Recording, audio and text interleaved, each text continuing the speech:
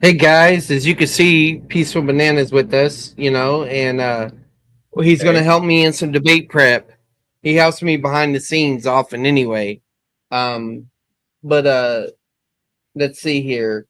I'm going to share the screen, PB, and I'm going to start it back at the beginning so that you can just do your honest reaction. The thing you normally do, and then whenever he starts getting in interacting about my views, then I'll come in more. All right. all right. Sounds good. Let's see here. Let me make sure. I don't know if I shared the tab right. Oh, I clicked debate. That's the debate announcement one. 1 second. Um. Oh boy, where'd it go?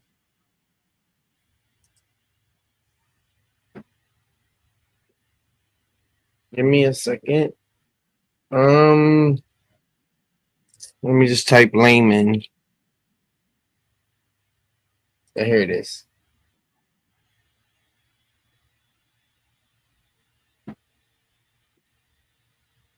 All right. You just say Bob and I'll weave. All right. All right.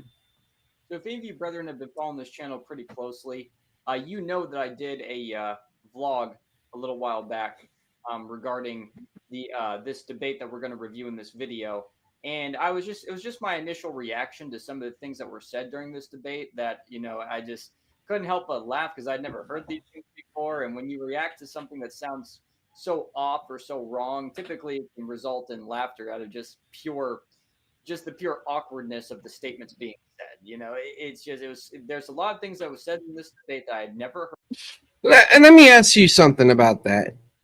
The him giving Mhm. an explanation for why it laughed when he heard certain things because he made another video, I guess it was, or uh, he was laughing or whatever. I think that's what he's referring to. Why do you think he's laughing? Originally laughing. Um. Okay.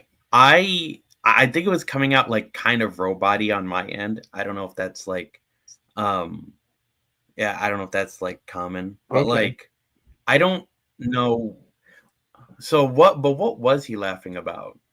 Like Well, talking he about said that Dan. You left him. the statements that I made in the debate with George Antonios, that's what he was laughing about. Yeah. And he was saying because he Oh. said it was awkward or whatever. Well, there were awkward moments but in that debate with you and George Antonis because he said some stuff that was just super awkward about especially the Lake of Fire stuff and Mm-hmm. uh and also just some other maybe it's just like he's never heard some of the stuff before, and so people just Uh-huh. sort of, I guess, they get a whiplash and they sort of Yeah, try to cope. yeah. That's what he was saying. Well, what was interesting is when I put this into GPT took it as more like he was poisoning the well almost from the very beginning.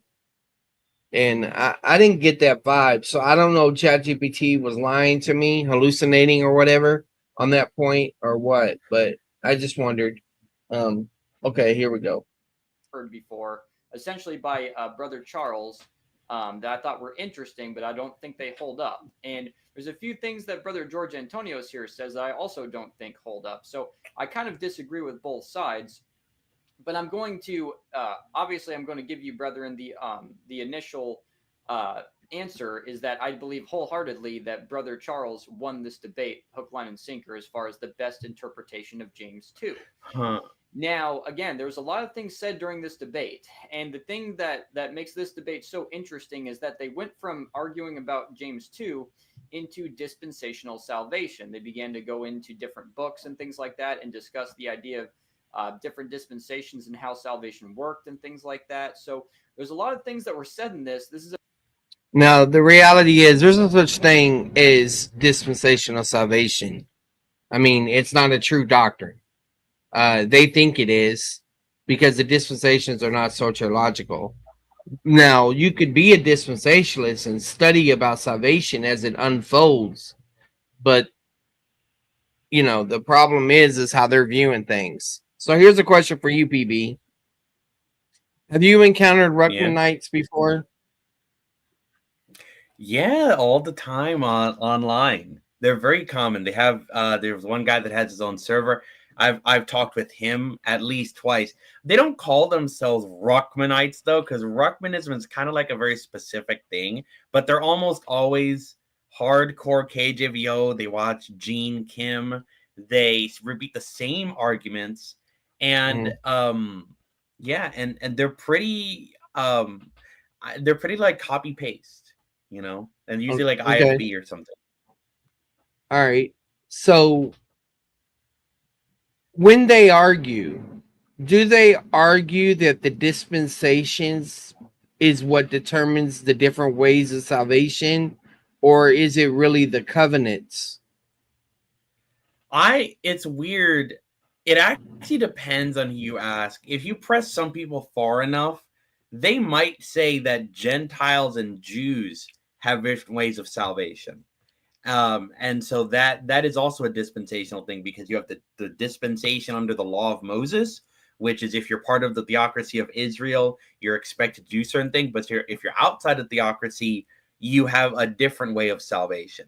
So it's actually not even dependent on time period. It's really dependent on like where you're born, honestly, and what economy you're part of, and and being a believer is not enough to be saved.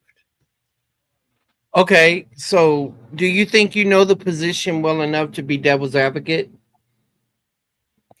I could try. I mean, I could try. Like, it would be very difficult, because I think that the only way that I would argue it is I would kind of say like, well, okay, God never gave the gospel, quote unquote, in the Old Testament. And they only had what was revealed to them, and what was revealed to them was like obedience and commandments and sacrifices. And so therefore, I can deduce that that's what God expected them to do to be saved. And some people would argue that way. And they'd also argue like, well, Abraham was in a different dispensation, or Abraham's an interesting case because it kind of depends on who you're talking to. I mean, like some of them say Abraham was saved by faith alone. Some of them say he wasn't saved by faith alone, but it is a start of salvation, like a process. So I don't know. Howdy, tell me if you're backstage. Same thing for you, Cole. Okay, so if you were trying to destroy me in this debate that's coming up, PB, because this is part of my debate preparation. I know I'm surprising you with this. We do this all the time on Discord, and other things like that. How do you think the easiest way to come at me is in a debate where you're playing devil's advocate and you're arguing that believers can both take the mark and you lose salvation for taking the mark? Yeah, I mean, there's a lot of us. So I would start off with the assumption that free will is true, that free will exists, and humans have the capacity to make certain decisions that alter their consequences. And so I would not be Calvinist, obviously.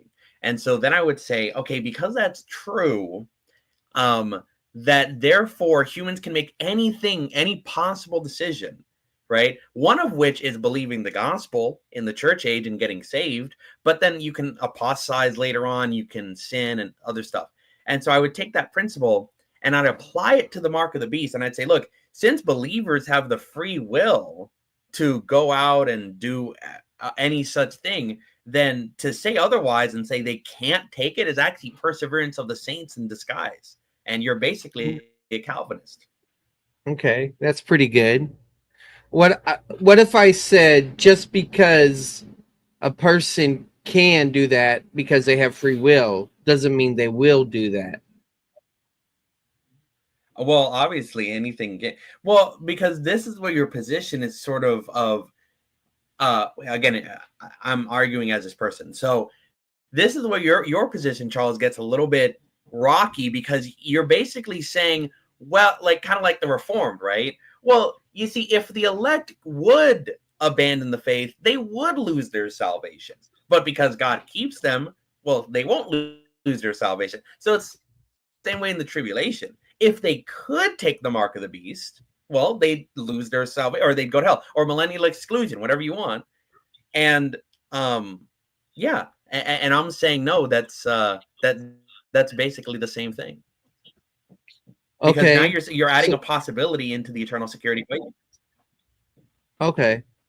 So I don't think you want to go down that route, because I'll show you that you're more Calvinist than I ever thought about.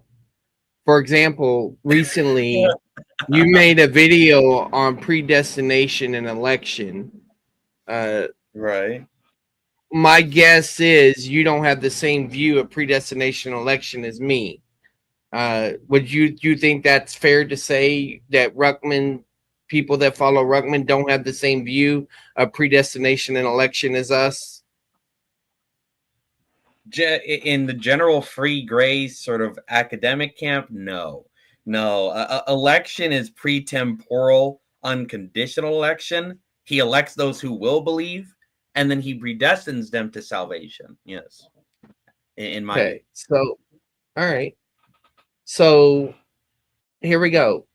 Tell me there's two of you now, all right? There's the one that we're fixing to watch. And then there's the one that would be applying this doctrine that he's saying to our debate. Tell me who sounds more like a Calvinist. All right. Can you hear that? Hold on, because I don't know if it's going to be scratchy. Let me see. Howdy's back. Howdy's backstage. Hey, Howdy. All right, he's backstage. Hey. Tell me if y'all can hear this. Yeah.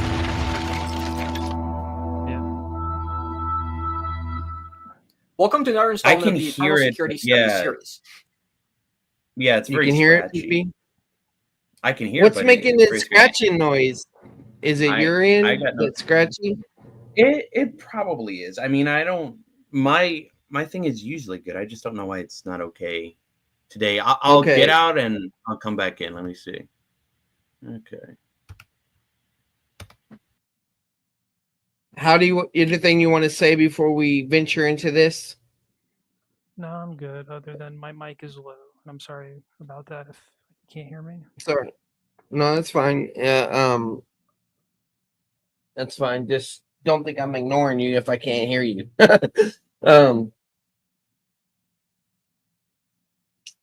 So, all right, here he is.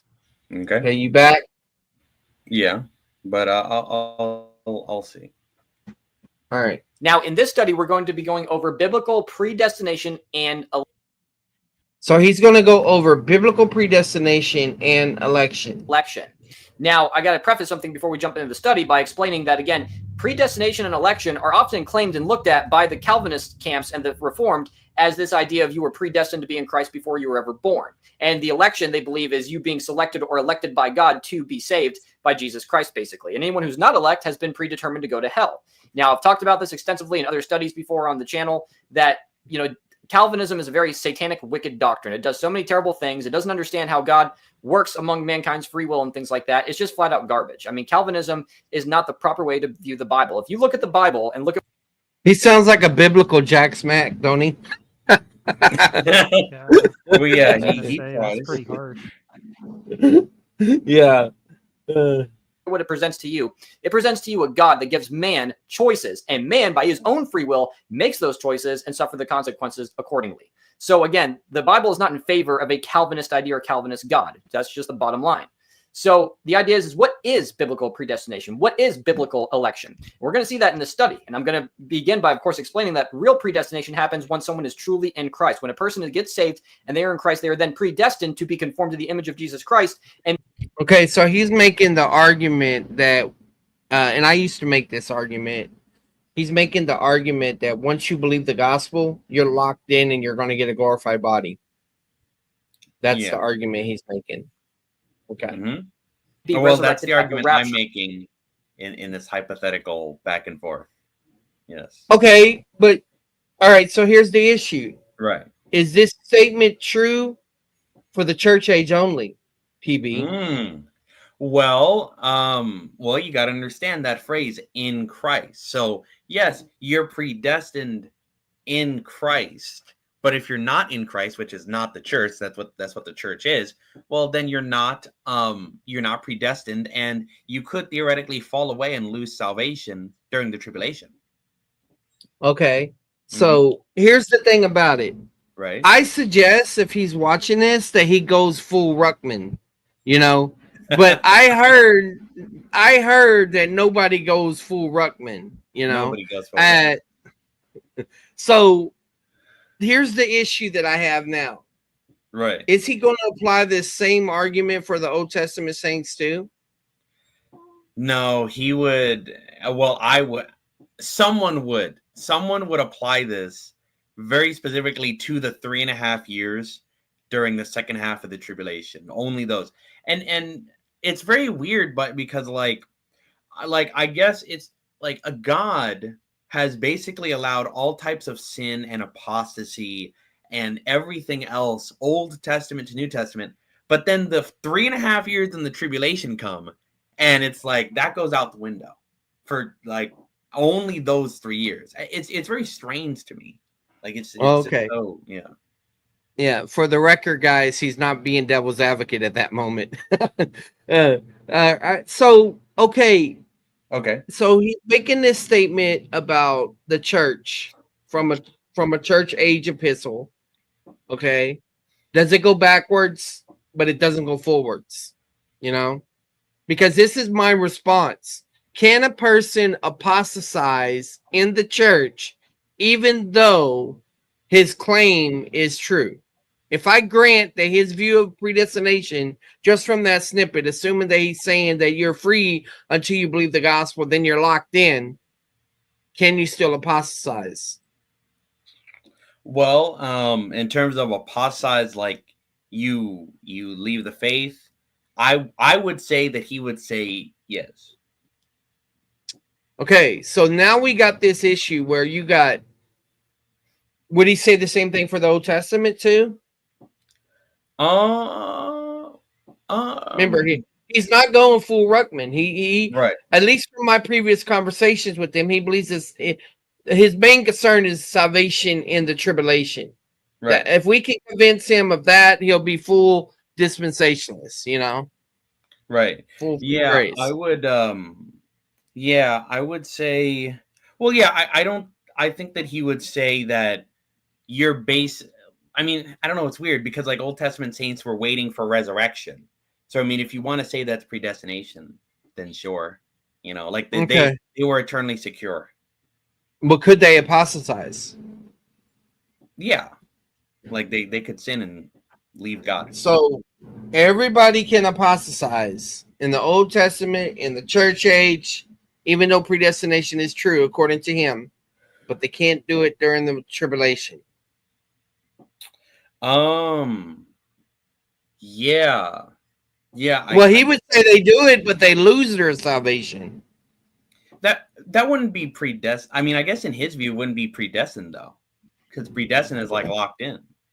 So I don't know. So predestination doesn't apply to the tribulation in his view. Then wouldn't it be correct? I guess so. Yeah. Yeah. So this argument, far as we know, is only limited to the church and might extend backwards, but it doesn't extend forward to the tribulation. Yeah. Yeah. Okay. I think he would say that. All right. Let's play. I have a question about this. That's what Would you say that, Go ahead, Go ahead, Howdy.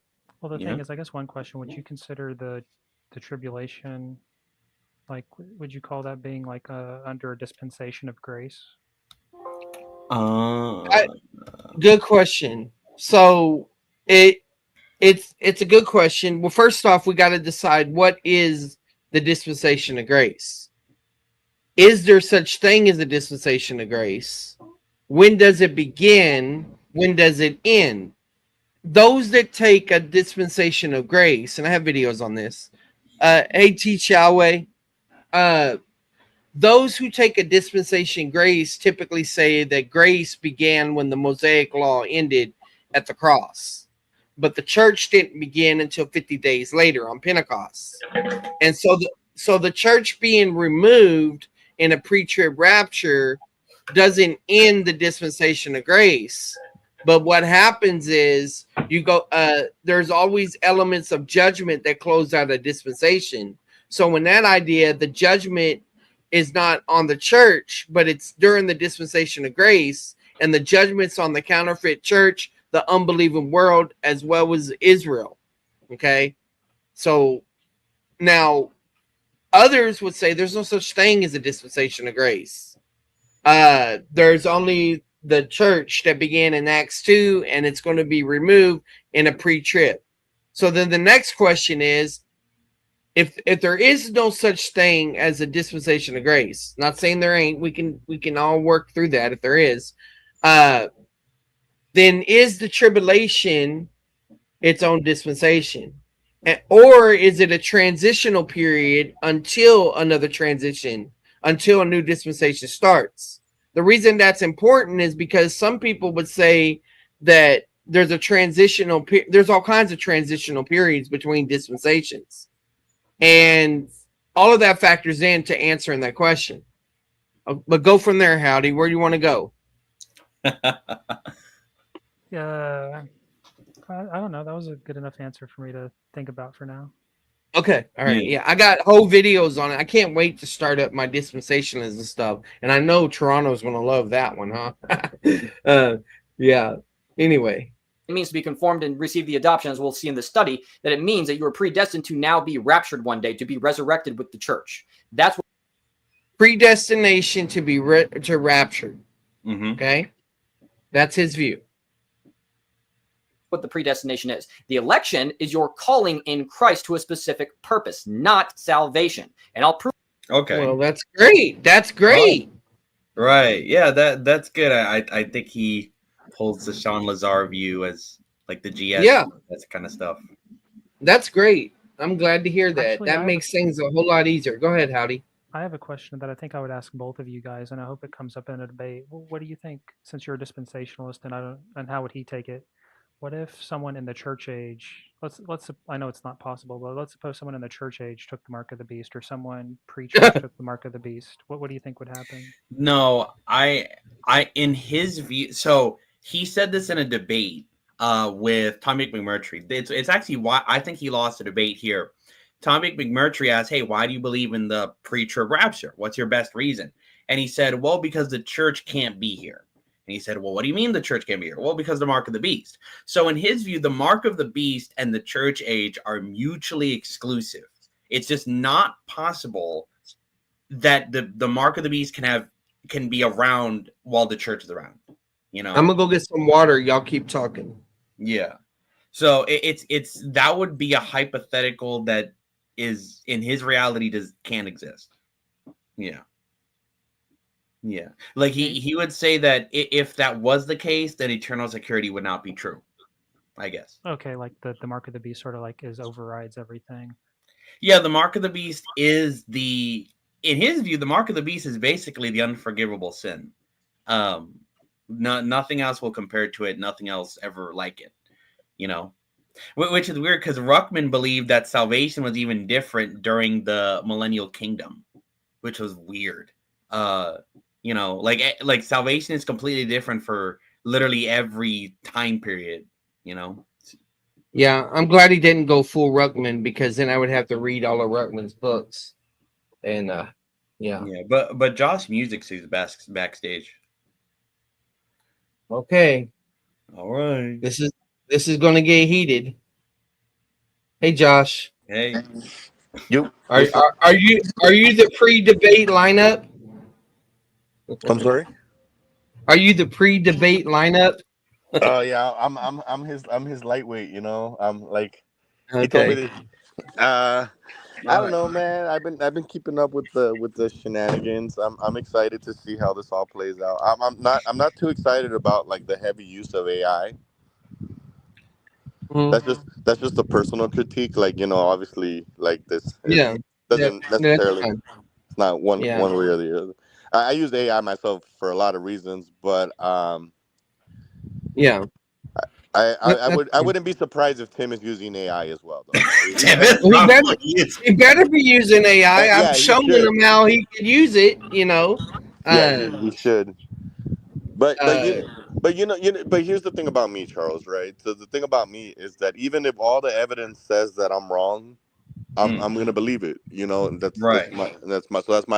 that's my problem with and maybe I am a Ruckmanite. I do believe well, old. did you go full Ruckman, or The- are you still just isolating it to the tribulation? No, it's you never go for it. Old Testament. The way one is saved is through works, through the Mm, age of grace. Before the right. pre-tribulation rapture is grace alone, Okay. and then in the tribulation it's gonna be works again, and then in the millennium also works. Also works. Okay. Yeah. Well, So actually, this is interesting. This is just a clarifying question. So the Old Testament salvation, did that end at the cross or during Jesus's ministry?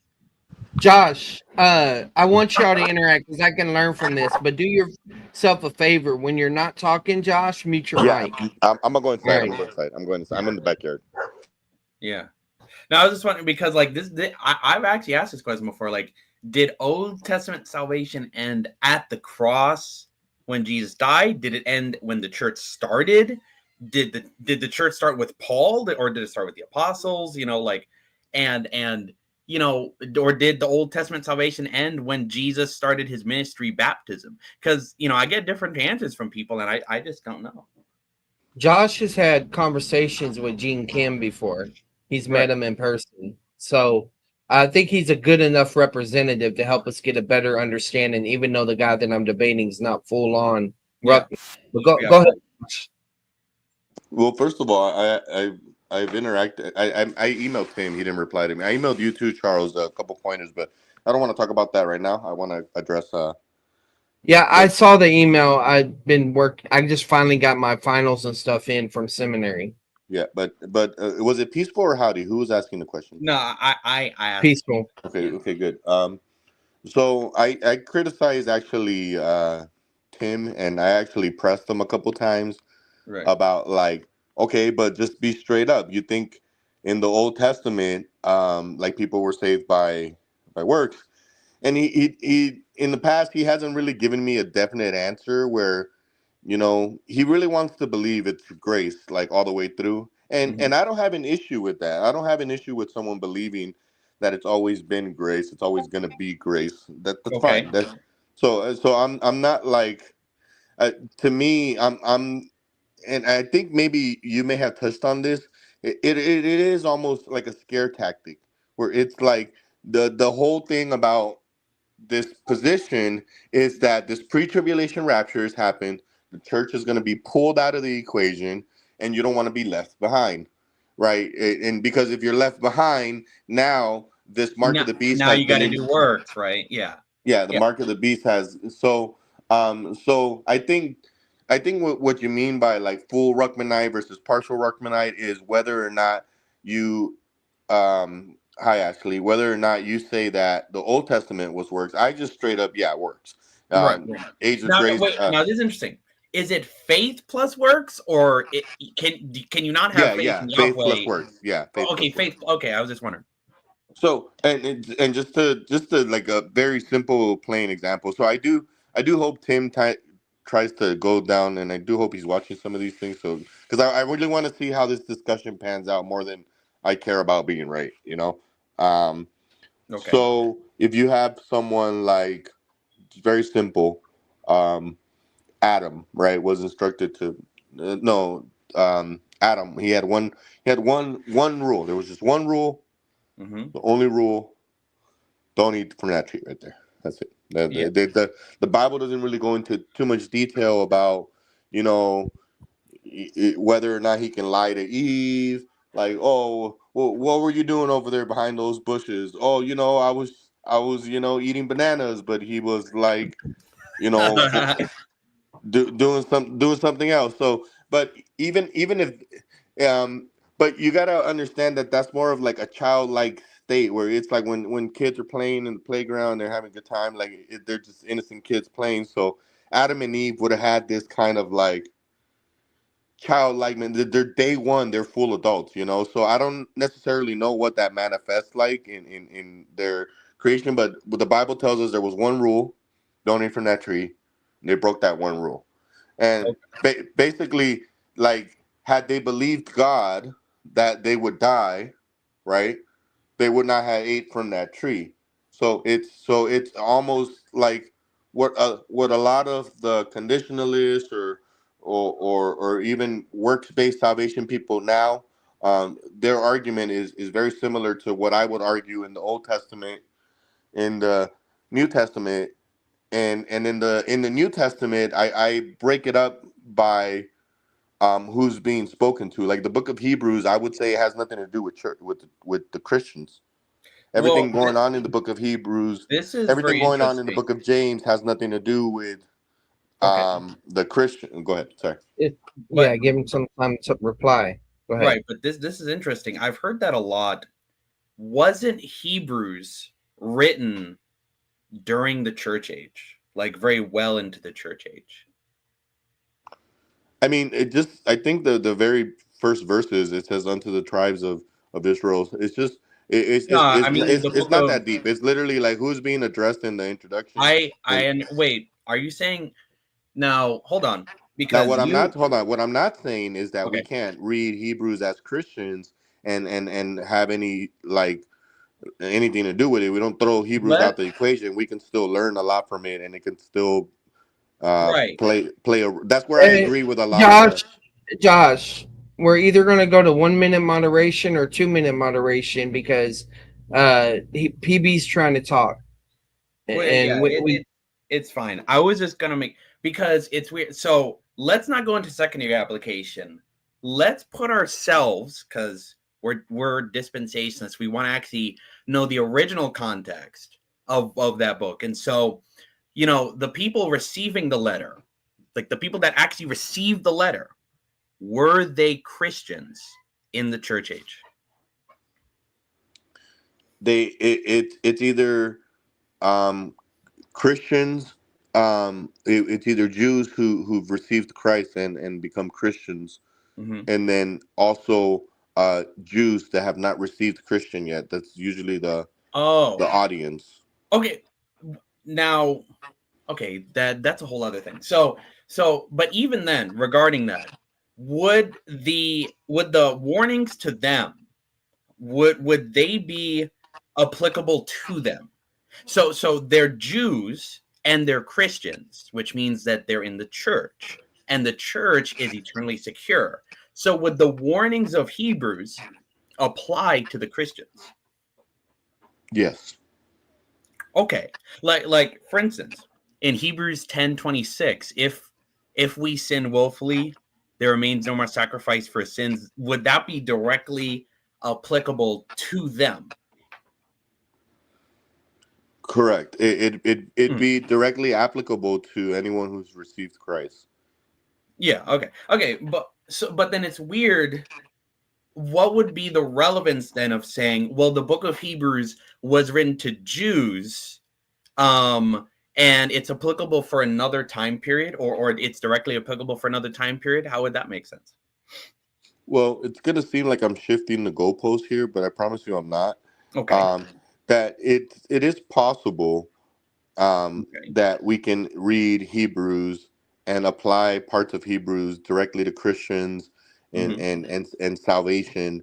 But I agree in the most part with you guys and with Free Grace that a Yeah. lot of these verses that seem to contradict eternal security or once saved always saved are simply um, describing the Christian experience and the sanctification process, Yes. right?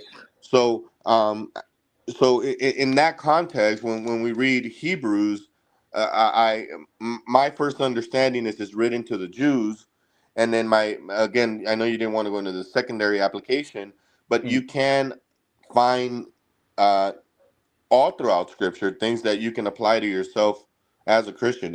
Even in the Old Testament, you can read things in the book of Psalms and the book of Proverbs and apply all of that to yourself as a Christian, which was still a letter written to the Jews. The Okay. Psalms that David wrote, none of that was wrote to Gentiles. So it's the same argument, you know?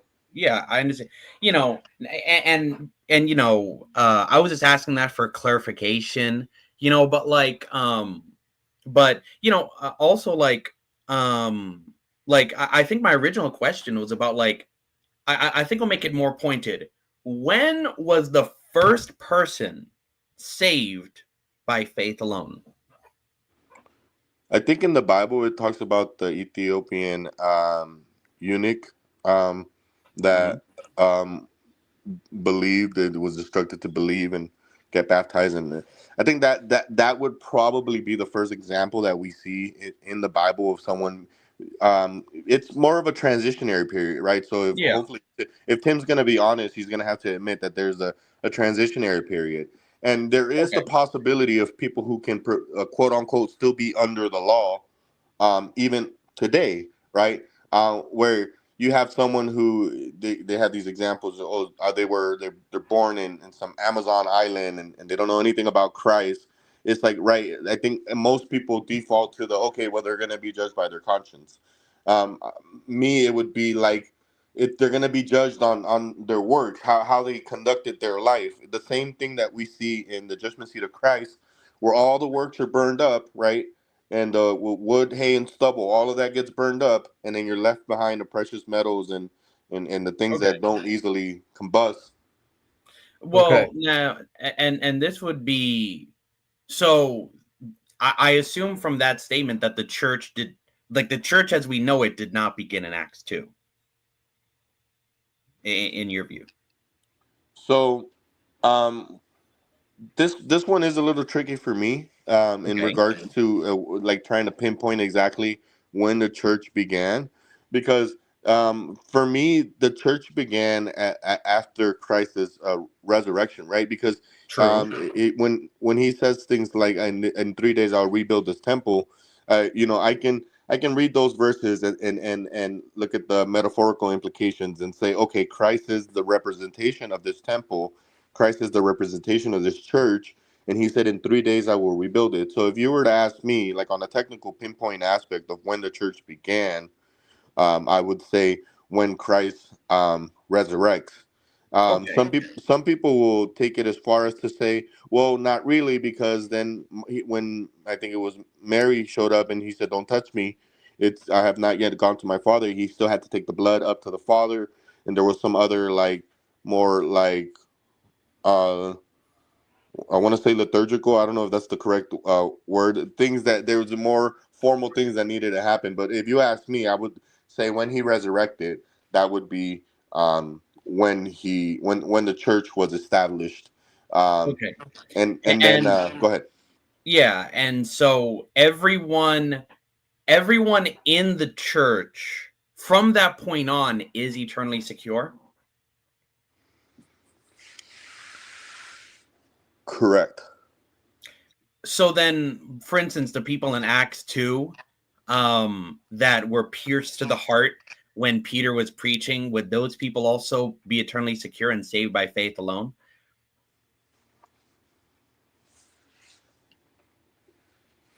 In Acts 2, which section? Is that something that we Specifically, can pull up quickly, Charles? right, Yeah, right. just because I do want to have this discussion, and I maybe we can have a couple more seconds here, Charles. You know. Yeah.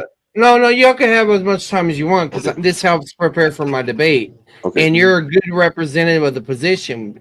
I just don't want you to dominate, Josh. I want Yeah, y'all to yeah, have a yeah. good, fair conversation. So the passage he's talking about is right before Acts 2:38. You know where they say, yeah, "Men and brethren, what shall we do?" right, After they, yeah. Yeah, so it says in verse 36 that men and brethren, let it be known that this Jesus, whom you crucified, God has both declared him Lord and Christ. And so obviously he's God, the Lord, and he is Christ, the Messiah. And so, did those people believe that Christ is Lord and Messiah in verse 37. Yeah. So Mhm. the reality is that Christ is the living representation of the gospel. So when me and Charles have had discussions in the past, he's talked about the provision and the promise, and Okay. there's been a deep theological discussion about what is sufficient enough to be Yeah, saved. yeah. Like, is merely hearing him preach that Christ is the Messiah and the Lord, and being pierced through the heart, is that saving faith, right? That, I think that's another discussion.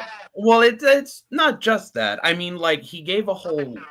I mean, I don't want to go too much into it, but like he gave a whole sermon starting in around verse 22 about Christ's death, resurrection, ascension, which Paul says is the gospel in 1 Corinthians 15. You know, I know that Ruckmanites love that verse, and I love it too, because Peter is preaching the gospel there, and that's what proves that he is Lord and Messiah. And so from my perspective, it seems like they have everything needed to be saved. You know, since they're believing the gospel, right? Well, we know for absolute fact that a lot of Jews were converting. A lot of Jews Yes. were like accepting Christ as the Messiah. I think there's this like um kind of innuendo that like everyone was anti-Jesus. No, like people saw Right. like we're merely hearing about it, but people are seeing and witnessing, and like they have every reason to like believe, right? Christ addresses this. It's addressed about those who have seen and believed, but not seen but believed anyways.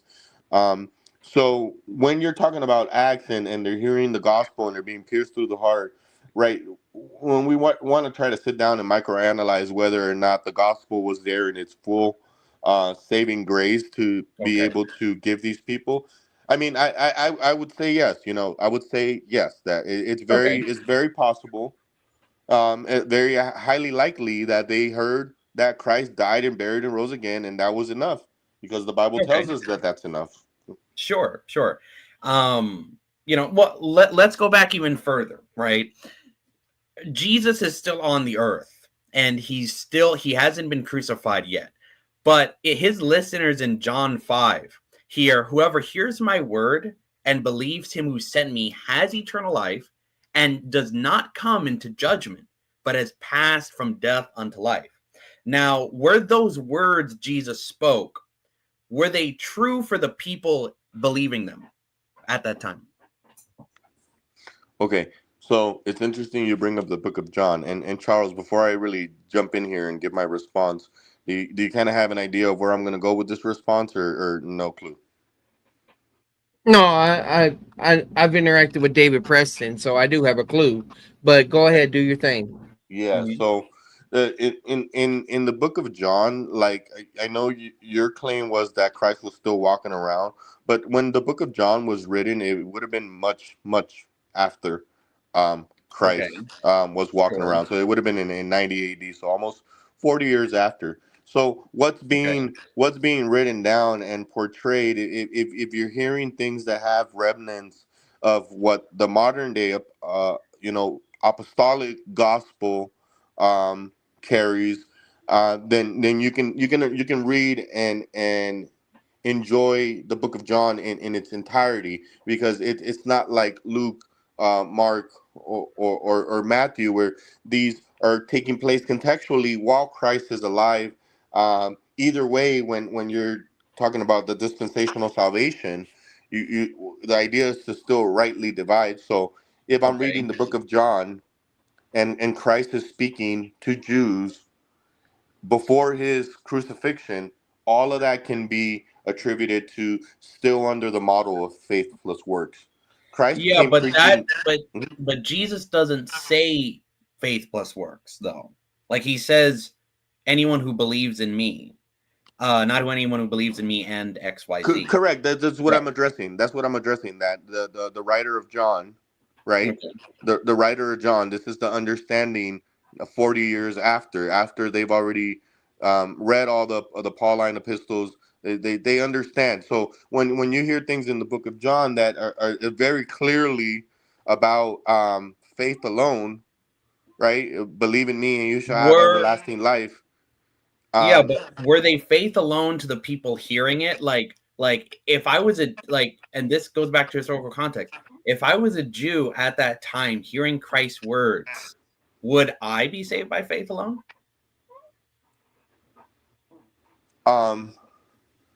No. But so okay, so Jesus said I won't come into judgment. You're saying I can come into judgment.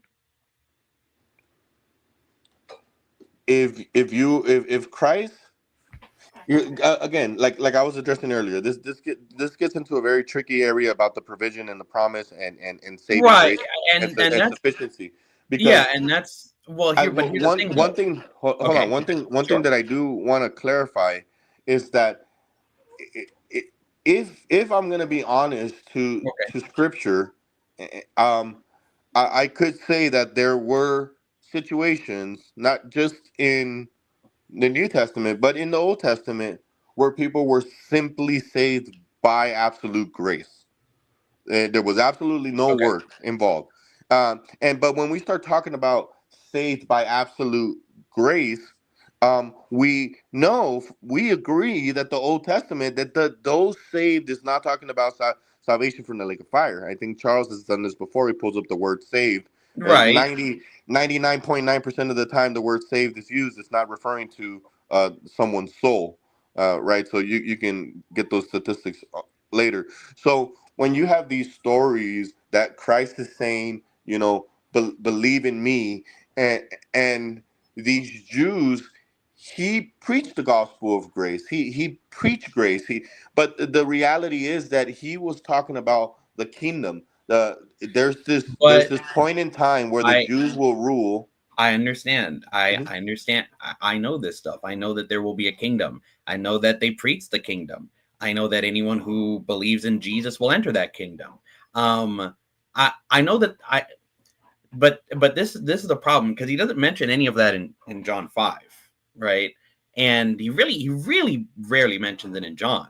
And so, okay, you can argue from this systematic standpoint, but obviously, you want to let the verse say what it says. And so, for instance, Christ is over there.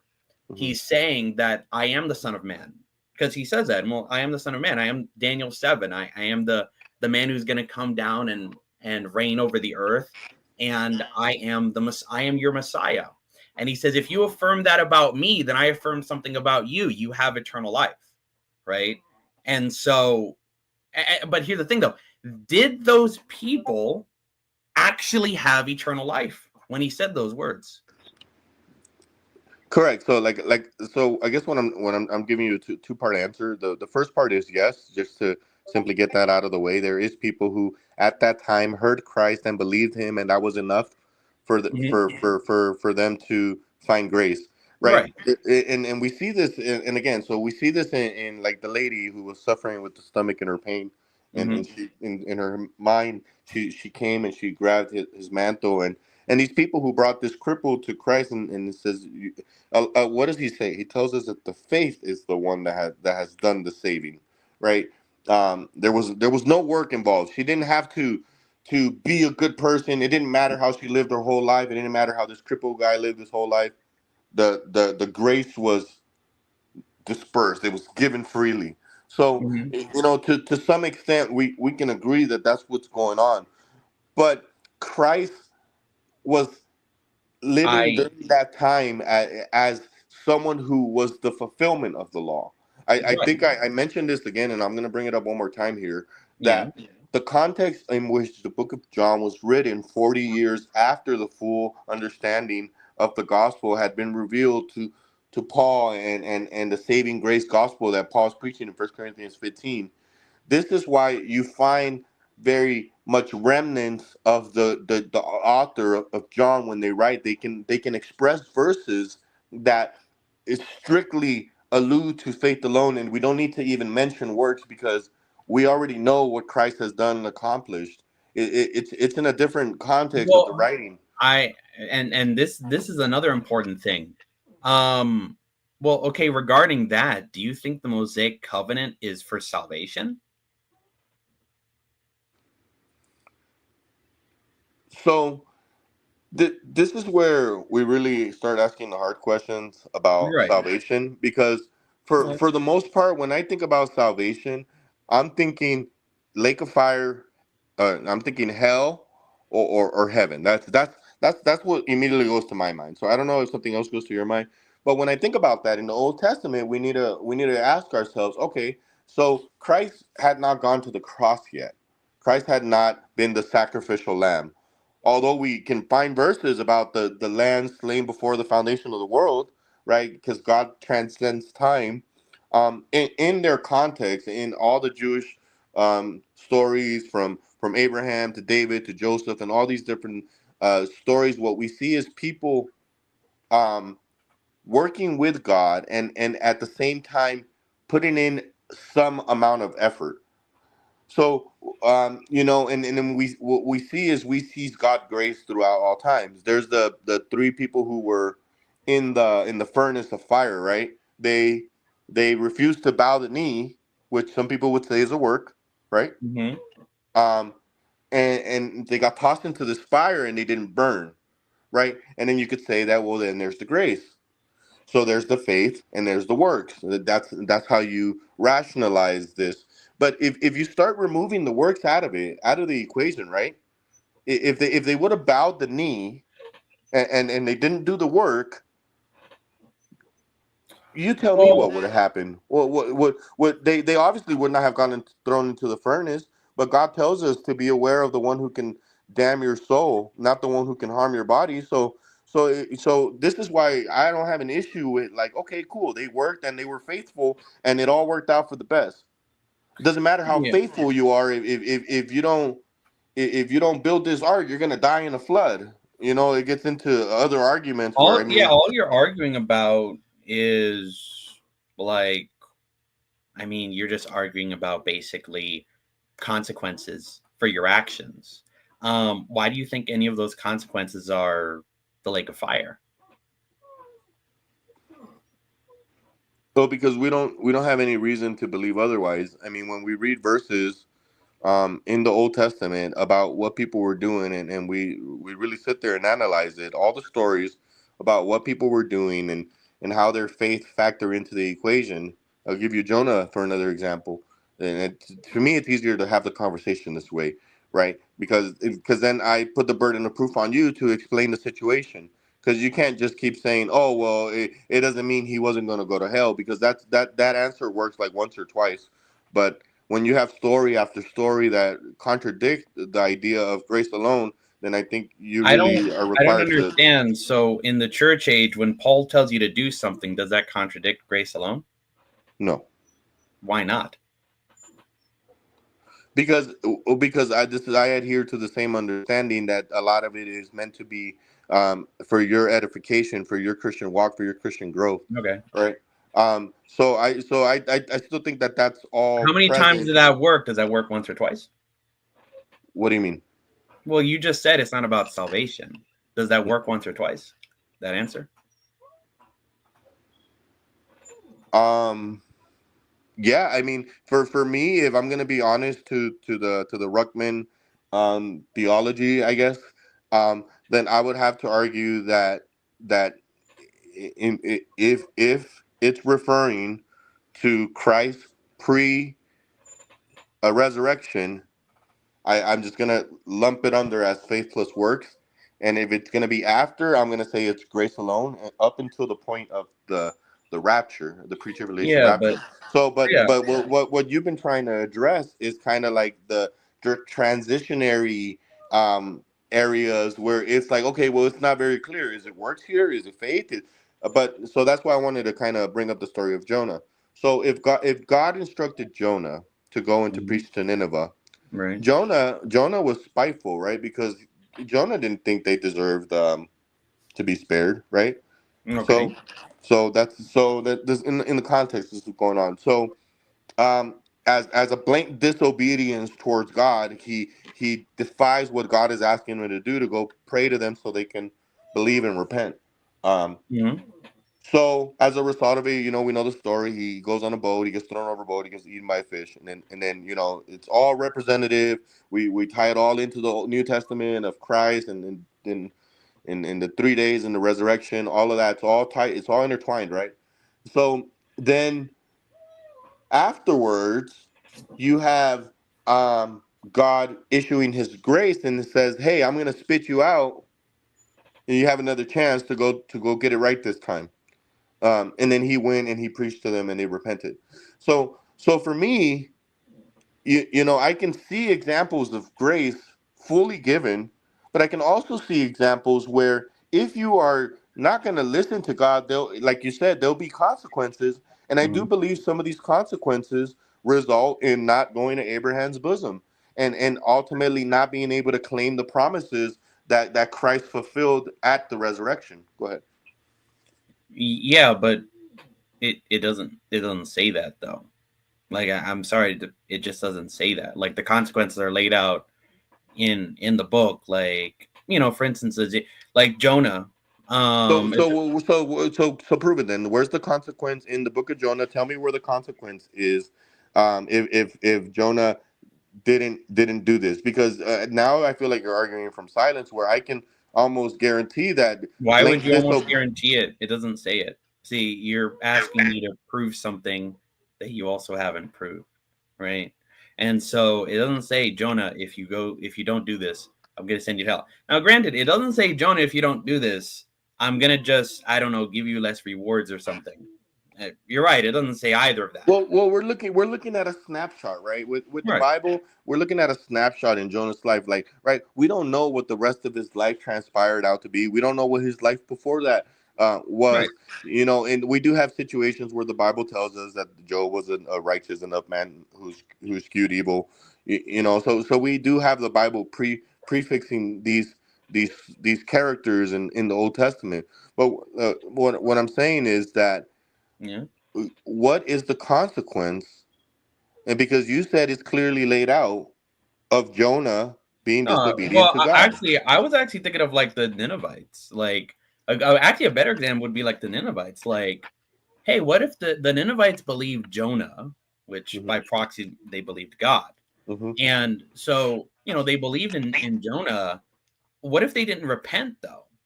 Like, that's an honest question. What if they didn't repent? Would they have gone to hell? Well, it doesn't say that. It just says they would die. They would be overthrown in 40 days. You know. Yeah, but this goes into this other kind of like purgatory kind of concept where I do think free grace has kind of like some gaps, Okay. because let's say I grant you, right. Let's say I grant you that Jonah, he went and he preached and they didn't repent, Okay. right. Um, Now, the only other thing I can grant you would be that they're going to go to this afterlife situation where they'll be presented the gospel that Christ died, buried, and rose again. And at that time after death, they'll have the ability to either believe it or reject it. So it's some mystical behind the scenes, not in heaven, not in hell, purgatory type. Because that's where I'm asking you. Okay, so if they didn't go to hell, Mm-hmm. yeah, God was ready to destroy people, and I can grant you that a lot of times it's talking about physical destruction. Mm-hmm. But are you going to tell me that the people who died in the flood um are in heaven, in hell, or that hasn't been decided yet? Or how do you answer some of these difficult questions? The Bible doesn't say just simple answer. It just doesn't No, say. the Bible does say, it says 8 souls were saved.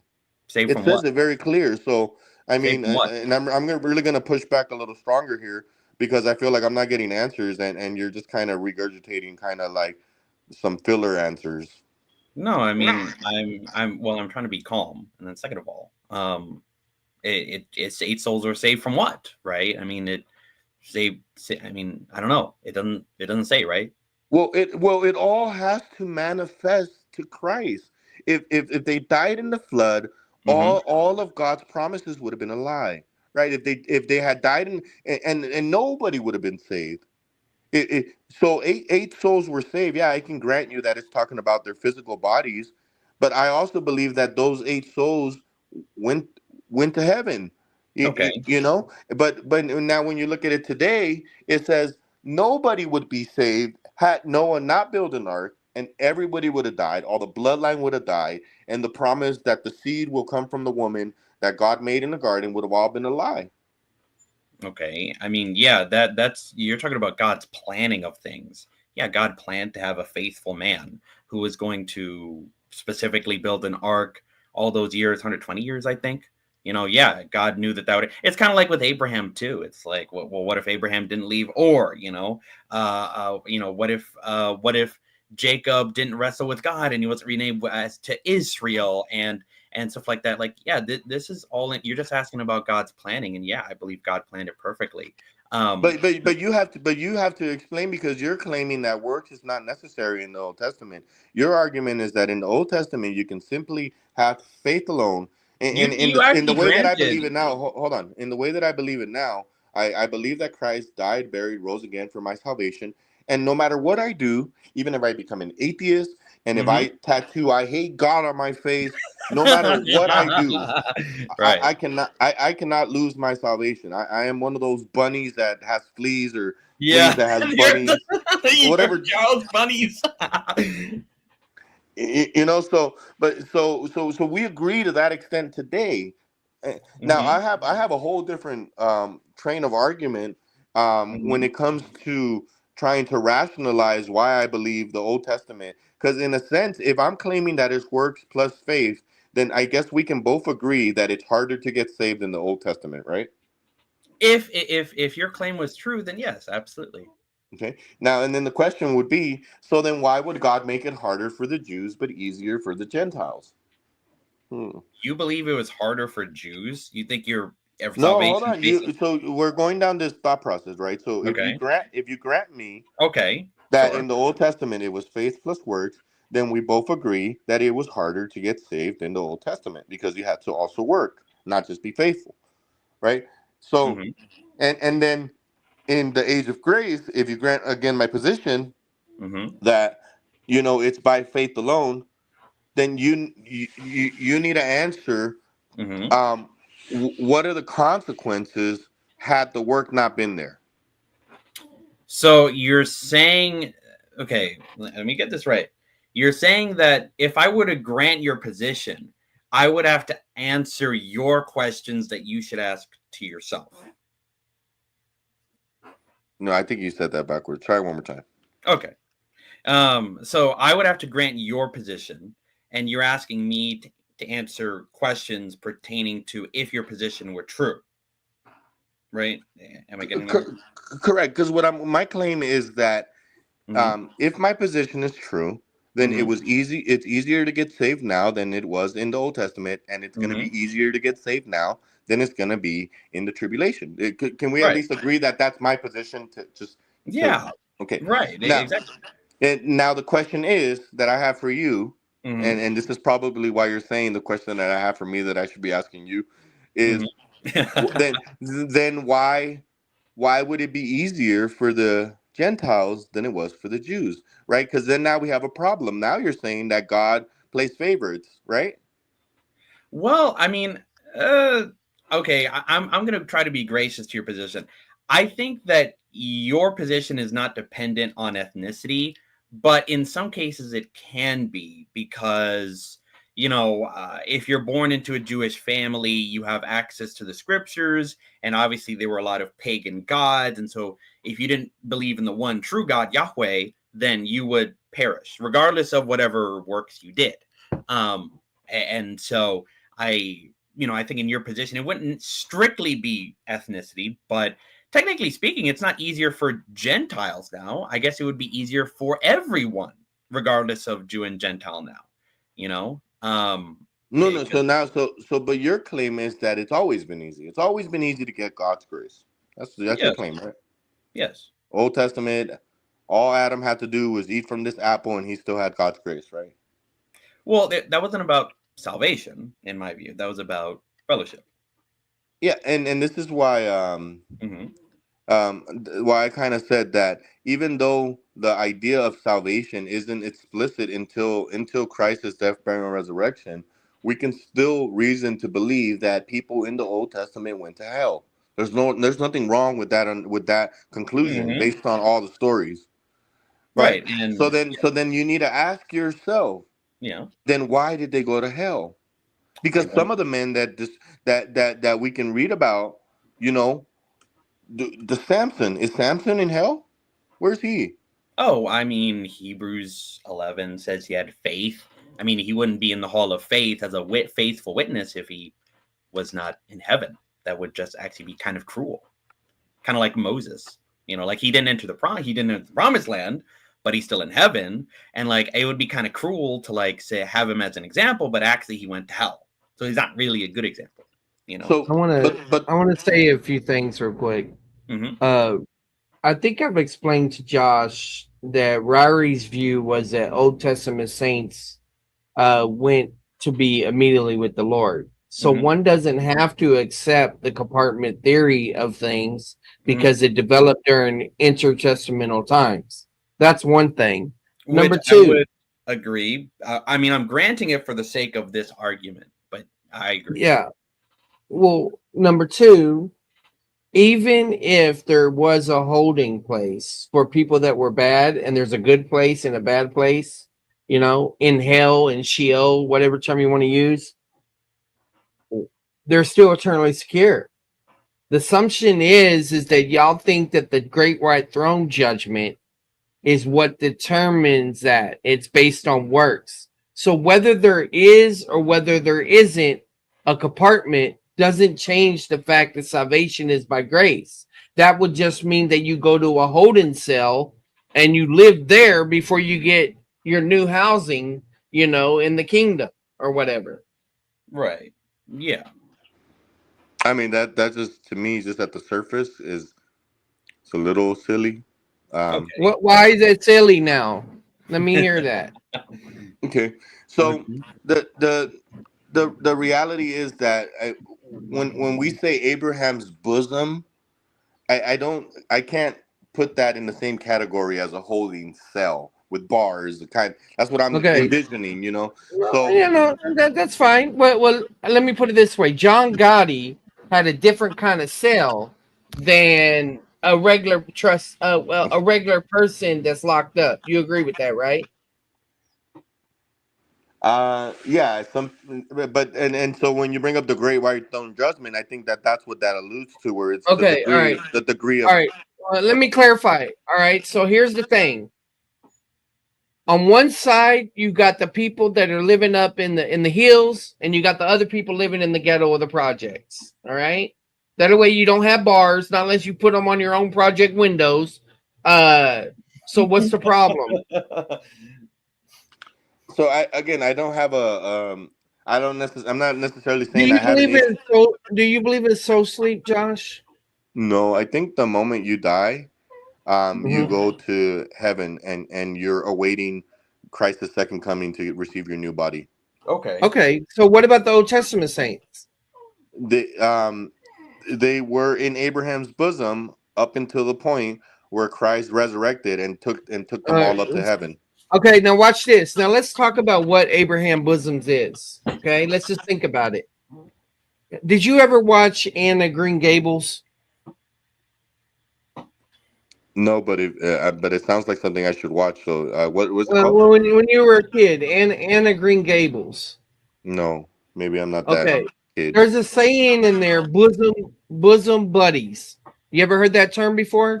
Bosom buddies. Nah, I haven't. All right, do me a favor. PB, look Mhm. up bosom buddies. Hold Type on. it in.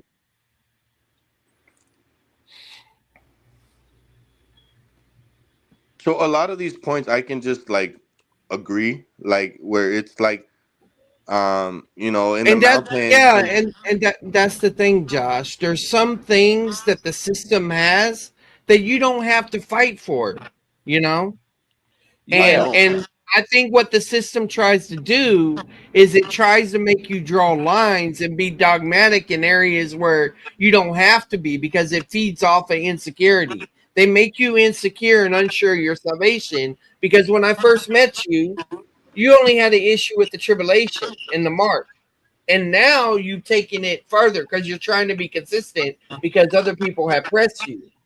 So we're trying to roll that back a little bit.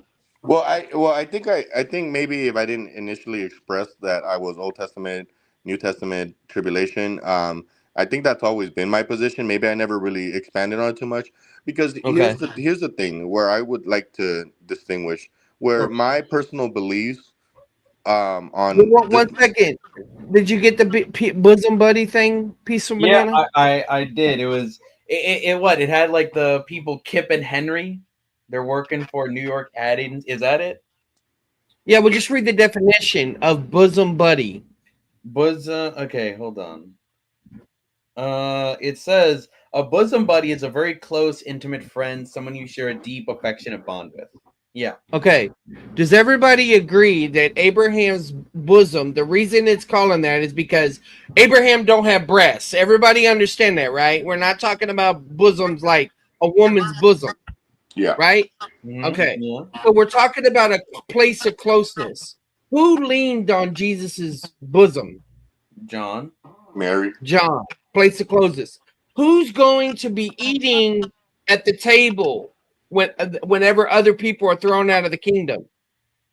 The church, the bride. Abraham. Oh yeah, Abraham. Abraham. Okay. So that we see this language about the kingdom, right? And this imagery of close intimacy and all of that. Abraham's bosom just refers to the fact that in this underworld, if you want to call it the underworld, in the grave, in whatever comes after the grave, there's a place of intimacy for believers, and there's another place for people that never believed. That's all Are we're you talking saying in the about Old there. Testament?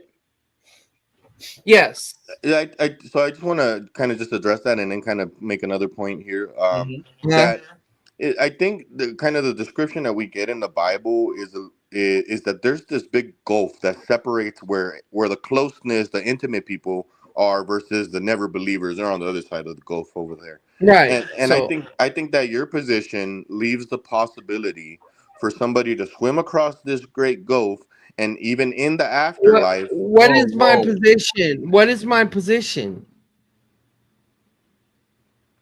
Yeah, this is right. So I'm pretty sure in That the yeah, actual. that so your position No, is no, your assumption is this is the assumption that you're dealing with, Josh. Your problem is you know that there's a different basis of judgment that occurs that determines where you go next. We think if you end up in Abraham's bosom and you're an Old Testament saint, you're locked in. Okay. You're locked in. And if you end up on the other side, you're locked in. Nobody can go back and forth. Yeah, I'm pretty sure in the account itself it says that it's correct. it's We fixed agree there. to that. We agree to that extent, and I think where we draw lines, is that well, what did it take to secure your spot in Abraham's bosom, right? And so that's where I argue that you also had to be a Okay. man of. PB, let me get into this. Okay. You said that Adam was saved by keeping one commandment, right? I said it backwards, where he was dead because he didn't keep this one commandment. Did you know that we're saved by keeping the commandment? To be obedient to the Father and believe in the Son that the No, Father sent. to obey the command to believe the gospel. Yeah. Well, So you agree that obeying commands is not necessarily salvation, right? yeah, and then you would also agree that unbelief is what lands you in hell, right? Never believing. Never That believe. you're never Yeah. believing bunny or a once believed cat. Okay. Now, Adam, before he fell, was he saved or not saved? Before he ate from the tree, was he saved or not saved? Mm-hmm. I don't think so. You don't think he was saved? Okay, that's fine. He was in fellowship with God. You agree with that, right? He walked with God in the garden, yeah. Okay. Did Adam, when Adam ate the fruit, did he did he get condemned at that point to death? That's what God said, that when you eat from this tree, you will surely die. So at that moment in which he ate from it, the condemnation set in. What kind of death? Both spiritual and physical. You're dead. You're done. That's it. Now But that doesn't mean you can't get back under God's good gracious. He then carried out the rest of what God commanded him to do. He then worked the yards and fields, and in yeah, sweat he should, and right. in pain she shall give birth. Like so they were faithful after. Okay, all right. Well, I understand that, but here's the issue. Does the penalty, I know how people preach it, but we're trying to think fresh about this. We're trying to inductively deal with this. Does the text indicate that anything except temporal death is in view? Yes, I do agree that you can come to that conclusion, that it implies more than just a physical death, which you refer to as temporal. The reason I say this is because I think that there was a different model, and this is some of more of the deeper weeds of like the kind of the Ruckman light type like theology, where it starts to get into some of the like people that things that people would say are a little more like off the far end. I really don't want you to answer for Ruckman, okay? I'm confident that if you answer for yourself, it will help me prepare for this debate. So Correct.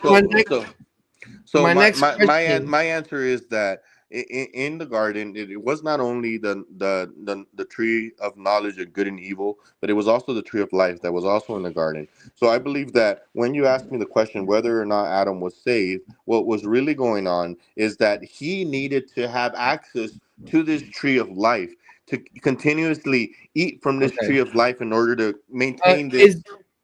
Is the tree of life eternal life, like salvation, or is it what preserves you physically alive?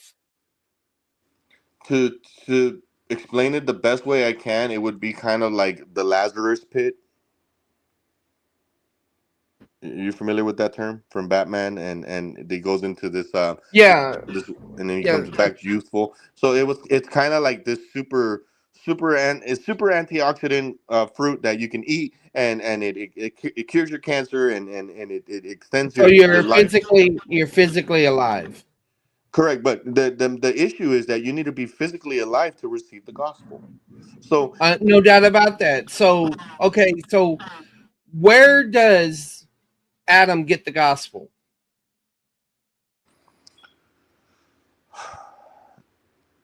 I believe the gospel um was given to him after Christ's resurrection, when he went and quote unquote preached to the souls in captivity.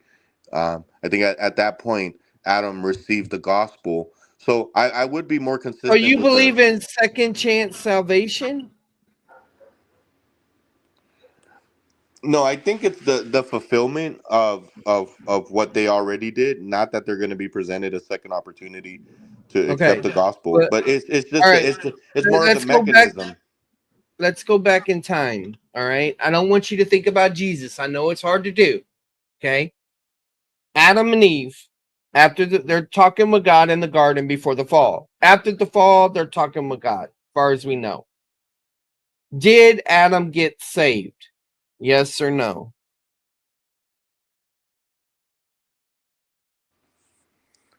No, not at that time. Okay. Why was Abel taking care of sheep in the field?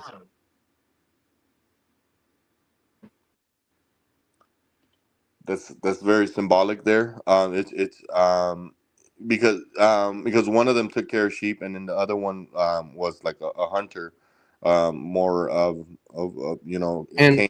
and Uh, and why was Abel taking care of sheep?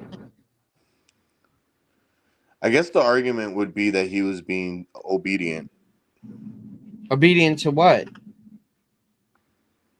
to what God required, a sacrifice of a lamb, How do you know that God required a sacrifice? because of what happened to Cain when he didn't bring the same sacrifice that Yeah, Abel but brought. that doesn't explain why Abel got the job of taking care of sheep. Well, it also Why are they, doesn't. why, It also doesn't why say that. slow down. Let me explain. Why did the job of shepherd exist?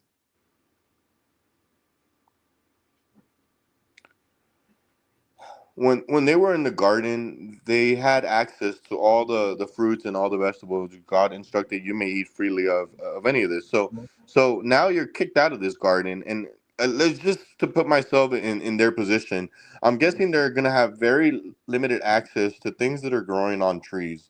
So it was very important to not just take care of these sheep and shepherd them, but to grow them as it would most likely have been a majority of the source of like how they So, survive. so you believe that they were eating sheep? That's the whole question. Yeah. Yeah, I think some of them got ate. Yeah. Well, they Wait, might have got ate, but was Adam and Eve? They were told to eat what? Plants, right? Not animals. Well, it doesn't until later you don't get the full blessing that of any animal you can eat of, but the a lot of these things that I think I was actually doing you know I study on my own, right, Charles, like every day Yeah, of that. course. Yeah, but here's my point. In the text, it says God takes tunics of skin. Mhm, What are tunics of skin? mhm. Um, I agree with the modern understanding that something had to be slaughtered in order for him to cover them Okay, cover them in what way? physically. For clothing, right? Yeah, which is again very representative of everything you read in Revelations, where they have they're clothed with white garments and they're washing the blood Okay, and yeah. Right, I got you, but we don't need to go with symbolism right now. Okay. okay. Now here's the thing. At a physical cover, we get that idea, right? They tried to cover themselves physically with fig leaves. Now God provides a covering for them. What now? When Adam and Eve first shared the gospel, assuming they got saved, do you think? Let's do this. Do you think Adam and Eve talked about their experience in the garden with their children, Cain and Abel? So they weren't in the garden with Cain and Abel, right? So that was so you believe No, Cain and Abel were I know. born before or after? Let me. What I'm saying is this: did Adam and Eve talk about their experience of what happened in the garden with their children? I'm not saying the children are in the garden. I don't believe the Bible explicitly tells us that, but I think I can say pretty Right. Well, confidently if that yes, that they did, that they told their kids about, hey, back when we right. were in the garden, we had, and then we disobeyed God, and then now look where we're at. So you guys better pay attention to God. That's probably what's going on.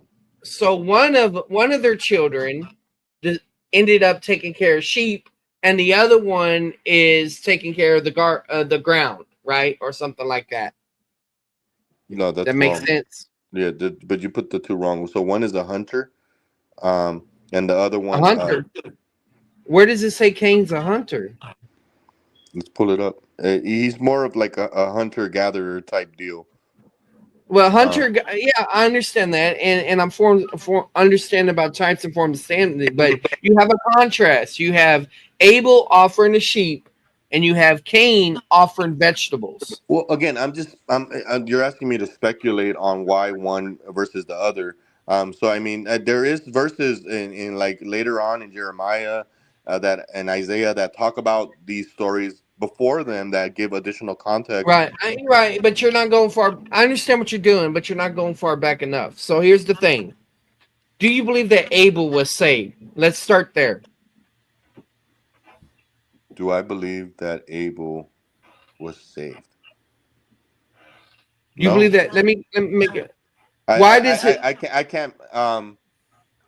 What? well, No. well, So now we have to define what sorry, sorry, salvation sorry, is. sorry. Right. Let me take a step back. So, do I believe Abel was saved? Yes, I believe Abel was saved in the sense that he's in heaven right now. Okay. So why or what saved Abel?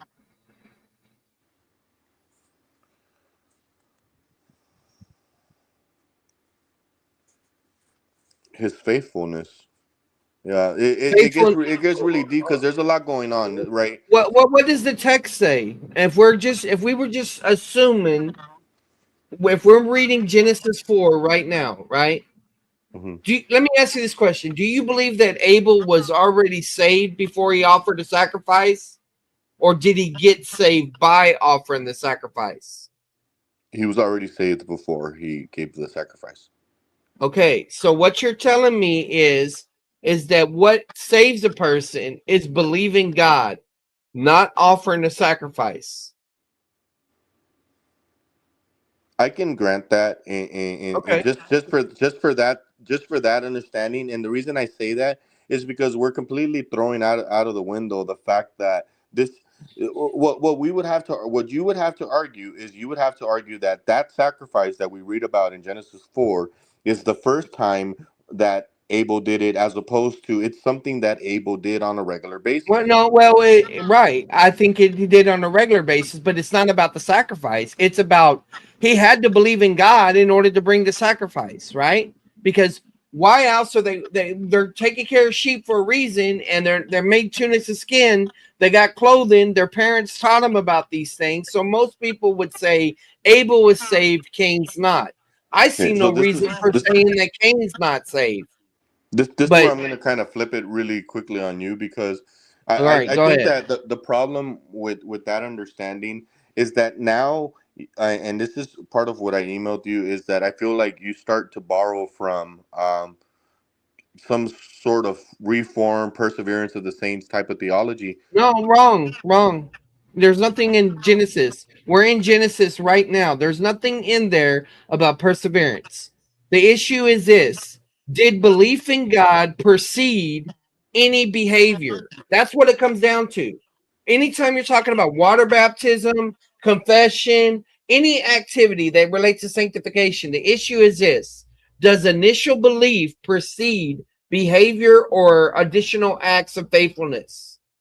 I do Let's start believe that there. in the Old Testament and in the tribulation, you'll see a lot of examples of faith producing good works. I think that's very much Okay. possible. What saves you? One moment of belief or a bunch of moments of belief? That's a trick question because it depends when you're talking about. And but let me just say this real quick, Charles, because again, like I said, Okay, let me use my new chart. Instead of positional salvation, let's use the word actual salvation. That means you're eternally secure. So when did a person become eternally secure in the Old Testament? I think it's somewhere either in Ezekiel or Ecclesiastes where it says that a man will be judged by the measure of the full extent of his life. So Okay, all it's right. gonna So it's So your assumption from the very beginning is that salvation is by works. And so anytime I bring up a passage, you're automatically inserting a work in there, even though in the church you recognize that one moment of belief is what begins your relationship with God. Yeah, and then the simple answer is that it's because we that's what makes us a dispensational salvation, where we believe that God's grace was suspended. I'm not asking you to grant dispensational salvation. I'm asking you to think through the issues. All right. Before Ruckman, Stam, any of those people that David Press has mentioned in the chat existed. All right. Pretend like we're Jews reading the book of Genesis. Okay. How Also, would a Jew have a relationship with God or Gentile at that time? Sorry, but they're reading the book. Go ahead, PB.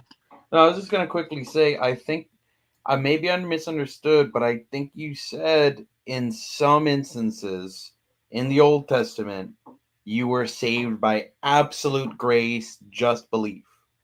And now, and Yes. so I guess that would only for like for very specific people at very specific situations. So that would be like special pleading.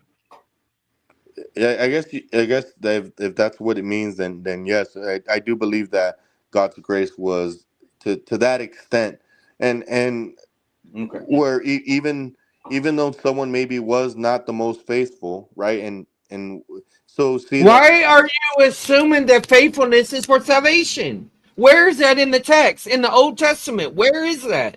Well, it's not there Don't because go to salvation. Ruckman. Oh, it's not there? Why isn't it not there? Tell me.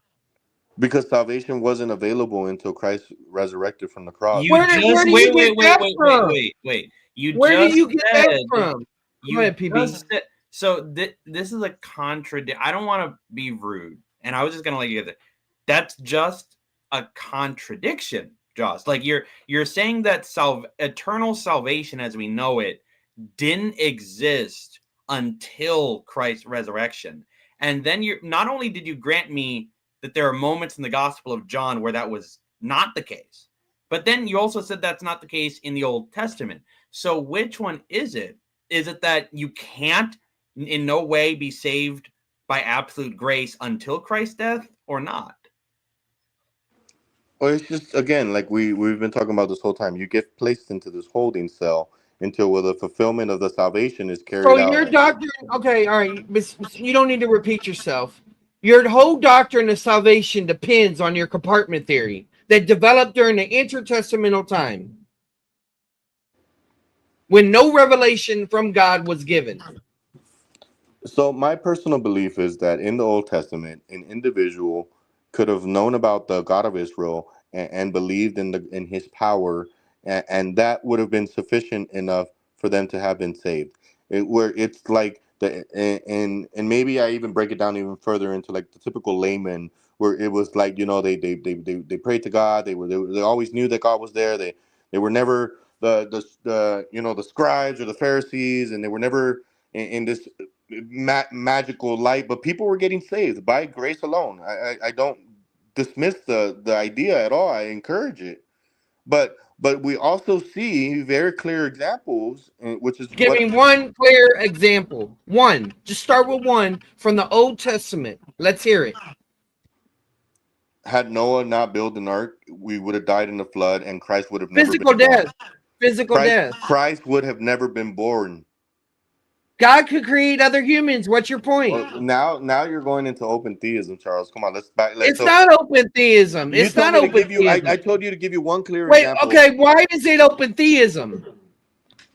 Because you're arguing Is that it open theism? Was it open theism when God told Moses that I could wipe out this nation and start over with you? In fact, Noah is a second Adam. Why is it open theism? It kind of like, if you've heard the story like this, it goes into like the Jewish writings about like Lilith, and they believe that I'm not talking about Lilith. I'm Charles, come on, talking about you gotta let me finish the it's thought, man. Come physical on. death. Well, let me direct things on my channel. You're going to go down all this Jewish tradition stuff. I'm not talking about Jewish tradition. I'm talking about in the Bible. Is it possible that God could have destroyed all humans and still Jesus could have came? Of course, that's possible. Of course, God can do anything. Okay. All right. But So what we have is, we don't have the fairy tales and the fluff stories. What we have is the Bible. I'm not talking about fairy tales and The fluff. only Let's do this. conclusion we can In draw is Genesis that 3:15, in Genesis 3:15, I will put enmity between your seed and her seed. Now I'm going to go back on this. That is a guarantee that God will preserve the seed. That is a guarantee by prophecy that God would let somebody stay alive, physically alive. Jesus Christ had the seed that led to Jesus Christ had to stay physically alive. But that doesn't make the fact that it had to stay physically alive some other form of work salvation. No, it just means they were left physically alive. You got to have seeds in order to plant them. That's all it's saying. so let me just say this, Charles. Again, so my personal belief on dispensational salvation is almost irrelevant to the conversation. The reason I say it is because I will admit, and hopefully any honest person that holds to this position will admit, that there is some sort of scare tactic, evangelistic scare tactic going on, which it seems to be, if I'm going to be honest to the conversation, seems to be the crux of the thing, where there's this agenda where by who? By Ruckman or by me? Let me know who's the one with the agenda. Who's the one with the Bro, agenda? Rugman I is want to know. pretty Well, We great. all got I've done, agenda, but I've done my research, and in my research, I mean, I can almost even grant that it's an agenda with Ruckman, where behind the scenes he was getting some attention with this whole like tribulation. You don't want to get left behind. Just dispensational salvation, grace alone. You don't want to have to work for yeah, as a scare tactic. So I can even go as far as to grant that. But this is kind of like the same thing as like people who question Jack Smack's evangelism style, where he just assumes everyone's damned and going to hell. And well, I'm not even saying Jack Smack's not free grace now. So let's move on from Jack Smack. My concern is, yes, God wants me to prepare for this debate. And yes, God, providentially, here you are. But what I care about, Josh, is that you come into a closer position of my opponent. My opponent is not full Ruckman, and I think maybe the reason you went full Ruckman I is think he because is. I think he is, No, and he's he's in not. denial. No, he's not.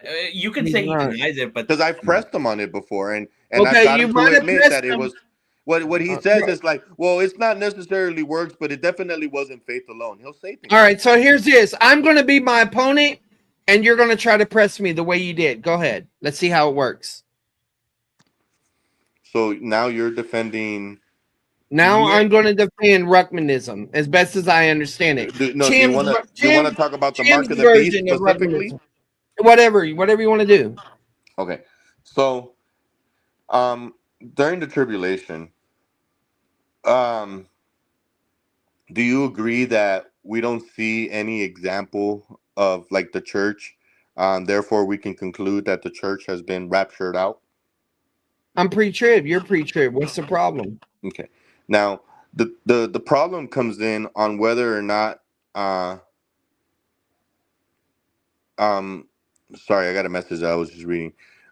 Whether or not that in the tribulation things change, whether or not this mark of the beast has these specific verses. So, is the mark of the beast talking about salvation? And that's going to be a big crux of the conversation. And I think that the conversation is very short when you simply say, You're well, that talking to your opponent right now. We don't need the meta narrative. Talk to me just like you talk to Tim. I am Tim. Right now, this is a country big old hat. Okay. okay. So I mean, I've asked him the exact same questions. I mean, okay, so if salvation was not by faith plus works in the Old Testament, then how come we see examples of people like Name um, one example. the the one who made it rain fire on the bullocks when they were going up Elijah. against against the prophets of Baal. What So makes you think that's about salvation? again, like I said, the conversation is going to be very short if that's going to be your question every time. It's not.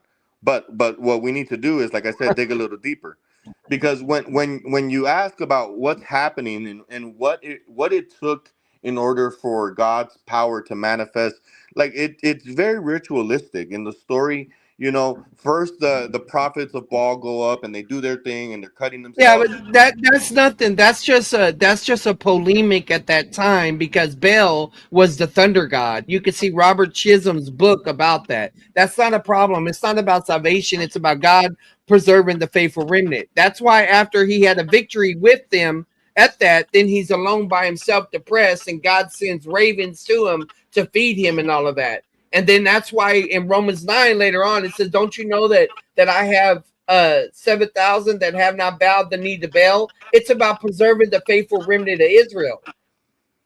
Correct. So, but we still need to address what's going on at face value. That after he after they're done, he goes and he picks up some stones and he sets them up in a certain manner and he fills buckets with water. And there's a lot of different like things that are going on, right? So all I can conclude is that he this is what he Just did. And because he's doing things that this is how he got saved. well, I already granted that it's not about salvation, but like I said, there's a lot more Okay, well going on. then how does that help you prove to me that I'm being inconsistent, that I should be full Ruckman? Because it's an example of how someone's life is carried out. Again, a lot of these stories are just snapshots. Example of how life's carried out. What do you mean? Like if I have a barbecue and I skip stones by the lake, I'm now doing a ritual?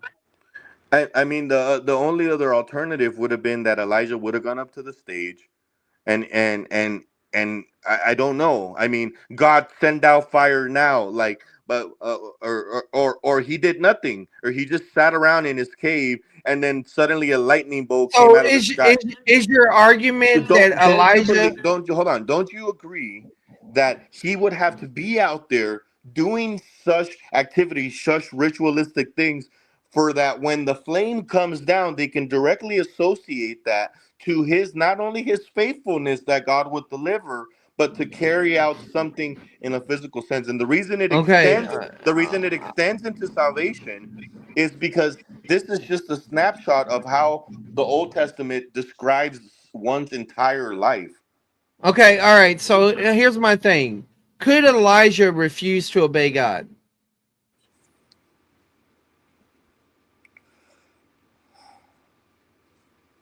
I don't think so. So you don't believe that prophets can rebel against God? I believe that prophets did rebel against God and God dealt with them accordingly. So can God kill a prophet? He did kill prophets. And when he kills prophets, do they go to hell? No, they go to heaven.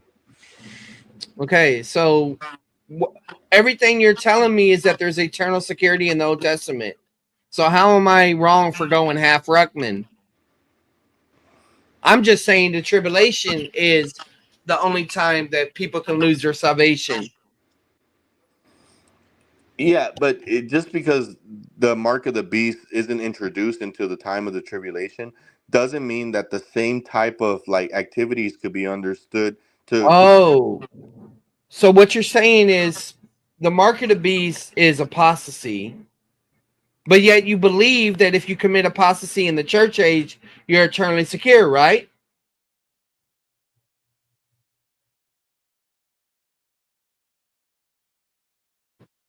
Hello?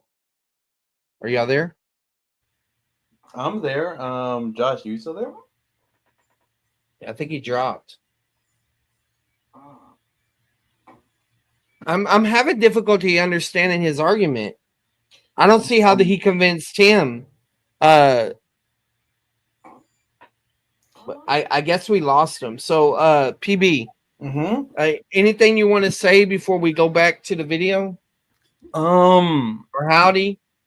Well, my comments are that I think that he was softer on the Gospel of John. I think the Gospel of John does show it does show that before Christ died on the cross, before the church, there was eternal salvation by grace. I think he did grant that even during the Acts 2 and other places, before Acts 10, he did grant that. And so then he seems to have a problem. I don't know. He brought up Noah about like, well, if Noah didn't do that thing, he wouldn't be saved because Christ wouldn't be born from him. And then that's very systematic. That's not really exegetical. Peter isn't really talking about that. That's an implication in your own mind. And so, I don't think there was anything particularly convincing. I don't think there's any text in the Bible that says you have in the Old Testament that says you have to obey the law or be faithful, or else you're going to go to eternal condemnation. So okay, so PB, try to cook me as a full Ruckman, and I'll be a half Ruckman. All right. Okay. I'm going to try to be okay. But I'm thinking of the best arguments they would give. I mean, Can I ask some questions, maybe? Yeah, go ahead, Howdy. Of course. Yeah, you should go. All right, I'm gonna hone in on Revelations, and I'm going to, I guess, be anti your position for the purpose of this sort of questionnaire. Okay, question. I have like 5 or 6 questions that I wrote down. Okay, question number one. What genre is the Book of Revelations? Like, do you have a classification for it? It's an epistle and prophecy. Would you call it apocalyptic? No. Okay. Why would you not consider Revelations to be apocalyptic? Typically, apocalyptic literature developed during the intertestamental times. And you have what is called genre override, where people that try to argue for apocalyptic nuance of the book of Revelation, and they use that as a way to try to say, oh, well, it's just it's related to 70 AD. It uses all this global catastrophic stuff, but it's really localized, or it's a literary motif, an idealistic thing, or it's a struggle between good and evil, all that type of stuff. And it's a way that people try to, I guess, in a sense, poison the well before you even read the book.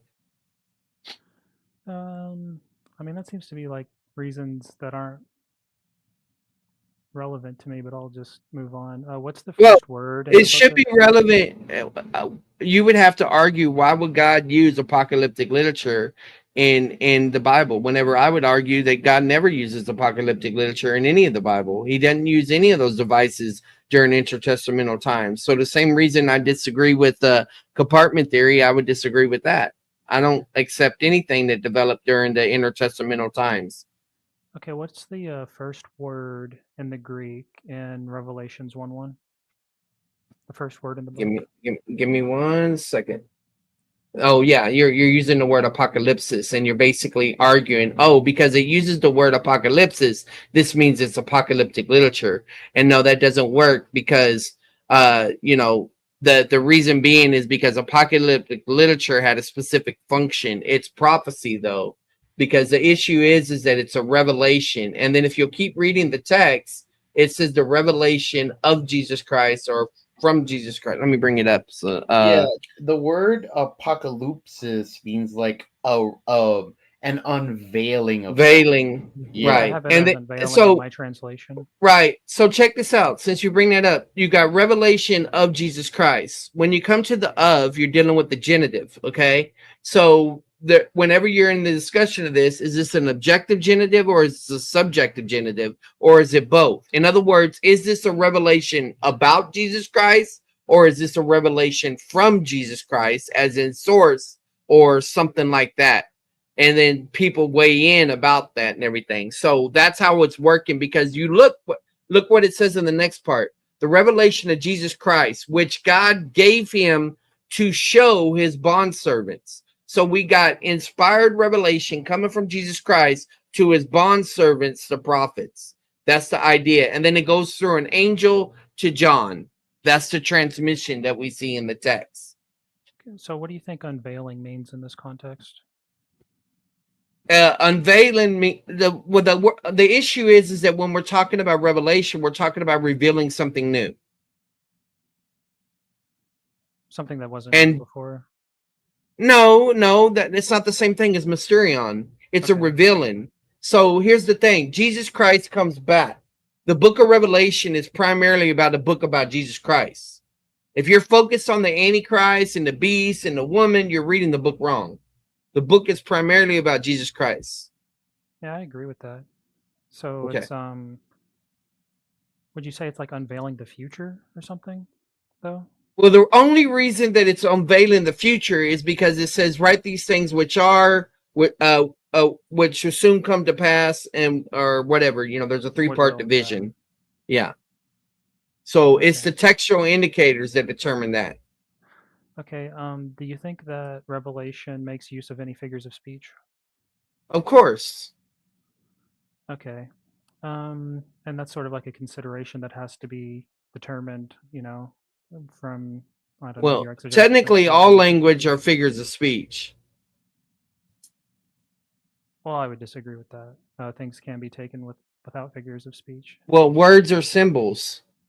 They're symbols of an idea or concept, and a symbol is a figure, so it's a figure of speech. But that's not what It says you people got mean. direct figure. I know you got direct literal and you got indirect literal. And typically, whenever we're talking about figures of speech, we're talking about indirect literal. But when we're talking about how things are analogically related to God, then all we can do is talk in metaphors. Every time we talk about God, we're talking in metaphors. Okay, so let's say if we read a verse and if we take it direct literal, it's nonsense. Do you think we should take it as indirect literal, or should we take it that the inspired word of God would be nonsensical? No, of course, the word, well, what sense means is meaning. So nonsense would mean it makes no meaning. It has no meaning. But the text never has no meaning. So when people use the saying, if the plain sense makes sense, seek no other sense lest it's nonsense. That sounds good in a battle rap, but the reality is that the text has sense. The issue is how do we perceive it? Right, but How do we get to it? Like if we read something that says like the stones cried out, or the waters clapped, or there's Yeah, those are figures of speech that we know about. okay.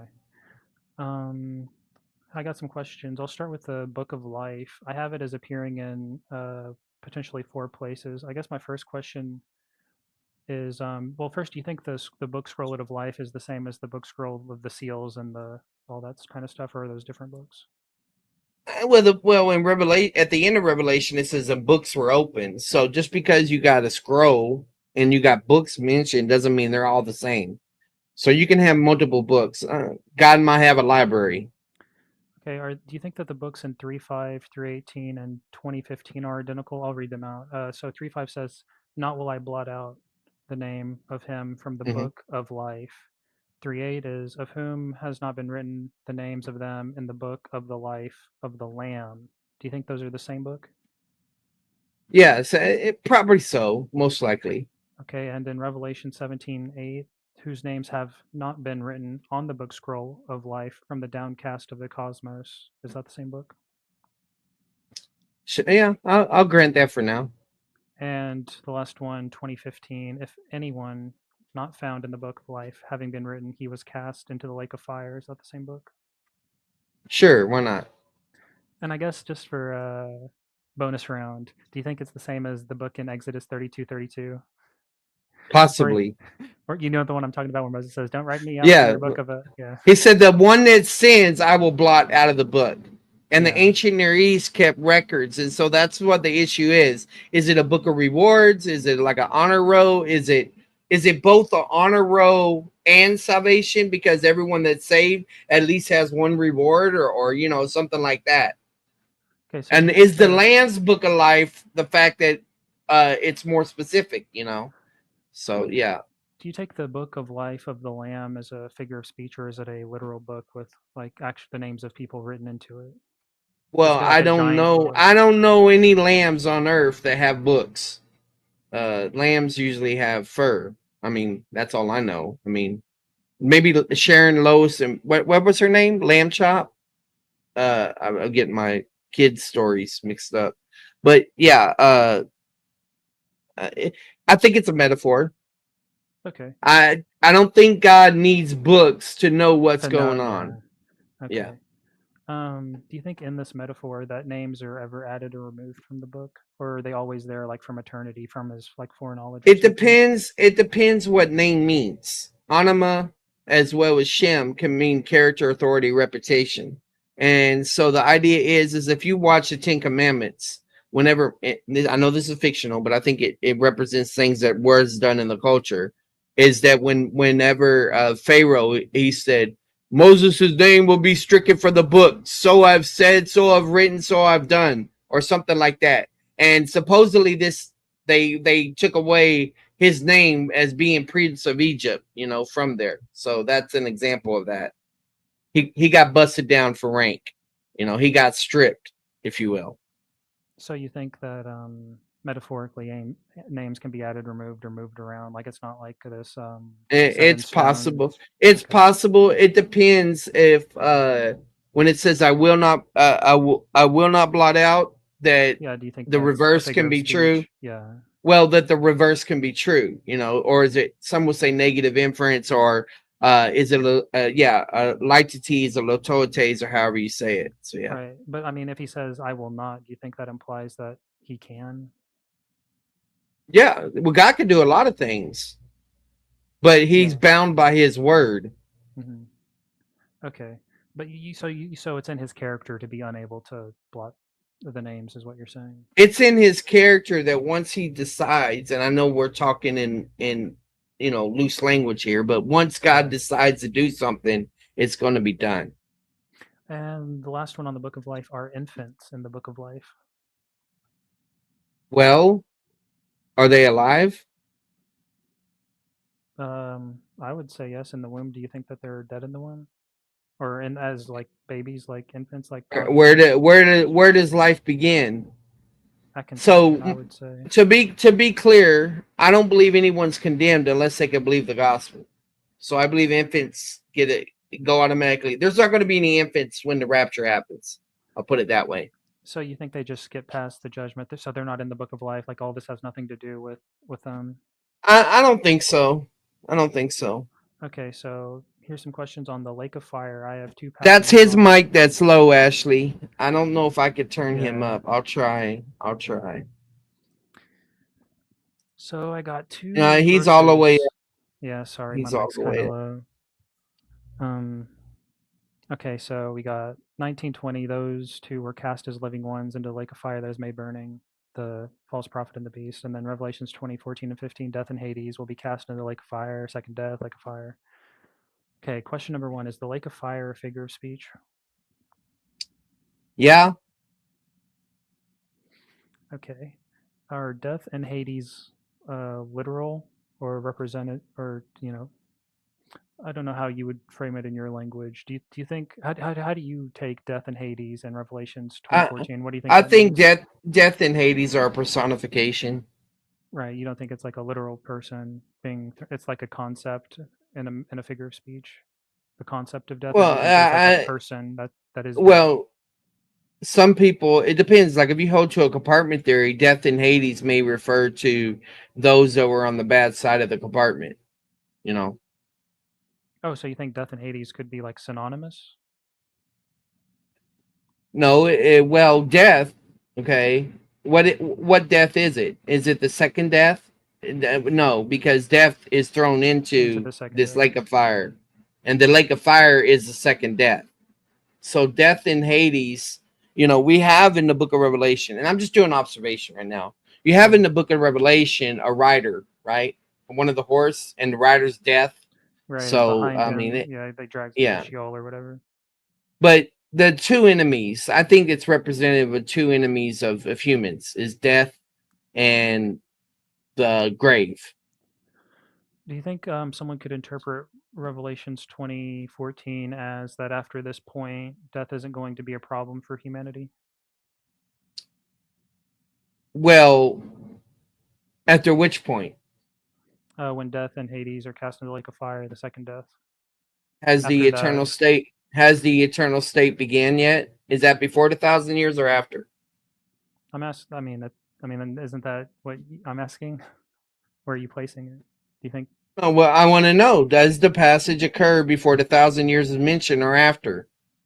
I don't have the text in front of me. It's 20, so I mean, pretty late. Okay, Revelation. For reference, outside of it, I remember Paul says the last enemy to be defeated is death, right? It is death, So this right? is, Yeah. and then after that, according to Paul, it seems to be that after this point is the final state. Okay, so Corinthians I'm looking at 15. it. I'm looking at it right now. So this is after the 1,000 years. This is after Satan has been bound and let out, right?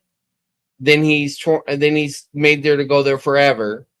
And then it says, and then it's talking about the great white throne judgment. And it says the death and Hades were thrown into the fire. Well, if you look at 13, it says, and the sea gave up the dead. So there's the dead people, right? The people that died in the sea, which were in it. And death and Hades gave up the dead.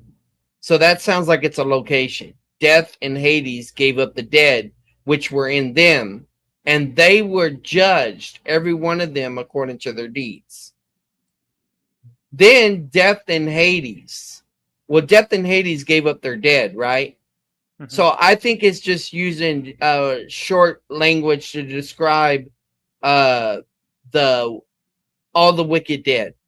all people that never believe the gospel, all the bunny rabbits.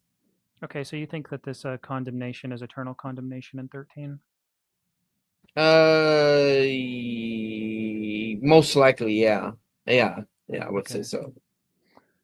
Okay. Now I got a few questions on the time words in Revelations. I'm sure you're familiar with some Huh? favorite around here, aeonos, ton aeonon. So we got Revelation 14, 9, and 11. This is also relevant to.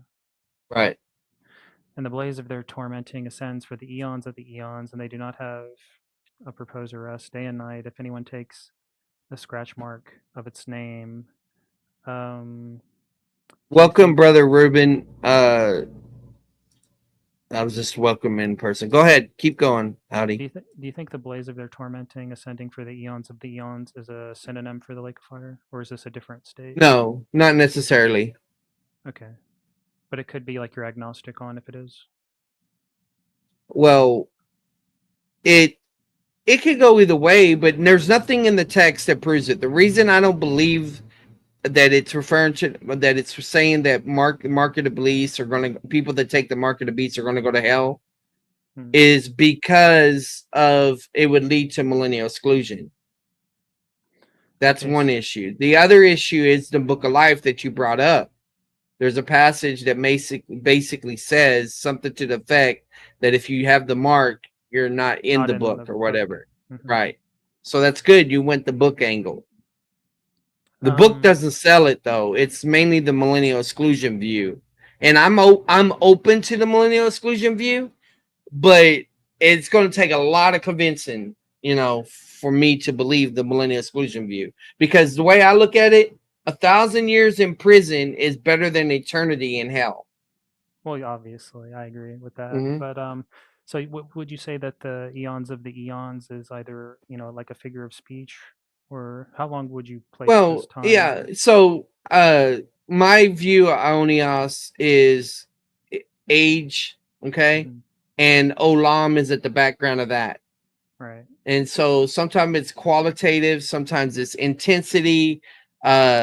Context determines whether it's temporal or timeless, I guess is the way you could say it. Yeah. So do you think this is qualitative in 14, 9, and 11? I think it's referring to the intensity of I would just say intensity. Okay.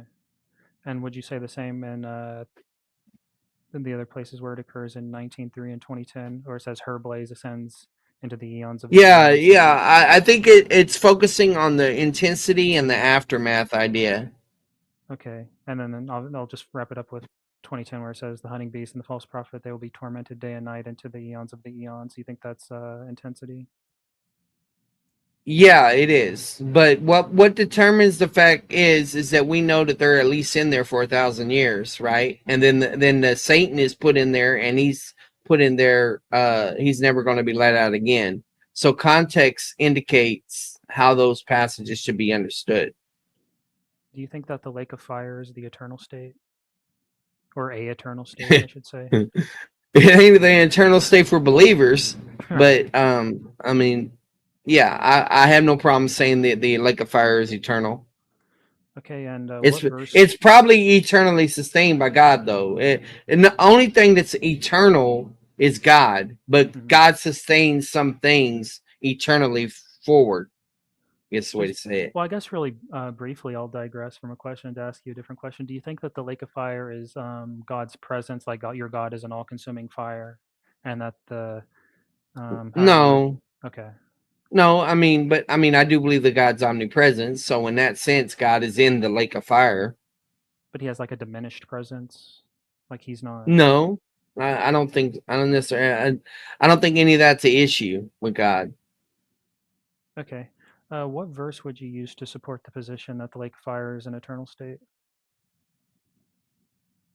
Well, that's a good question. I see what you're trying to do.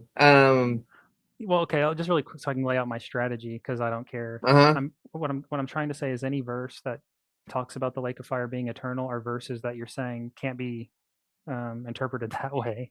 So you're gonna Yeah, have well, trouble that, determining if the lake no, of fire is eternal. well, because I don't have to argue that the lake of fire is eternal in itself, as long as God promises to preserve the lake of fire. Okay, so do you have like a So, verse in mind that promises the well, preservation of? hold on. Okay, Let me look. I like how you're thinking.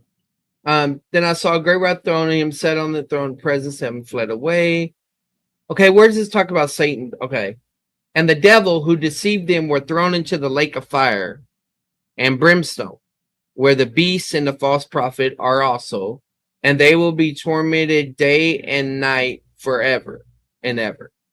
Right. So what I'm noticing here is the forever and ever, right? Into the ages. So I would, to be consistent, I would just say that this is because it's doubling its intensity, and it's the context that's indicating that it's eternal.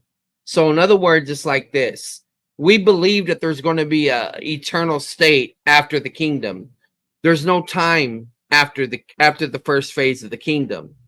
The eternal state is eternal, or at least we could call it timeless. And so because it's the opposite, if you will, of the eternal state of the New Jerusalem eternal state, that idea there, therefore it's logical to assume that the lake of fire is eternal as well.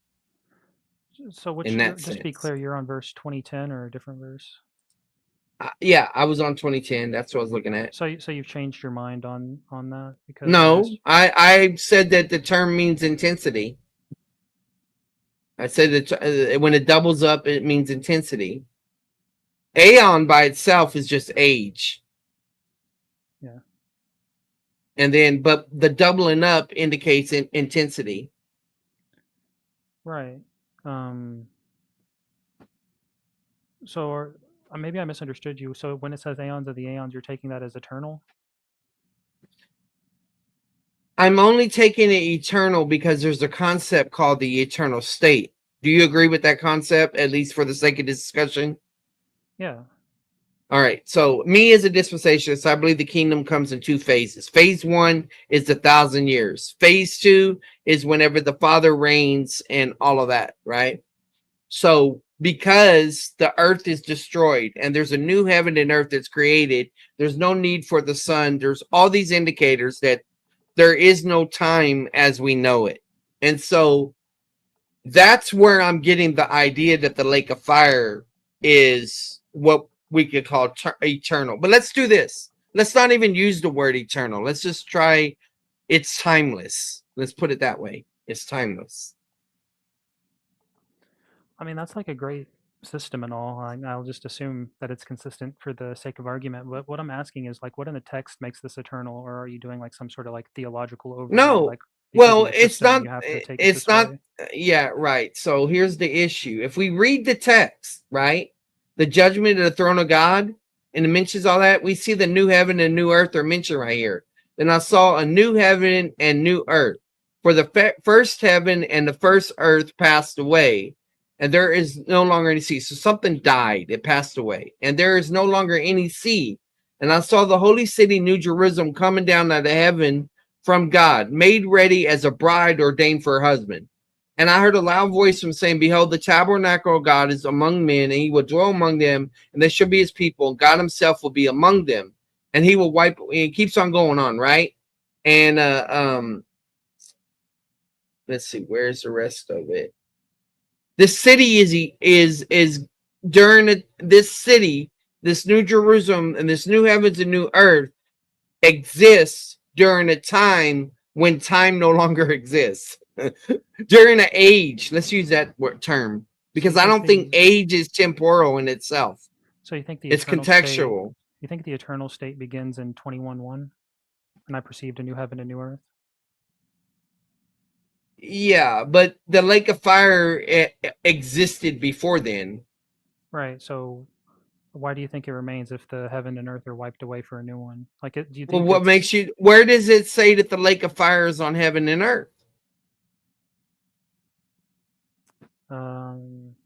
I don't know. I guess it sort of like exhausts the possibilities.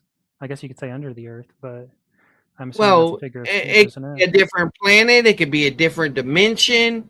There's all these options. You know, if we go with the Lazarus story, right? We got the gulf between the Right. two. We got two sides. If we say that that mirrors the relationship of the lake of fire and the new heaven and new earth, you know, maybe you can go that route. So you don't think that this final state is cosmic restoration? It's just like on Earth in No, the city.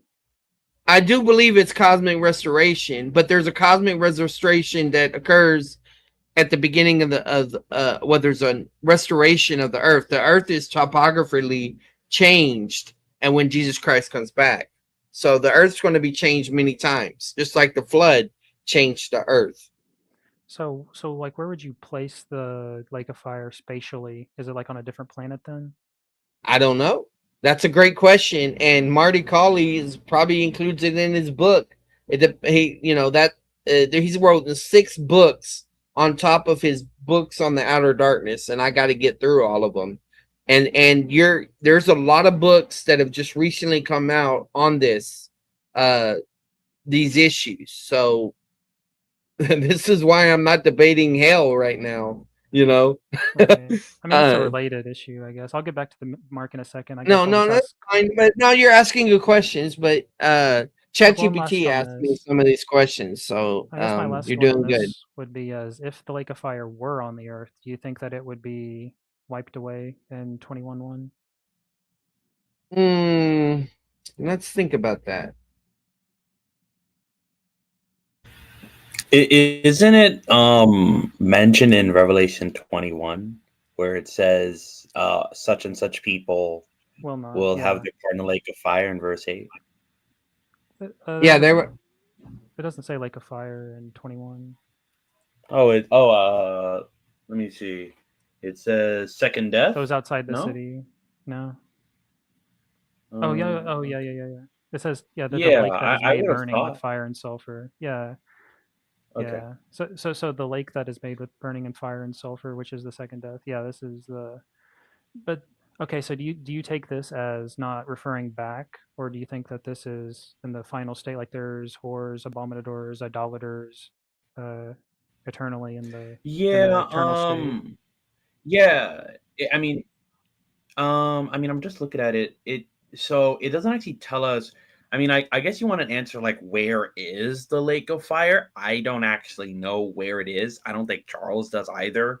The Bible doesn't actually tell us. They're, Um, they're asking you to get closer to the mic if you can. I I'm can doing hear the you, best but I I got good can. I know. headphones. All right, Yeah. no, that's Sorry. good. It's the That's best I good. can. yeah, but it says, "He that overcometh shall inherit all things." The all things seems to be coming from uh it seems to be coming from the all things that are made new.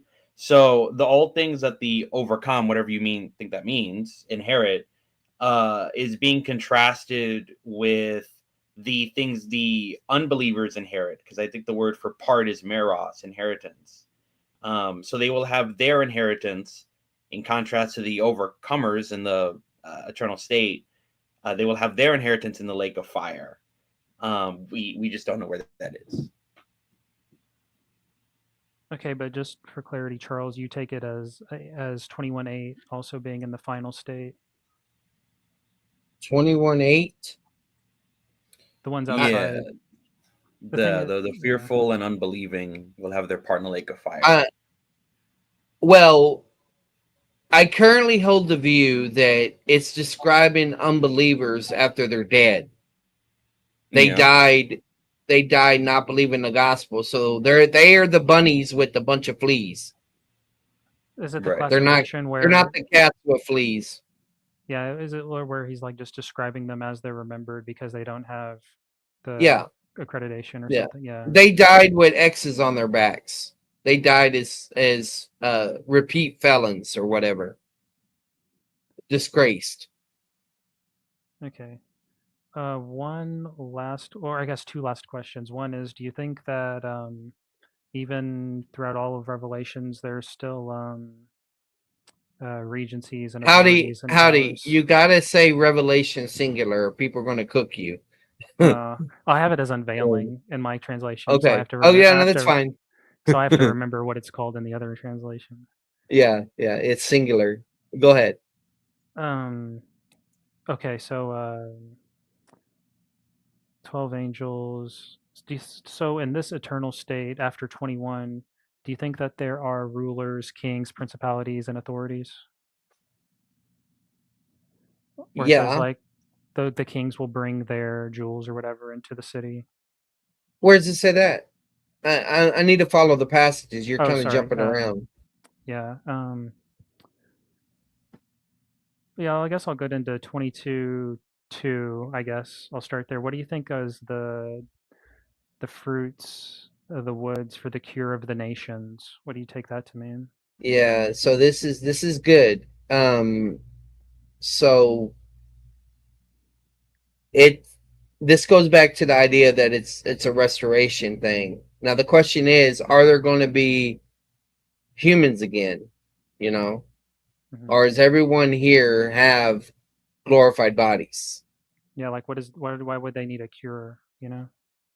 Right. In the midst of the street on each side of the river, a tree of life, bearing 12 kinds of fruit, yielding its fruit every month, and leaves a tree for healing of the nations. Now, the difficulty with this, if you go study the Isaiah passage that ties to this, I think it's referring to the millennium, the cosmic restoration in the millennium. But and so what some people think happens here is that there's a blurring going on between the eternal state and the kingdom in this. Let's see. There will be no longer any curse, and the throne of God and then be in it, and the bond servants. Okay, so another thing is, and I could get cooked on this, because I'm not sharp on my eschatology right now. Is this could be, it says, then he showed me a river of water of life. Then does that mean immediately after something else? I see it's a Kai right there, but I mean, is everything sequential here? That's another thing to consider. So you think that It, 22 could be looking back towards. maybe, maybe I don't know if I want to. I don't know. I need to do more study on that. I just got a book by Brainerd on the new creation and a couple other stuff I've been looking at about it. There's a reason why I haven't debated David Preston on the Great White Throne and all this stuff right now. And it's why I haven't debated Sean Griffin on these areas right now. I And need to develop in those particular areas. But go ahead. and then down at 22:15 where it says outsider the bad guys. Do you think that's Yeah. talking about the eternal state or like outside of the millennial kingdom? Well, it could be both, but it it could be just referring to the lake of fire here too. So it would depend. If you allow for this text to drop back into the millennium again, then you could allow for those things that occurred during the millennium. That would even allow for you to think about the outer darkness. Is the outer darkness hell? Is it exclusion? Is it a metaphor for disinheritance? But if you take this as no, all of this is the eternal state, then that would just be a way to describe those that are outside the city, which means that the lake of fire is outside the city to And some so extent. I guess in 14, would you say that those rinsing their robes is like believing the gospel at one point in time, and that entering the city is What synonymous with verse? the one right above it? Says Yeah, because you said that blessed one are could those. be Yeah. eternal state. So is this one possible? Because it seems to be like one of those two-parters where it says blissful are the ones those washing their robes who can enter the city outside of Well, the ones. So they seem to you be may. like Yeah. So you bring up a good point, because here's the issue with this. Look what's happening here. The language that he was saying to the seven churches, it starts getting picked up right here. So about the reward, the the word of rewards, the life and the blessings, the paradise. wash, the robes, and all of that. And so what may be going on is he kind of he's circling back. Okay. So you And think, like I said, I need to do more research on this, but I think that's a possibility. I think I have 4 more questions, and I swear I'm done. So here, where it says the wood of life, and like you said, he's going back to 2:7, where it says, "I will give to eat the wood of life," which is in the paradise Yeah, of God. Do you think the paradise of right. God is the eternal state or the millennial kingdom? Great question. I think it could be both. Okay, and what do you think eating the wood of life is? Well, some would say Jesus, but his words are also life too. So, I mean, uh, we'd have to narrow that down. Okay. Okay, I swear the last 2 questions. Question number 1.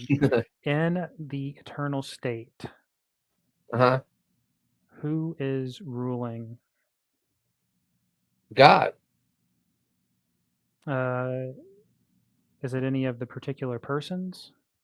Okay, so the issue is you're talking about 1 Corinthians 15. Yeah, that's where I was So going to go the next. kingdom, the son hands the kingdom over Them to to God, Father. but what I believe that's doing is it's using vice regeneracy. I can't say that right. Vice generate rule language. In other words, there are times like whenever a king's out of town or whatever, the person sits on the throne, right?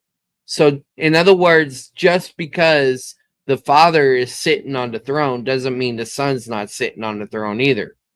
It's just that is when I think the idea is this is all of the earth has been about humanity, right? Once Jesus Christ has subdued all the problems with humanity, then the father takes the seat and rests in his creation and ruling.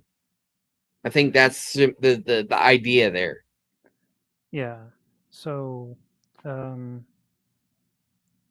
would say he's I'm the glad only my ruler. debate's not on any of these things. So you would say that God the Father is the only ruler in the final state, or do you think that No, he's like no. co-ruling with Yeah, the yeah, Son? that's what I'm saying. You can have multiple. Yes. It's economic. It's economic rule. Economia, I think, is the Greek. Okay. So there's no other regencies or powers in the final state other than God. Like No, there's everyone's always there's always angels. Okay, there's angels are still principalities, powers. There's believers that receive rank and they're ruling. There's still classification. okay. This is my last point about this. Then how do you take it when it says until he, if where it is binding for him? Okay, thereafter. Okay, 1 Corinthians 15. Uh-huh. We'll start at the resurrection. For all is in Adam, dead and away. Thus also in Christ, all will be made alive. But each in his own order. Mm-hmm. Christ, thereupon those who are of Christ, and his parousia, thereafter the telos, when as it were he personally gives regency of God to the Father, when as it were he makes, I guess, down and working kata ergon, Yeah, every done away with, made inoperative. abolishes, yeah, Yeah. every ararchy, every origin being, and pantas, pasan, every authority and every ability. So you think that there are still origin beings and authorities and abilities after this when he says that he makes them all Oh, abolish? yeah. So here's the thing: is that this is contextually limited, and we know this from how Paul talks about things, and it says, "For we do not wrestle against flesh and blood, but against principalities, powers, spiritual wickedness in high places." And so, this is just the idea of the enemies put down. This is not saying that other people will not be ruling. Wait, so, I'm sorry, what do you think it says then? It's saying that the enemy's forces will be put down. But it says every being. So you think that it's contextually limited to verse 25, Yeah. where his binding from during to all enemies are under his feet? Yes. This is Okay. the overall thrust of this is that he's got to deal with his enemies. That's why it says in 25. 4, given an explanation, he must reign until he put all his enemies under his feet. So the all rule, authority, and power are his enemies. Okay. And the last, do you think the last thing on his agenda is 26, the last enemy to be made unworking being death? You think that's like the last thing on his agenda before the eternal state? Yeah, probably. Yeah, I would read it that way. And then in Hebrews, it also talks about that idea as well. Okay, so when he says the all have been subordinated, you think that's just limited to his enemies? Yeah, the context. The 4 is explaining that. I see what's happening. You're trying to go Ace Theo on me. Yeah. But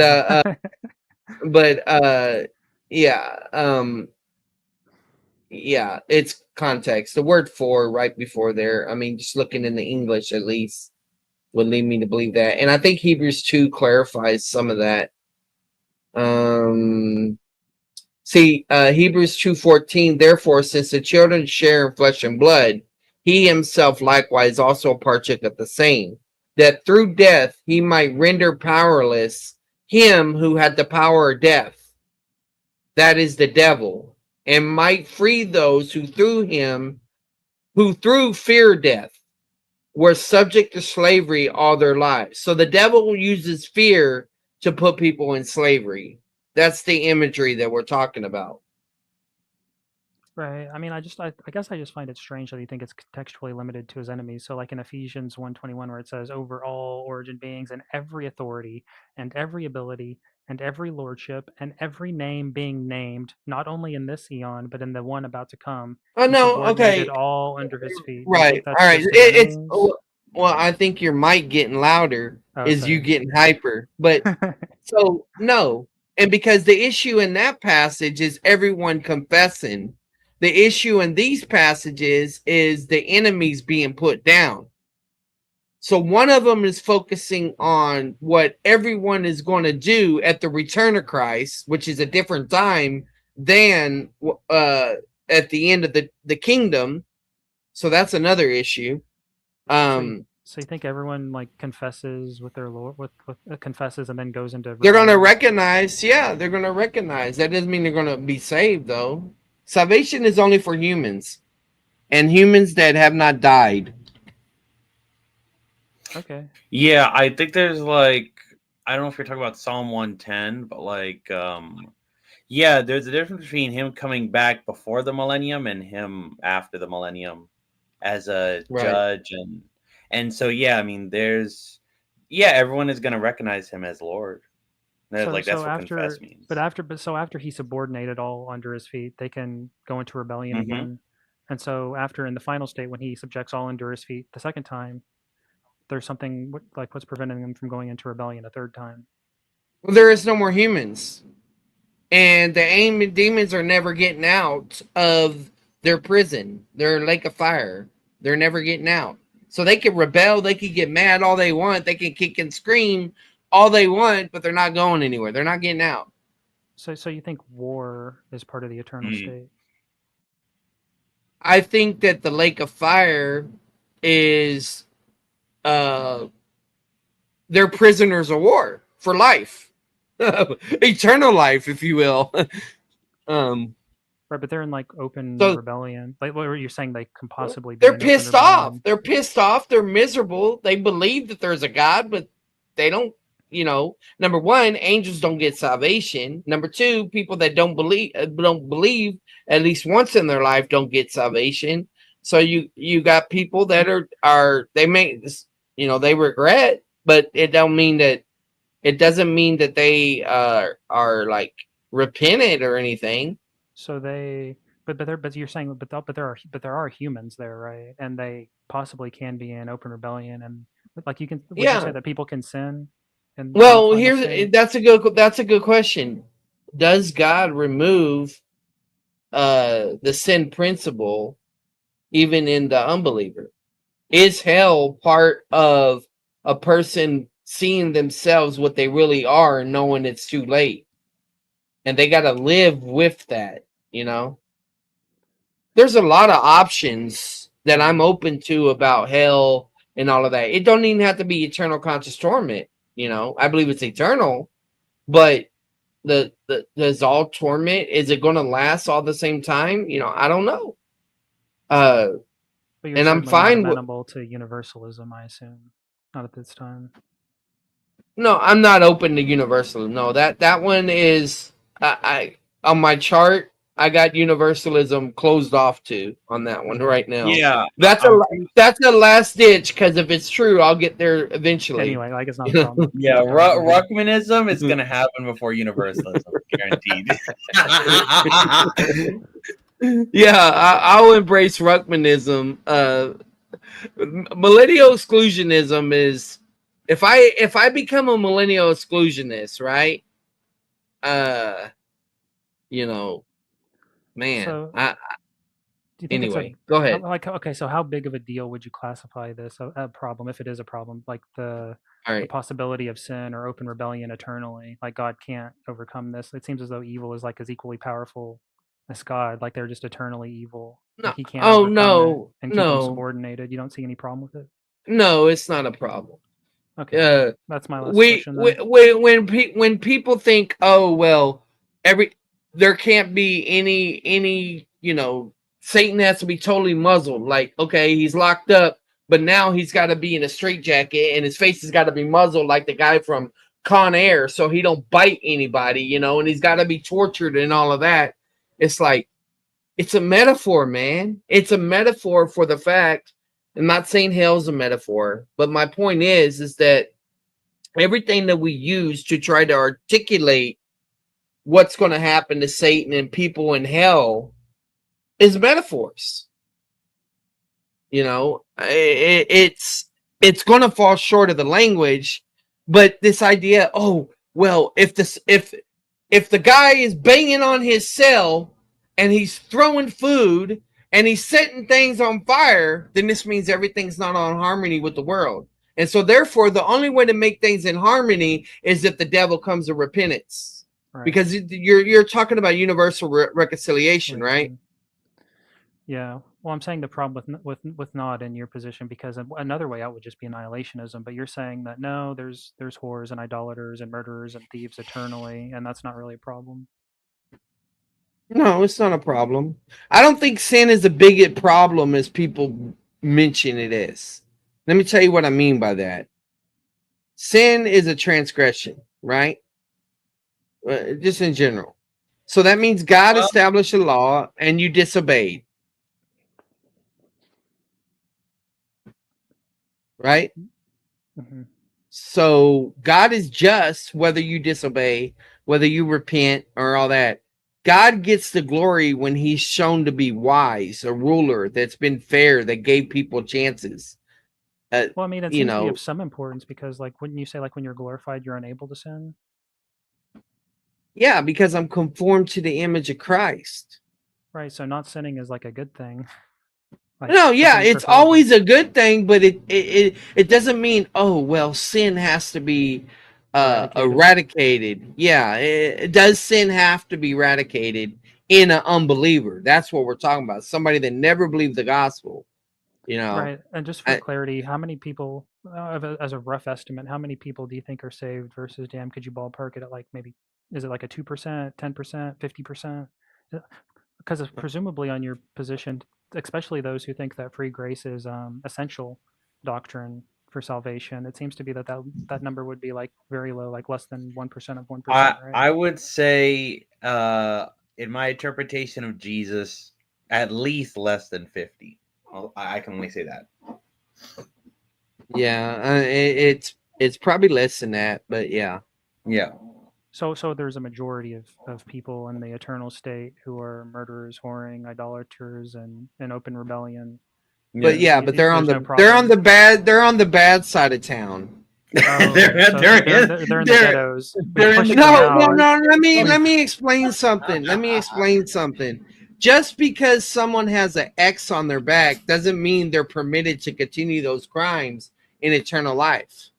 This isn't a garden of earthly delights where, heaven is, I mean, hell is your paradise or something because you get to continue drinking and doing all of that stuff. No, it's just that you've been stamped and been ostracized, and you're forever known for this thing, you know.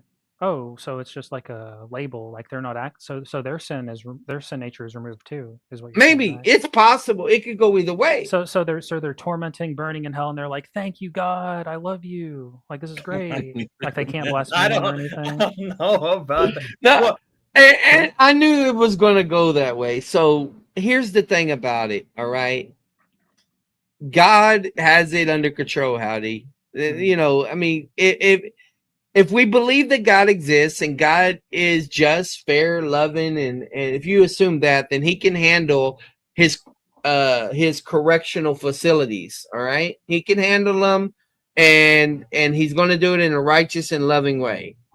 If He's a tyrant, then we can't escape Him anyway. So just get used to it. All right. Thanks for your bro said, time. Yeah.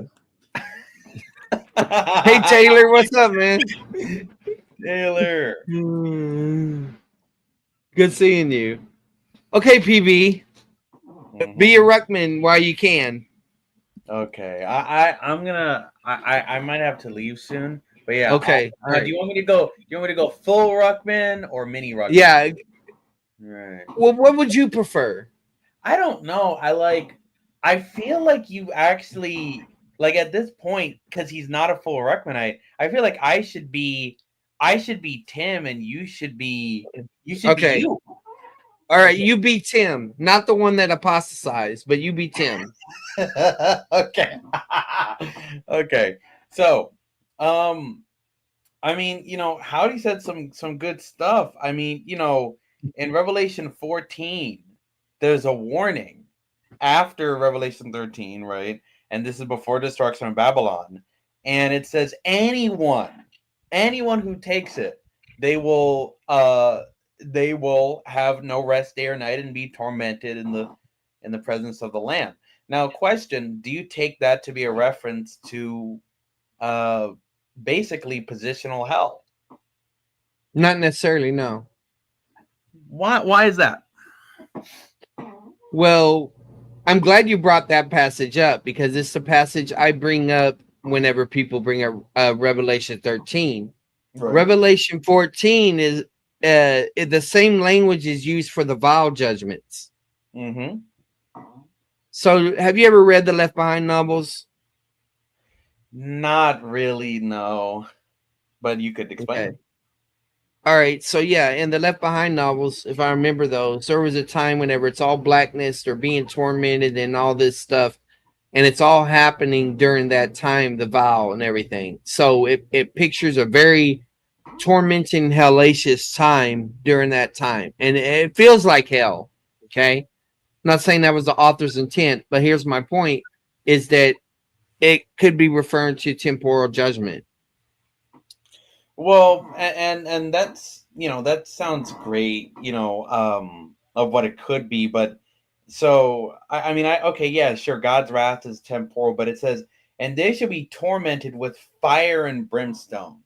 Yeah. Now, What's the problem with fire and brimstone? Where does fire and brimstone first occur in the Bible?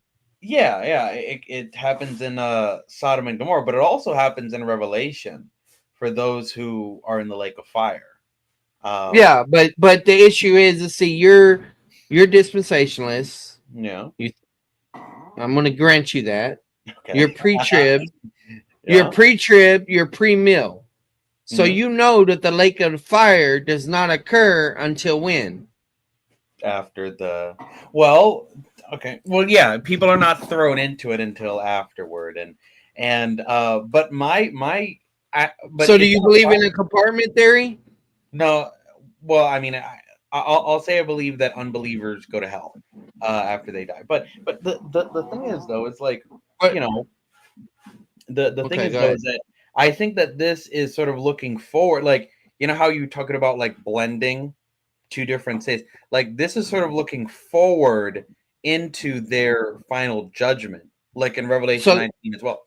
Okay, so that's a good point. So there is blending, as we call it, going on in Revelation. So let me give you an example of blending. Yeah. In Revelation 19, the beast and the false prophet are thrown into the lake of fire, right? Yeah.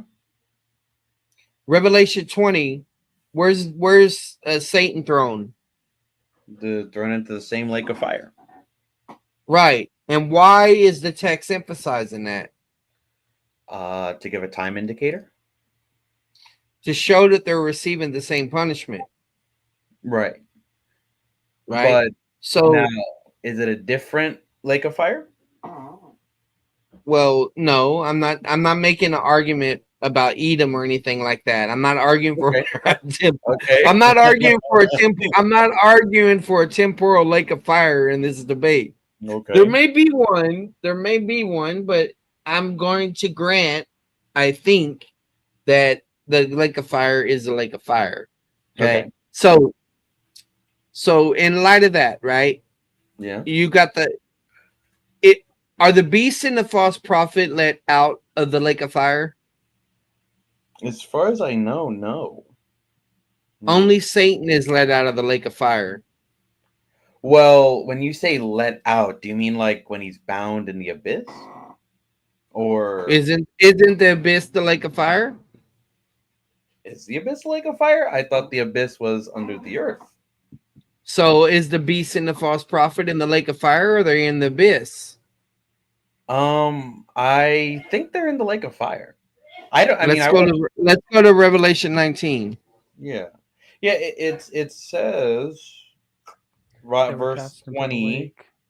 And the beast was taken, and with him the false prophet who wrought miracles before him, with which he deceived them that had received the mark, and them that worshipped his image. These both were cast alive into a lake burning with fire and brimstone. Okay, a lake of fire, burning with fire. All right, so now let's look at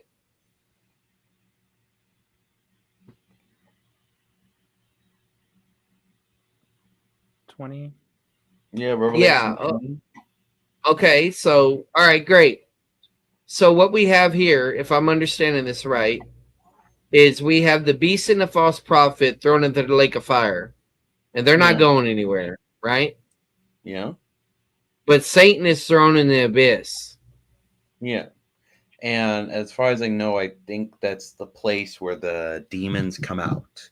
And so that'd be Right, under- earlier in the book, right? Yeah. Okay, so while there is a similarity, lake of fire and abyss, they're not exactly the same thing, right? Yes. Okay, so is there anything in the book of Revelation where brimstone is being used and it doesn't refer to the lake of fire? Let me let me see. Hold on. Like that specific phrase, brimstone. Well, so this is interesting. It says in Revelation 9, it says, "And thus I saw the horses in the vision, and those who sat on them having breastplates of fire and of jacinth and brimstone, and the heads of the horses were as the mouths of lions, out of their mouths issued fire and brimstone. By these three was a third part of men killed, by the fire and by the smoke and by the brimstone which issued out of their mouths." So, for practical purposes, will you agree that this is something like a fire-breathing dragon? Basically. Okay. So, smoke and brimstone is not referring to the lake of fire, right? In that passage, no. Okay. And notice fire, smoke, and brimstone are being used here. Now, why is this occurring? Well, I mean, it's occurring as a vile judgment. On A vile judgment, right? That's Yeah. what you're saying? It's a vile judgment? If I remember. All right. Yeah. So, is it possible that this is what the Mark of the Beast stuff is talking about? So, well, okay, let me think about that. So, yes, it could be, and yes, they will be killed with fire and brimstone. Now, of course, the problem though is that they shall be tormented with fire and brimstone in the presence of the holy angels. and so with that, it seems to be okay. I mean, is that happening in the tribulation? I mean, you don't really see that. Jesus is in heaven, but You and in the presence so of the you Lamb. think people are being tormented in heaven? No. I'm not saying people that. I'm saying because Jesus is in heaven and the angels are in Uh, heaven, he's not really torment. Like they're not really in the presence of the Lamb being tormented on earth, right? And so yes, this is Revelation 9 is clearly experientially you want to call it, but Revelation 14 seems to point to something more than that, and yes, it's not only physical death but eternal death. okay, so let's go to 14. Yeah. And of course, another problem though is that I mean, we could get to this later, but even in Revelation 20, the only people that's listed that will be resurrected are those who didn't take the mark. So, Right. That's why it would lead to millennial exclusion. exactly. And I don't believe in millennial exclusion. So I fil like you're kind of forced here, Charles, to accept my view. You know what? Why not? What do you mean? Wait a minute. so yeah, I see what you're trying to do. But okay, now watch what happens here. I'm glad you did that, PB. So are you saying you want to give up on the argument about the mark of the beast? Because you could waste all this time of this debate talking. We could talk about how the fire, the smoke, the brimstone, none of that necessarily refers to the lake of fire. We could go down that rabbit hole all we want, right? We could, and it right. It would take a while. But you got to remember this: the proposition of the debate is: can a person take the mark of the beast and lose their salvation? So actually, you got two propositions you got to deal with. Right. So even if you prove that a person can take the mark of the beast, you have to prove that the consequences are not millennial exclusion, millennial disinheritance, or temporal wrath. Okay. Now, if you could somehow convince me of all that, the bigger issue you have is, can a person lose their salvation? Well, I mean, so if you were Tim, you got a choice. We can continue scraping the Milky Way, or at least the pits of the whatever, or we could get to the real heart of the debate. What do you want to do? I mean, I want to get to the heart. I want to get to the corazón. All right. Prove to me that you could. All right, fine. Well, you're about to get a quarter check. All right. So check this out. Prove to me that you can lose your salvation for taking the mark of the beast. It's an implication. I would because of all the things that you laid out before. Prove to me you can lose your salvation in the tribulation then. Well, because the warning is for everybody, okay? And so that means anyone can take it, okay? Anyone can get it. Yeah, and you want the smoke? You want the literal smoke? Yeah, you can get it, okay? And all right. Okay, all right. So since you say that, did Jesus die for the mark of the beast? Okay. Yes. So no one goes to hell because of sin. Oh my goodness! No. It doesn't work. No, it doesn't work. Prove it. No. Why doesn't it not work? No. Okay. That doesn't work. Okay, that's like asking, hey, did Jesus die for the unforgivable sin in Matthew 3? Or Matthew 12, sorry, Mark 3. It's like, okay, technically, but like, okay, what the mark of the beast does is that it shows who you're aligned with. You're aligned with Christ, you're aligned with the devil. And if you align with the devil, is a alignment a salvation issue or a sanctification issue? Well, that kind of I'll admit it. In the tribulation, in some respect, your salvation is dependent on your sanctification. We're going back to orthodoxy. Okay, well, if you believe that one moment of faith is what saves a person, then all the other issues you're talking about are sanctification issues. Unless you want to try to make salvation a process. Well, I mean, okay, but that's the thing though, because it's not so much that salvation is like you're in a state of salvation, and that you can be taken away from that. Like State of salvation. Okay, so what is salvation in the tribulation? Let's deal with that. Oh, okay, it's like salvation in the tribulation. Let's say that's like justification.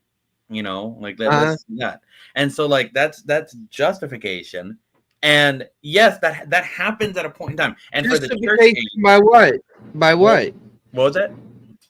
By what? Justification by faith. By faith plus works, right? Is that your view? Okay. Maybe I'll try to be, I'll try to say this. If you lose faith in the tribulation such that you align yourself with the beast and therefore take the mark, you'll lose your salvation. So your argument for why you could lose faith is because you still have free will, right? Absolutely. Okay, free will never saved anybody. I'm not saying it saved anyone. I'm just saying that it allows you well, to if free will doesn't save you, it can't lose you either. No. See, but Charles, that doesn't work, because I'm not saying that your free will. It's weird. I'm not saying your free will causes you to lose salvation, but it leads you into decisions that the decisions themselves can lead to eternal condemnation. Like for instance, you're saved by the free will choice to believe the gospel. Okay. You're saved by that. All right. Well, you're saved by the gospel. You're saved by God, right? Yes. Yeah. But when you believed, you got bit by the spider, right? Mm-hmm. Yeah. you're all right, man. Yeah. Right. So here's my issue. All right. You're pressing me, but it's time for me to press you. You're pre-trib, right? Yes. You're dispensational, right? Yes. You think you're free grace, right? My form of it, yeah. Okay. All right. Do you believe that the 70 weeks refer to that the 70 weeks include the 7-year tribulation? Yes, in Daniel 9. Okay. Do you believe that the covenant that's confirmed in Daniel 9 relates to the tribulation? Yes, that's what basically starts it. Okay. So you agree that there's a covenant in operation during the tribulation? Yeah. There is a covenant of the Antichrist. Okay. Is there any other covenant involved during the tribulation? Not as far as I know, unless you want to ask a specific one. Well, I mean, have you ever heard dispensationalists say that the tribulation is going to be like going back underneath the Mosaic law? Yeah, although that would be weird though, because I guess if you have how would you go back under the law if Christ ended the law? Well, did he end the law? There are some dispensationalists, Darbyists, supposedly, according to Kurt, that believe that the Mosaic law somehow continues now. Okay, well, if you take that view, I guess the Mosaic law would be in operation in that sense. But what's your view? I mean, does the law continue? Well, also, we really know quickly, Pseudonym wants to come in and fight. I didn't know if you wanted to add him, but he's going at it in the chat. No. Of course, no. Okay. No. No, I need debate prep. I don't need a headache. So no. Maybe in the future, Pseudonym. So okay, let me try to focus. What was the last thing I said, PB? Well, I was just asking, how about we go with your view? What, is the Mosaic law in operation right Okay, there? Right. All right. So here's the thing. the book of Revelation during the tribulation, it talks about keeping commandments. Mm-hmm. What are those commandments? The faith of Jesus and very specifically ordained commandments, not necessarily the Mosaic Law. Why did Jesus say, pray that their journey may not be in the Sabbath or on the Sabbath? Because, well, that's a good question. Well, because that would be their cultural expectation. They But they does would, that mean would the Sabbath be going on at that time? yes, probably. Are you aware that J. Paul Tanner holds the view that the Mosaic Covenant is what the Antichrist institutes in the tribulation? How would the Mosaic covenant be instituted by a man? Well, he's going to claim to be the Messiah. He can claim whatever he wants. I'm talking about, like, how is that, like, actually the case? Well, the passage in Daniel says that he will confirm or strengthen a covenant. So he's going to argue that one of God's covenants in operation. Well, then it's weird. So okay, well, this gets into another issue.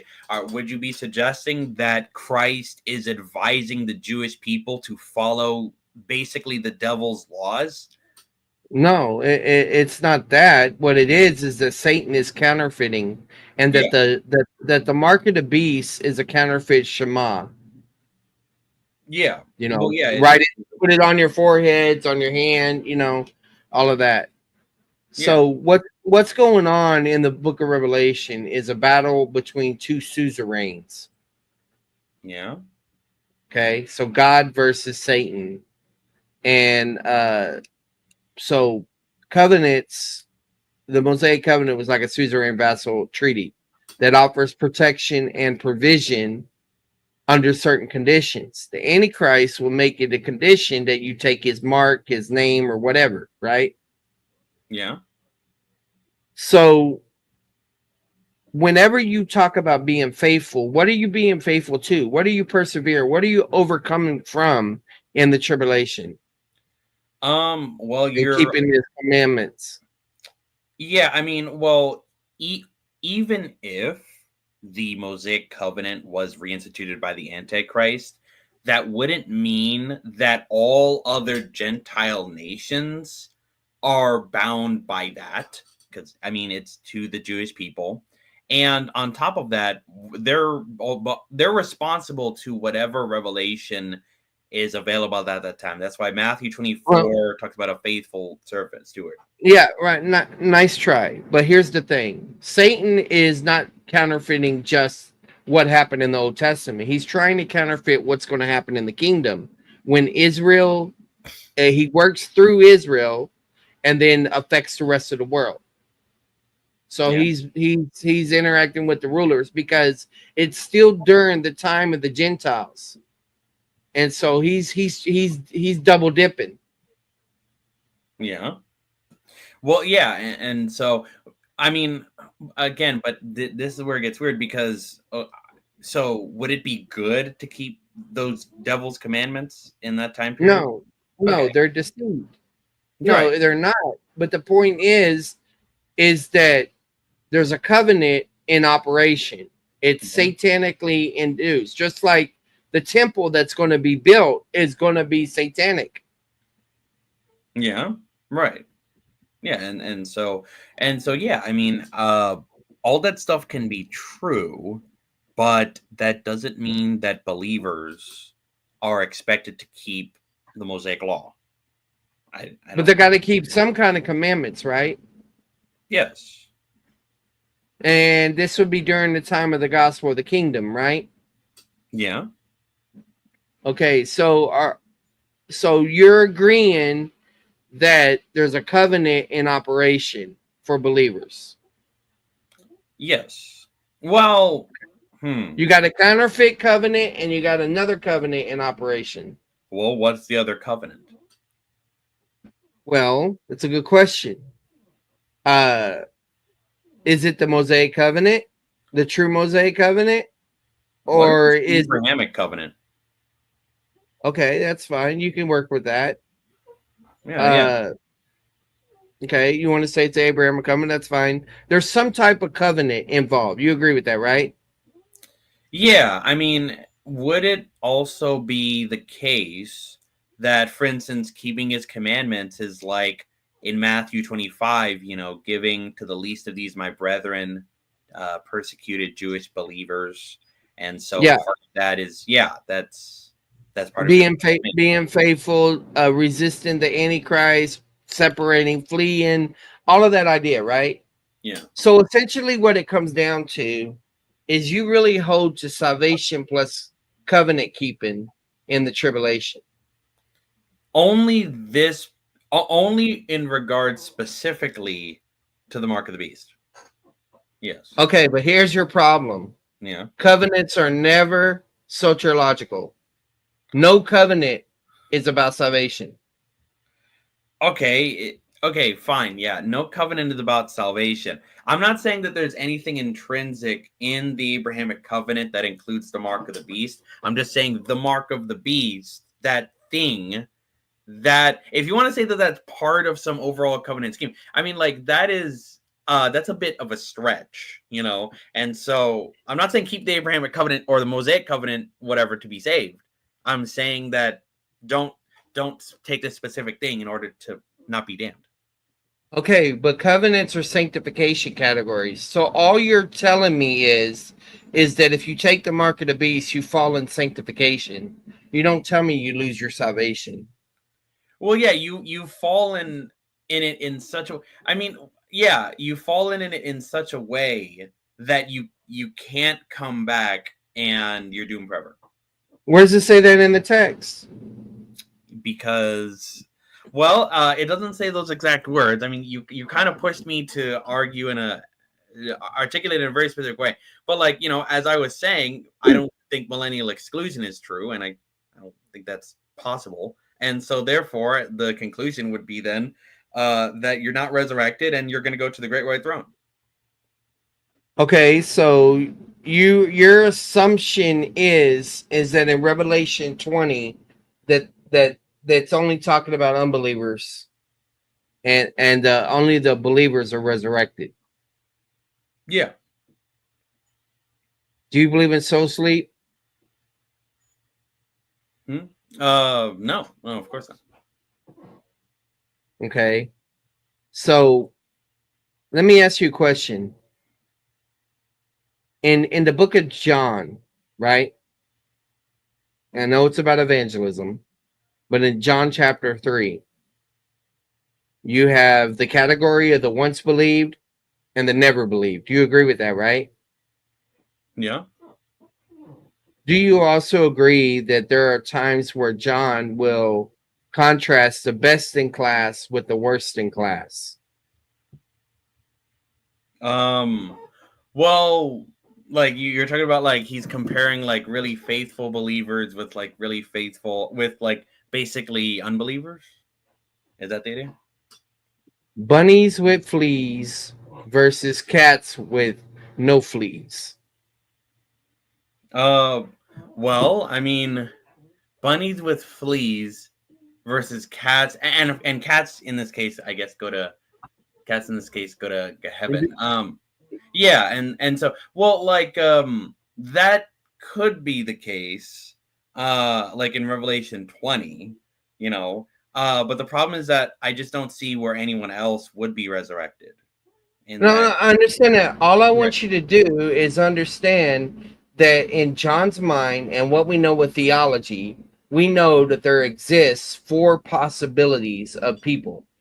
There are people that are identified with being faithful, that are believers, and you got then you got people that believed once but they're not faithful. Okay, they don't inherit. They got fleas or whatever. You got those. They're identified with their sin. And then you got moralist unbelievers, and you got unbelievers with a bunch of fleas. So you got 4 categories. How many categories are mentioned in Revelation 20? Well, In Revelation 20, it just mentions two categories: those in the first resurrection and those in the second. All right. So, and I saw let me read this. Then I saw thrones, and they sat on them. The judgment was given to them, and I saw the souls of those who had been beheaded.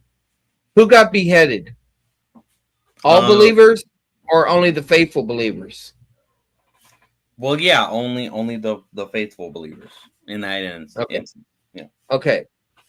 But you are allowing for the possibility that there are believers that didn't get beheaded. Or are you saying all believers got beheaded? Yeah, there are believers, obviously, like in Matthew 25, there are believers that didn't get beheaded, and they're going to enter the kingdom. You know. Okay. But So obviously, did they didn't get anybody? resurrected though. They obviously didn't get resurrected though. But here's the thing: by the time before the marks even issued, half the population is dead. Okay. Right. Do believers die in the tribulation? Yes. Okay. So do all the believers that die in the tribulation, are they faithful? Not all of them. Okay. So you're allowing for the possibility that there are believers that are not faithful. Yeah. All right. So you got believers that are not faithful, but they didn't necessarily take the mark. Is that what you're saying? Yes. Yeah. Okay. Then I saw thrones, and they sat on them. Judgment was given to them, and I saw the souls of those who have been beheaded because of their testimony of Jesus, and because of the word of God, and those who had not worshipped the beast. So one argument is, you see the and right there? Someone might say that you're talking about two different things. Okay. Mm-hmm. And those who had not worshipped the beast or his image, and had not received the mark of the forehead and on their hand, and they came to life and reigned with Christ for 1,000 years. So the faithful ones that were martyrs are the ones that came to life and reigned, right? Yeah. But does that mean that only the believers that were faithful came to life, or could there have been other believers that didn't come to life? Well, I mean, well, yeah, I mean, obviously, I know that there's going to be other believers from the Old Testament coming to life. But during the tribulation, the rest of the dead, is the rest of the dead including believers, or is it only unbelievers? I mean, I would say it's only unbelievers, unsaved people. Yes. Okay. The rest of the dead did not come to life until the 1,000 years were completed. This is the first resurrection. All right. So if you make the argument that this passage is saying that that every believer that gets beheaded because they refuse the mark, they're the ones that come to life, right? Yeah. Then it would logically have to lead to millennial exclusion if you assume that there were believers that took the mark and died, but they don't come to life, right? Yeah. Yeah. Well, here's the question. Are there believers that took the mark, but they're still alive at the end of the tribulation?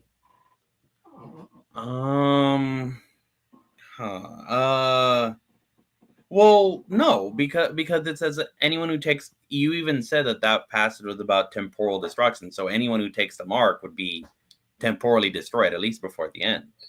Do they die in that passage? Or do they die, or do they just get tortured? The vial judgment passage. In Revelation 9, let me see. Revelation 9:17.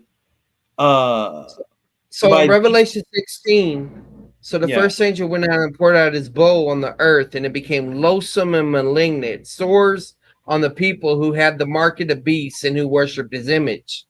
Okay, they're just experiencing temporal things. I think they even begged for death, but they were not allowed to die. Yeah, let me see. I think there's a passage that talks about the begging for death and they're not allowed to die. Yeah. Oh, when they're Hold on. bitten by the scorpion. Yeah, the ones that were yeah, that one might be a different judgment, but like I'm thinking like I mean, yeah, Mhm. it's just like I don't think you just see anyone that has the mark of the beast, not in Matthew 24, 25, not in any other passage at the end of the tribulation where anyone has the mark of the beast and is Okay, believer and is not. right. So why do you have goats at the end of the tribulation? Because they're living unbelievers. Are you sure? As far as I know. Okay, They're so living unbelievers. let's go to Ezekiel 34. I'm gonna bring this up on my screen.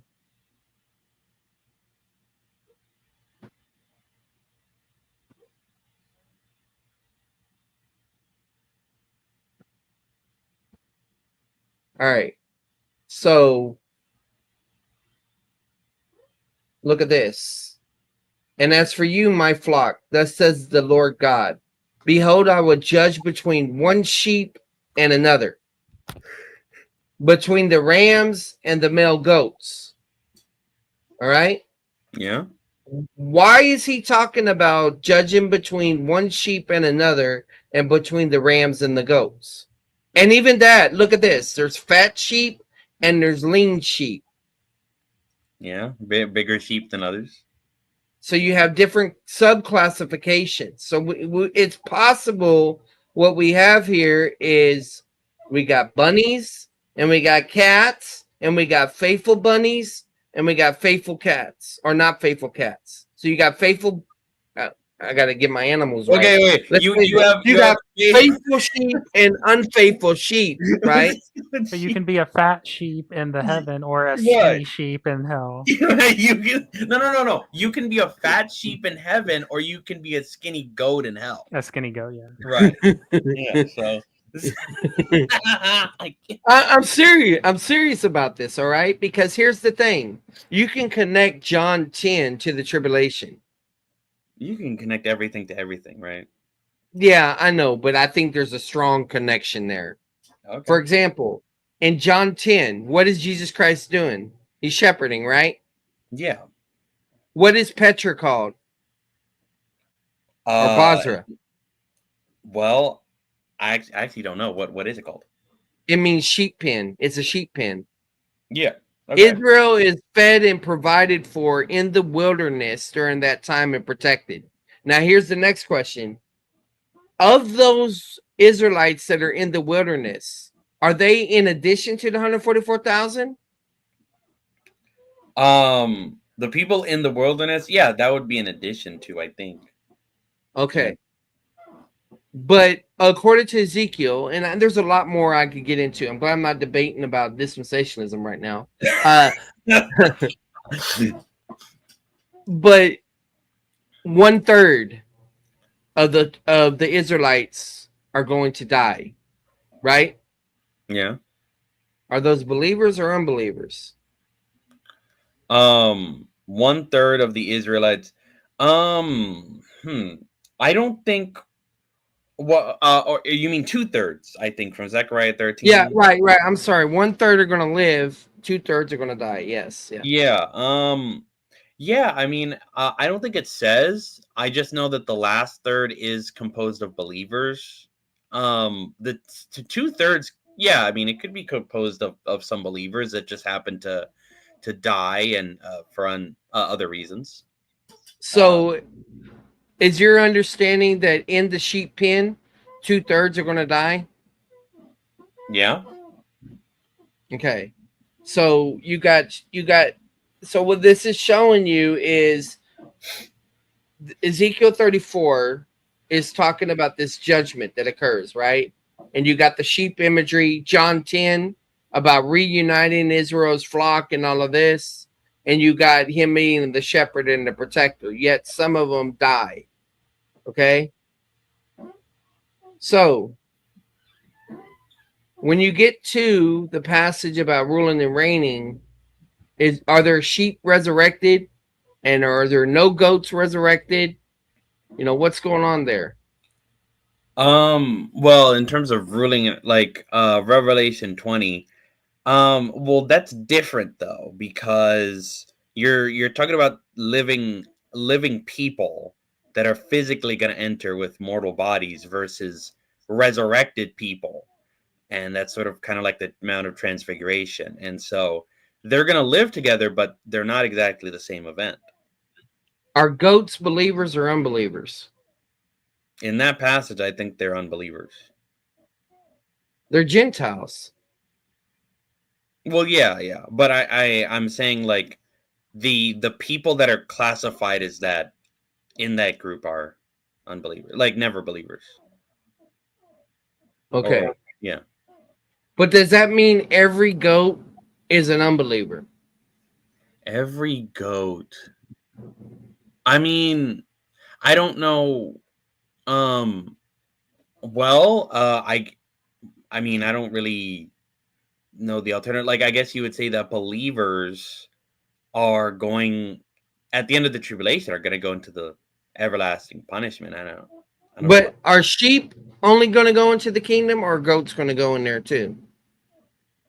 I'm pretty sure it just, yeah, well, I think it just says like, you know, they'll inherit the kingdom prepared for you for the foundation of the world. Okay.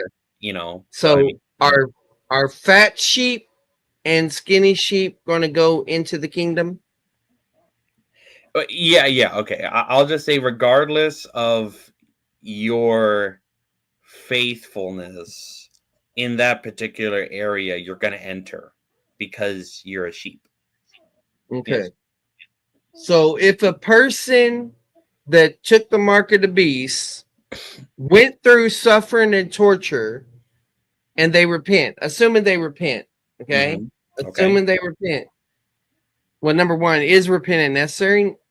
No, not unless you're arguing for millennial exclusion.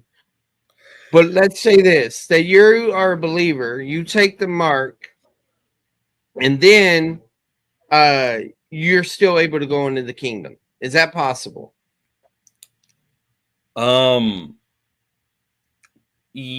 Maybe. I'll have to think about it, but I'm gonna put a hold on that. I'm gonna say maybe. Okay.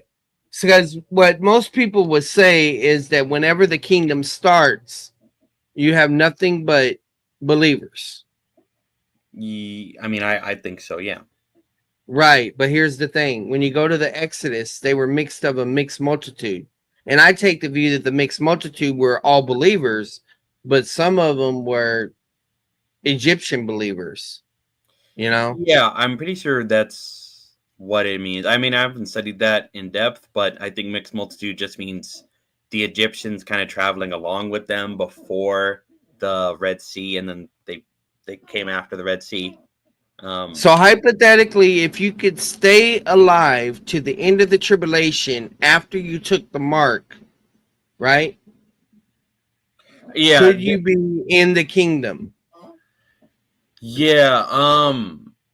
Yeah, and this is where it gets super hypothetical, because like, let's just say you survive, but like the point of the mark of the beast is like your allegiance to the beast. And so like, what I mean, in your view, actually, But that would work for millennial disinheritance. They're disinherited.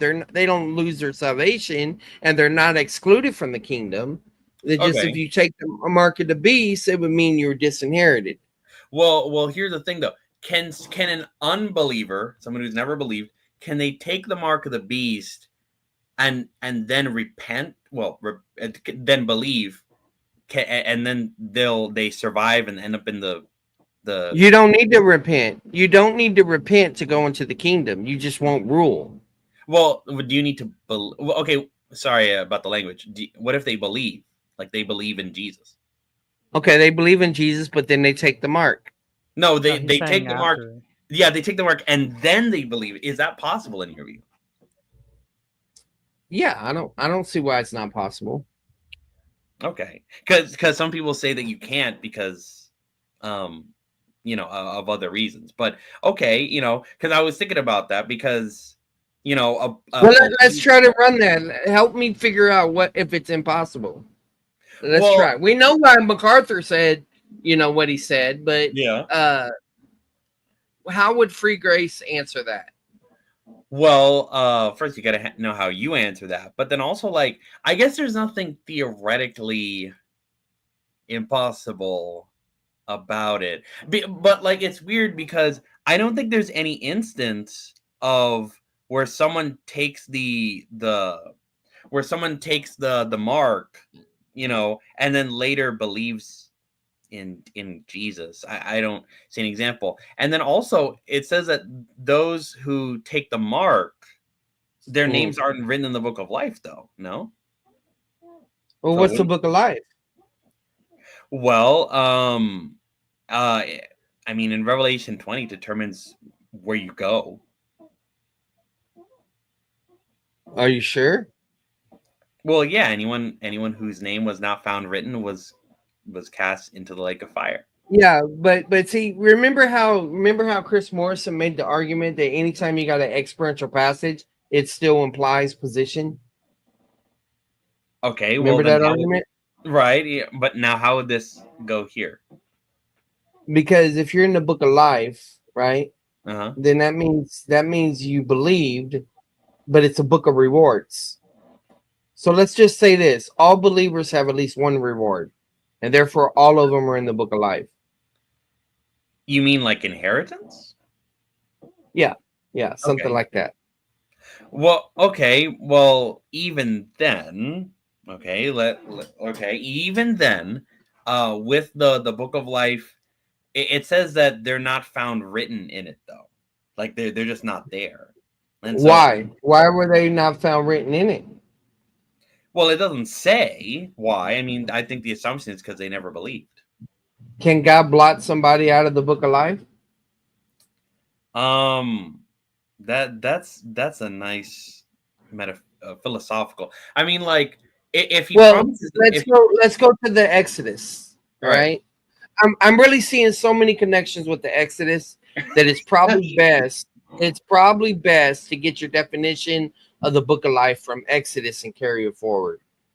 So wow, yeah, I really pulled from a gemstone when I brought that up. Then, huh? yeah, and I got videos on it. But here's the thing. Yeah. So when the whole context for that, Moses is interceding for his people, and he says, "Blot me out of your book." Okay, and what did God say? The soul or the one who sins, that's who I blot out of my book. That's not about salvation. That's disinheritance.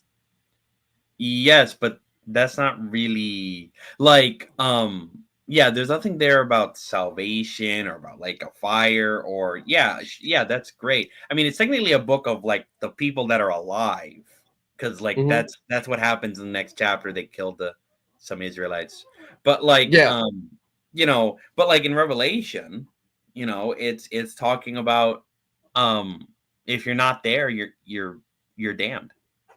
Damned where? What happened if you're not in the book of life? Where are you put? The lake of fire. Let me ask. Are you put in the lake of fire? Just what was that? Just really quickly as a clarifying question, would you consider ruling and reigning in the millennial kingdom an inheritance or salvific? That's inherit. I mean, yeah, that's inheritance. I wouldn't say that's inherently soteriological. And the same for you, I assume, Charles. I'm talking as myself. Like I was just talking as Tim, but I'm talking to myself. Yeah, I think that's not it. Yeah, because I mean, yeah, because the difficulty is Revelation 20:15, and if anyone's name was not found written in the book of life, right? And so let's just say the book of life is a book of rewards, right? Mm-hmm. And all believers have at least one reward, okay? A book of inheritance. All right. A book of because reward sounds weird. A reward is something you kind of like earn. Like you okay. All right. If anyone's name's not found written in the book of inheritance, we'll use it like that. Or book of blessing is probably what I would say. he's thrown into the lake of fire. That allows for the idea that the book of life is not necessarily referring to salvation, but it implies it. You know what I mean? Well, So yeah. I let's mean, go to the Mark passage and let's see what happens. Where's the Mark of the Beast passage that talks about the book of life? I think it's in Revelation 13, verse 8, where it says, all those that worship him, their names are not found written in the book of life. Yeah, 13. Yeah, their names. What does name mean? Well, name could mean a lot of things. It has to be Character, authority, reputation. I think it's more than, it has to be more than just a name, because Moses says, "Don't blot me out." He says, "Blot me out." He doesn't say, "Blot my name out." So there's something more Right. substantial to it, I think. Yeah, but I mean, take me out of your will, yeah, out of your inheritance. You could use it. We use the same language that way. Yeah, I Whose mean, name has not been written from the foundation of the world in the book of life of the Lamb that has been slain. So yeah. I mean, either way, like the conclusion is still that, okay, whether you want to say it's a book of rewards, whether you want to say it's a book of inheritance, if your name is not in there, then you're cooked. Do you guys think sinning can remove reward? I know you think that doing good gives wait a you reward, minute. but Wait do a you think- minute. Hold on. Hmm. All who dwell on the earth will worship him. Everyone whose name had not been written from the foundation of the world. I don't assume predestination in that statement in the book of life of the Lamb that had been slain. So Yeah. what if this is saying is that if you're in the book of life, you won't worship him? But it's not making a statement that you're not saved. If you're in the book of life, you won't worship him. So, okay. Now but then that includes all believers. So then all believers will not worship him. Isn't that Calvinism? you have like perseverance. No, you won't. Let me tell you why. You could take this as a prophetic statement. Oh, okay. Yeah, that's So- the angle I was going to suggest. You could always say, well, God doesn't make them; it's just God foreknows that Okay. that this is going to. Right. And see, the thing is, if someone charges me with Calvinism, like, okay, well, tell me what letter I hold to.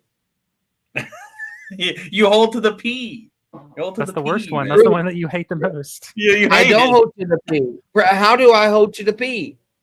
I Well, have if not argued that. I have not argued once in any of these mock debates that you're going to persevere. Well, me acting as Tim, I mean, didn't you basically say that this is a passage saying that if you're in the book of life, i.e., if you're a believer, have at least one inheritance, then you are not going to worship the beast. That's not perseverance. That's a prophecy. Well, I mean, what? Could Okay, you take what perseverance of makes the them? saints as a prophecy? Then you could say, okay, I just God knows that I'll believe You it could perseveres. say that God prophesied that you would persevere. You could do something like that. Yeah. But Okay, now- so but- here's my argument. You ready? Okay, sure. There is no cessationism ends when the church is removed. Okay. Mm-hmm. What this means is that we're going more to something like apostles and prophets during that time. Okay. Yeah. So Jesus told the apostles, "You did not choose me, and I appointed you that your fruit may remain." Do you agree that Jesus had to keep the apostles alive so that they could do certain things? Yes. Okay. Is that perseverance of the saints? Well, no, not in the way we think about it. That's preservation of the preservation. that's of something. preservation. It's Right. preservation of the apostles. What if there are certain believers that cannot fall away, but some believers can fall away during times when the spiritual gifts are operating in that way. So can the two witnesses fall away? Well, hold on, Matt. I think Well, according to that passage, they're prophesied not to. Right. We all know that, but I mean, but we're not saying that prophecy is deterministic, right? So okay, we know what they're not going to do. All right. So let's bring this back to where we were talking about behind the scenes, PB. If Paul was living during the time of the tribulation, could he take the mark of the beast? That first of all, that would be kind of like assuming post-trib, but let's roll with that. So let's say Paul was in the tribulation, which by proxy means all believers are. Could Paul take the mark of the beast? And I would say yes. Yes. Okay. Paul could take it. And so do you think it's likely that Paul would have taken the mark of the beast if the mark of the beast was offered during his time? No, it's not likely. I mean, like, there's always like that tiny % chance, but like, no. Realistically, no. Pseudonym, it's not happening tonight. I'm sorry. Okay, so Paul received a revelation. He saw Jesus resurrected. He most likely saw things in heaven that he's not allowed to tell us, right? Yeah. All right. So there's a correlation between what you witness and the supernatural when you see that is a motivation for you to do that. Let's talk about John the Baptist. Did John the Baptist doubt Jesus was the Messiah? There's actually debate on that. Some people say that his disciples doubted, and so he told them to see the Messiah to prove for themselves that he was the Messiah. But I've argued that way before, but yeah. Yeah, but let's go with the conservative view that he actually did doubt. Okay. He doubted, and he saw a dove, right? And he heard a voice. But hey, man, he could have just got a sunstroke, right? Yeah, it could have been like a really good sunset, man. All right, so what about Paul? Paul meets Jesus on the road to Damascus. Could he have just got a sunstroke and thought he saw a shining, glimmering man or whatever talking to him?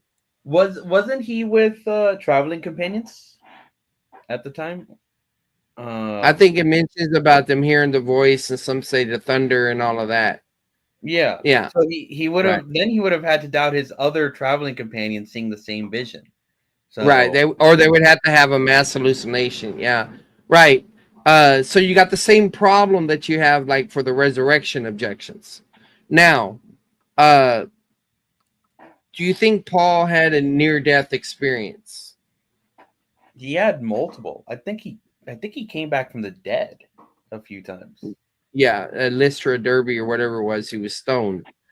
So would you agree that Paul saw things and experienced things where he had a certainty that Christians on this earth could never have? Yeah, Christians today will never know like the Apostle Paul knows.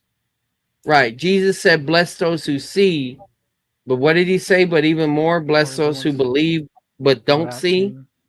Right. Yeah. What happens in the tribulation? You see everything. You see everything, right? Yeah. So that means if you believe the gospel in the tribulation, you know that Jesus is God, right? You know that he's causing these plagues. He's taking over all of this. You know information through the two witnesses and through the Israelites or whatever. And let's just say there are Bibles, but you could make the argument there are no Bibles. And so you have dreams and visions, possibly. Okay. Yeah. You have people. It says that will be the case in Joel 2. Right. during the tribulation, suppression in the Bible, internet, and all that, and an increase in spiritual gifts because of what they experience. Person is not going to take the mark of the beast unless what? Let's think hypothetical. Why would a person who has those experiences and know they have that power, why would they take the mark of the beast? Well, because they're feeling intense pressure, not only to preserve their physical life, but also because they want to have financial freedom that is going to be taken away from them. Like, imagine you had like a guy who, he could have been like a doctor, and it's like, wow, it's like, okay, yeah, I believe in Jesus, but I'm going to literally have to die for my faith, and I can't even buy and sell anything because of Isn't there the also So strong delusions fear, and demonic activity going on in there too? yeah, but are believers underneath that strong delusion? That's Well, one of the issues. I think in 2 Thessalonians 2, it says those that didn't receive the love of the truth will be deluded. Yeah. So we got a passage of scripture that says believers will not be deluded, right? Yeah. Now we know that right now there's satanic blindness. The God of this world is blinding their minds, and we assume that's Satan. Yeah. But the restrainer is here, keeping that strong delusion that's being mentioned there from coming about. So the issue that we run into is this: if you have supernatural gifts, or you came to salvation through supernatural means, you physically saw these things, you physically did these things, wouldn't you die for your faith just like the apostles did? Like Judas? Well, was Judas unsaved? That's a whole nother thing. That's a whole nothing. Okay, but like, I'm seeing what you're saying. Yes, there is that higher likelihood. I mean, obviously, people can be motivated all the time. Like, you have people, in Japan that were told to commissioners are told to step on a picture of Christ or something, and like, yeah, they were motivated. Hey, don't do that, for other reasons. But that doesn't necessarily mean that they're gonna do it. Like, there's a higher watch this. You know how a lot of people want to say, "Oh, the mark of the beast is about the Antichrist. He wants to control food," right? Yeah, something like that. Do you think? Let's just be real, guys. In the state that America's in right now, right? Let's say the main cities get hit with ICBMs, right? And there's fallout. There's all-out war. How long will it be before people start eating each other if America's sieged? Weeks. Days. No, I'm thinking days. Yeah, Weeks. there are no morals in place right now, where once the restrainer, once the Holy Spirit resident within the church is gone. Heck, I think there's Christians today that will eat people. But so do you see the point? Right. Is it possible a Christian in the tribulation eats somebody? A Christian by a saint, a tribulation saint. Can a tribulation saint eat somebody in the tribulation? Well, they could. People do weird things to survive. So they I mean, Hannibal Lecter. Oh man, that dude just took the mark, cut his hand off. Let's cook him up. Dang. I'm being real. I'm talking about a real scenario here, right? Yeah. I mean, he's dead already. He's cooked. Let's cook him.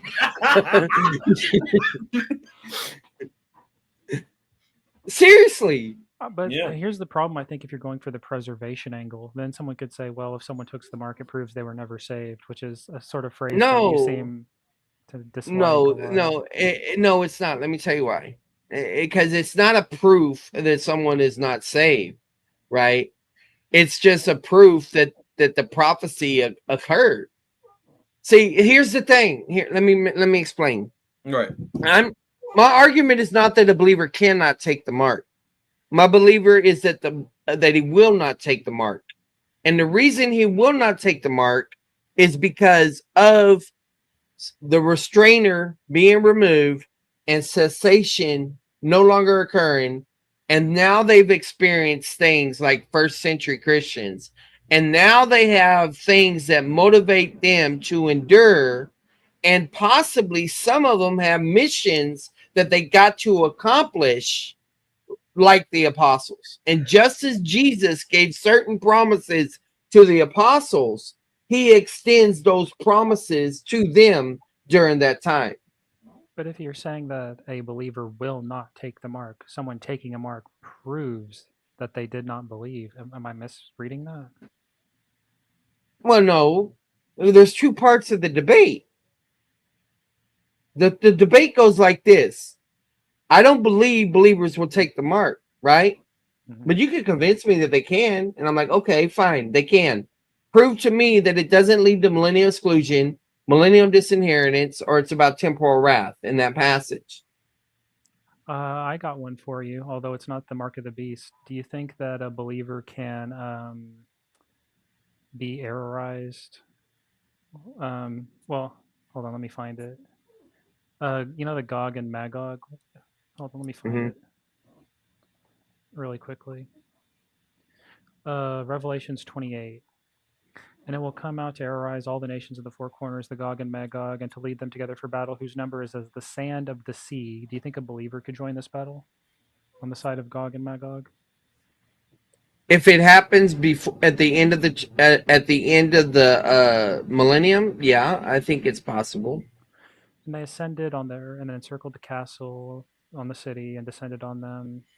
Fire and sulfur descended on them. And there, where the hunting beast and where the false prophet are, they also will be tormented day and night into the eons of the eons. This is after Yeah, the hunting beast and the false prophet yeah. are thrown into Well, the lake of once fire. here's the thing to understand, Howdy. Once you open up the door for millennial exclusion, then you could argue that believers are tormented. But in the lake of fire, it says where the false prophet and the hunting beast are, and it says that they are in the lake of Yeah, fire before this passage. yeah. If you allow for the age language and the intensity language and the lake of fire being temporal or maybe even annihilated after when the new heavens and new earth, if you allow for all of that stuff, it opens the door. If you allow that someone that could take the mark survives to the end of the tribulation and that somehow a believer that takes the mark is still allowed to go in to the kingdom, then you got but they're not allowed to rule and reign because they took the mark, then there's a disinheritance thing. There's other things like that. But my point is that even if the person convinces me that believers can take the mark, right? Mm-hmm. Remember, that's his point. You see, I'm fine with saying, you know what, I was wrong that believers can take the mark. Okay, or actually, I'm fine with saying, you know what, you're right, believers will take the mark, but prove to me it causes loss of salvation. That's his main hurdle. That's his problem. So he's got to decide whether he's going to try to make this whole thing about the mark. And then we're going to go around in circles about fire and brimstone, intensity, and all these other things that you brought up, right? Or he could get to the heart and he could say, I'm going to ignore the first part. I'm going to tell you why believers can lose their salvation in the tribulation. And then he starts going through the book of Revelation, showing me that people can lose salvation. That's his better approach. Then he can go to the book of life passage. He can go to the overcome passage. He can go to all that. However, if he does go down that path, he's still going to have to deal with the book of life. He's still going to have to deal with the different views of overcoming and all of those other things like that. So his real issue is he needs to be able to explain how no one goes to hell because sin is true now, but it's not true during the kingdom. And if he says, I'm during the tribulation, and if he says, I don't believe that unbelievers' sins are forgiven, then the issue is, okay, well, then I challenge you to formally debate the atonement view, because you have a wrong view of the atonement from my current perspective. And because you think that the atonement's only applied when you do certain behaviors, that's your problem. That's the fundamental assumption. So there's that angle. Then there's the issue about, okay, if a person takes a mark, they fell away in their sanctification. They didn't lose their salvation, you know? Right. So what I'm saying is I can say, you know what? I can concede the first part of the premise and still win the debate, because the debate is, prove to me you can lose your salvation for doing those things. Well, what I can do, I think, is make you say that the lake of fire is temporal in at least this passage, which seems to be like a huge bullet to bite, right? Well, I could say that, yeah. We could go down the lake of fire is temporal. Let's just do that real quick, Yeah, Howdy. well, let me just ask. The lake of fire is temporal. Well, before we do that, I just want to get your honest take on Revelations 20:10. Like, how would you respond to, or 7 through 10? Like, would you say that the hunting beast and the false prophet are not in the lake of fire at this time? Or would you say that the believers will not join Gog and Magog? And the devil who deceived that was thrown into the lake of fire and brimstone, where the beast and the false prophet are, they will be tormented day and night forever. So no, that sounds to be after the millennium. And Satan is no longer let out right there. So they're in there. Okay. So do you think believers can't do this, or do you think that the lake of fire is temporal in this passage? Well, even if the lake of fire was temporal, okay, they're never going to get out. So believers are in the lake of fire and can't get out? Maybe. That would be ultimate millennial exclusion, right? Well, that's not millennial exclusion. That's eschatos exclusion, I guess. Yeah, yeah. Yeah, I mean, well, this isn't about the debate. It's not the mark of the beast, but it's about it's the similar lines. Can a believer join Gog and Magog and attack the city? Because it says if they attack the city, they're cast where it doesn't say lake of fire, but it says where. Okay, where's that passage that says that they attack the city? Just a couple before. Okay, but to be clear, I believe that there's a millennial rapture. And so I believe that all believers in the millennium are going to be removed on the earth before this battle occurs. So there's but so none of these people. So all of these are unbelievers who can't believe, is what you would say. Yes, yeah, because I mean, maybe after the rapture happened, maybe like, oh crap, I should have believed, but so this is after 1,000. Right. So, I believe in the millennial rapture. So there's no so as soon as you believe in the millennial reign, you're raptured? No. What happens is that he causes fire to come down on earth on these armies, and God removes them from the earth so that he could destroy the heavens and the earth at the same time. So all believers, all saints from all time are now, by that moment, they're all gathered up in New Jerusalem.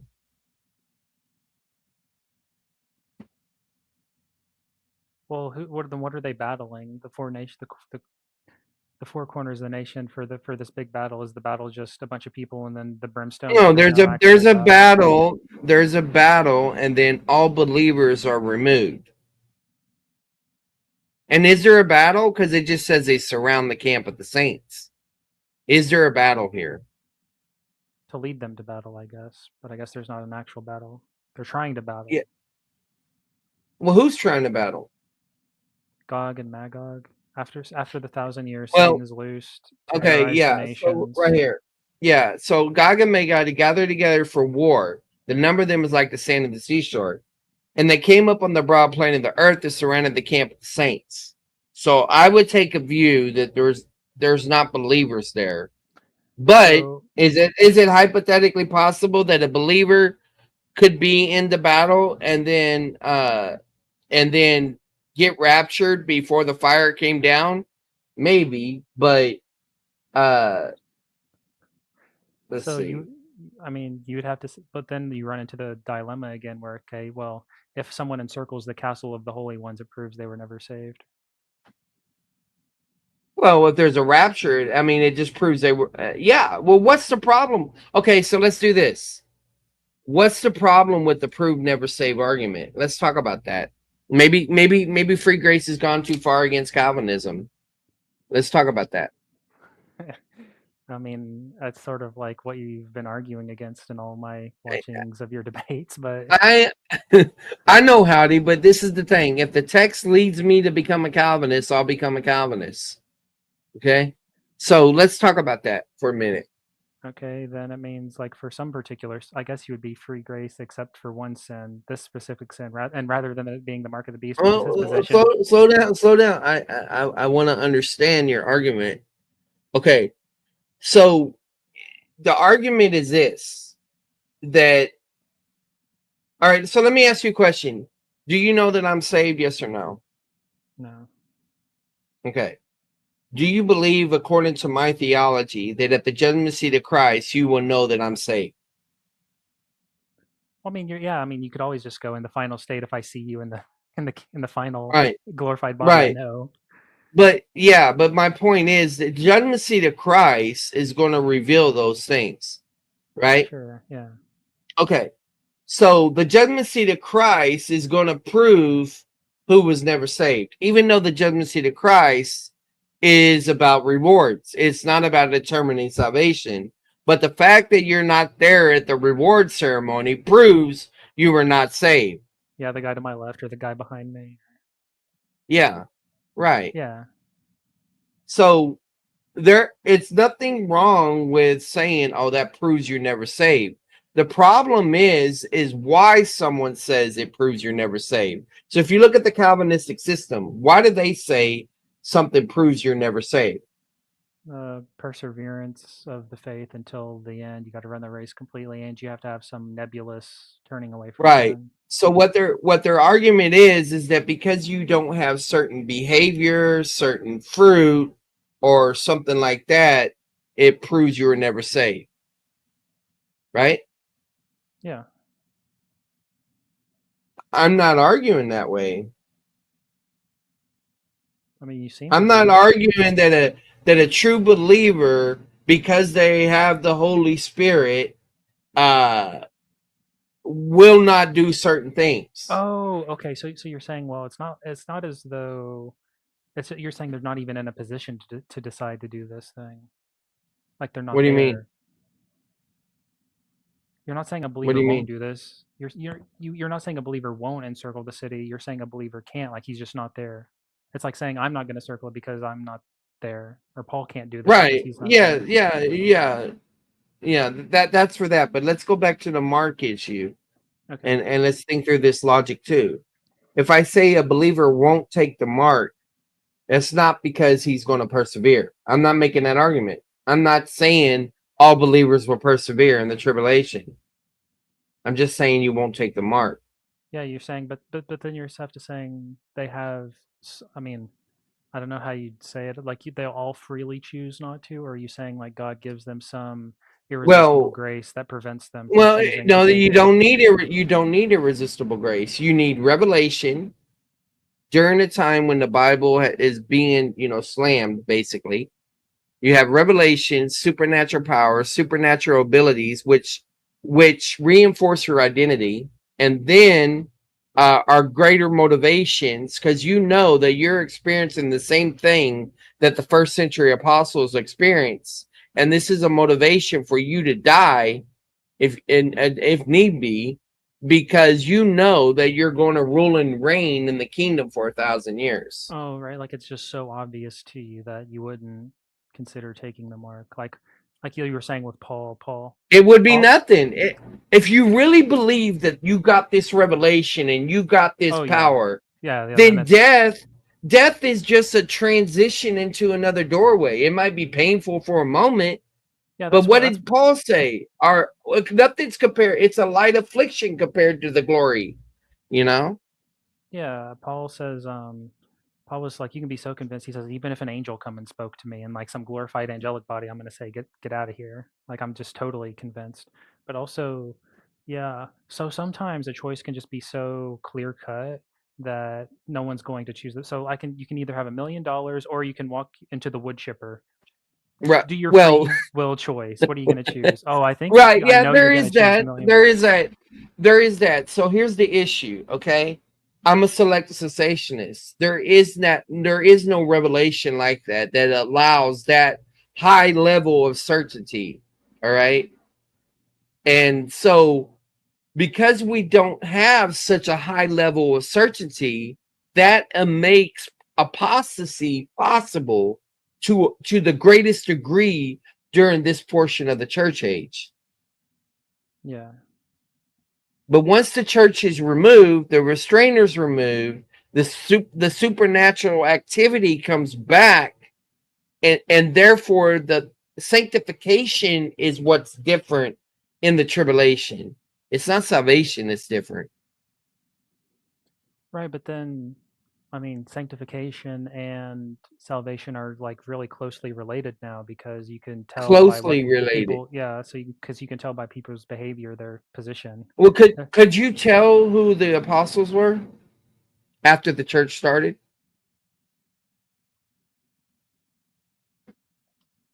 Absolutely. I mean, I think I to be mean, almost. consistent, you'd have to say no. You'd say almost certainly, but you couldn't say I know 100. Like I'm. Like Yeah, you couldn't be. 100%.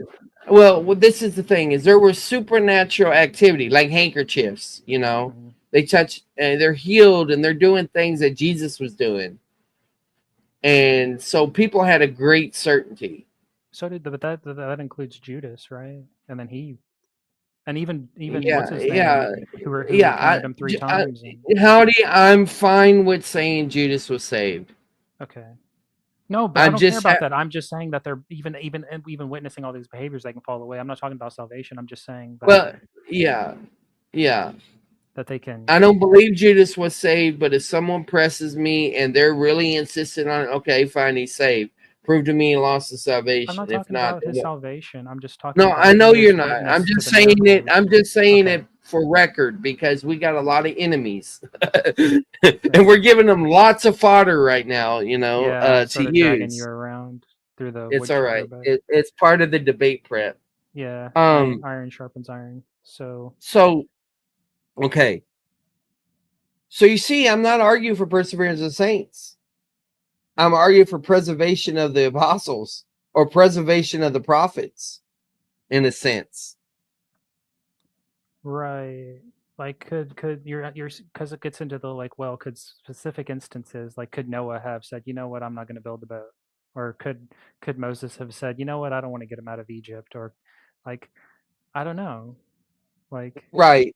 Yeah. There are some situations where if a person would not have done it, God would have to either kill that person and find somebody else that would do it, or that's just one of those situations where God used external means and all things to make sure that that one activity was done.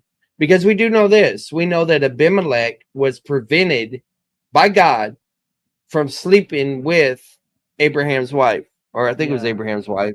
yeah, So God can, there's one example right there where God can prevent a a specific person from sin, one specific sin. right, And that's not perseverance. right. That's just sovereignty. Yeah, yeah, you would argue that, okay, so for one specific thing, God can intervene. I mean, God can intervene on anything and prevent a sin, right? Yeah. And so the only thing is that it's a prophetic, God makes a prophetic statement that this is how it's going to happen. I'd make an argument that John 15 is a prophetic statement to his apostles. You have not chosen me, I've chosen you and appointed your fruit that they will remain. Okay, the only difference is usually when those instances, it's like one or two people. Like, okay, I'm going to make sure this guy does this. It's not as though because the language here is like the sands of the sea. So there's lots of people walking around. No, Is it going to? I'm treating the sands of the sea thing different. Okay. I'm making the argument that there are no all at that point, those are all unbelievers trying to come against the Right. old Jerusalem. Okay. And then Okay. God removes all believers to the new Jerusalem. Right. Sorry. So just for the mark then, but there's still like a plenitude of people. Like it's not like four believers that don't take the mark. Yeah. It's like a lot of But people. well, here's the thing. How many people at that time? Look how many people People are die. dead, yeah. Yeah, half the population of the earth is already cut. And so I'm going to say this. I think the mark is more psychological than it is effective. You're saying like people reading it's like are I guess like I'm influenced saying enough. that Satan uses fear. I mean, the whole reason that I'm debating this person because he's scared that if what I'm teaching, people are going to take the mark and lose salvation. That's the Right. reason he's debating me. That's how he thinks. Yeah, but then we're back into the okay, well they're just so knowledgeable they know that this is just going to be like a pinprick and they don't really care.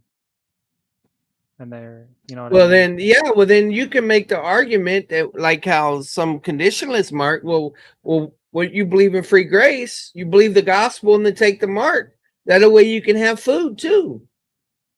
You're good to Oh go. yeah. Oh yeah, maybe. Oh yeah, someone could say, "Well, I don't care about the." Oh, this actually brings me. This is actually an important Oh, question. So I'm going to be tormented. I'm going to be tormented by the vile judgments. Hey, man, I'm hungry.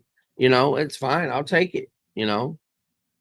I'm ready to right. die anyway. I might as well get died. You know how you got suicide by cop? Maybe Mhm. there's suicide by mark. You know what I was thinking about free grace, and let's just say you have some licentiousness to sin, and I don't get some rewards, but you're missing out on experiencing all the sin that you'll never get to experience again. So you could have some sort of morbid curiosity. You know what I mean? Like, well, I'm Yeah, never going to that get to murder in the final state. I might as well get some murdering done now, just to see what it's yeah. like. You know what? A person that's sinful can think of some crazy stuff. So yeah, I can see something weird like that happening with some people. So There's going to speaking, be a lot of psychological problems during that time. People are going to be experiencing real trauma during that time, and people don't do things that they so normally should do. And so we're Chip, not logical. what do you think is like? Do you think like the church age saints are getting like direct revelation, or they're just hyper There's aware? no church age saints. I said tribulation saints. Oh, I'm sorry. Yeah, it's very possible that there's direct revelation during that time. There's two witnesses, most likely prophets. There's 144,000 that are sealed, and I don't think that's about salvation. I think that's about service. So there's that aspect. So yeah, it's gonna be it's a wild time, man. And I mean it's gonna be a time of horror. Don't get me wrong, but I mean you got options. Either you believe in God that He's causing everything in the tribulation, or you believe that the Antichrist is God, right? And Well, here's the somehow, well, or well, that there's here's more than one God, or there's aliens. but the tribulation saint starts out as an unbeliever, right? Yes, all believers are removed in the rapture. So would they in the unbeliever state during the tribulation be in the deluded state from the air rising or the spiritual delusion that he sends? Well, this I used to hold the view that if you were exposed to the gospel and you rejected it, and then the rapture happened, you couldn't get saved during the tribulation because God will cause strong delusion on you because you didn't receive the truth whenever you got. But now I realize that it's talking about people that are saved during the tribulation. And people get exposed to the gospel multiple times before they ever come to salvation.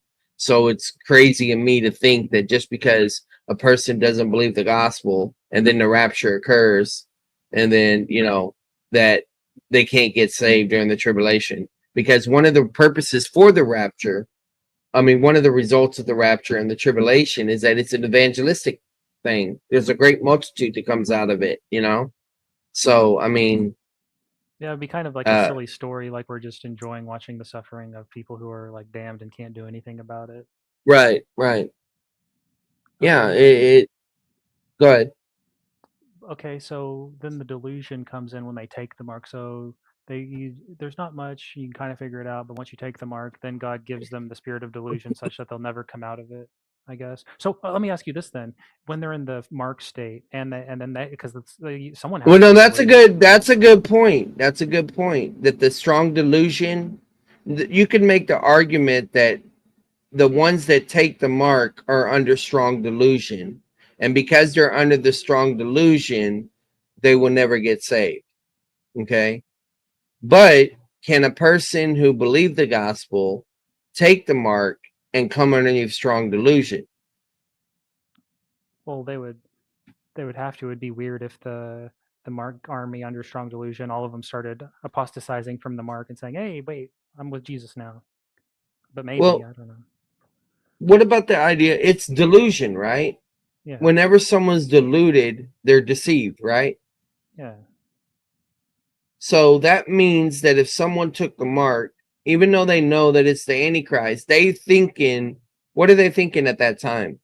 That They that's actually, God. they actually think it's an angel of light. I think Paul says that Satan shows himself as an Transforms. angel of light and righteousness. Like they just think it's like the good thing. Like they don't think Yeah. they're the bad guys. Obviously, but why would they think they're the bad guys? They would say, "Oh, wait, I'm the bad guy. Let me switch sides." And some take the view that really what it is unbelievers in rebellion against the God. They're like, okay, yeah, God exists, but you know what? He's the wrong God, or he's just an alien or superhero that's bad or whatever.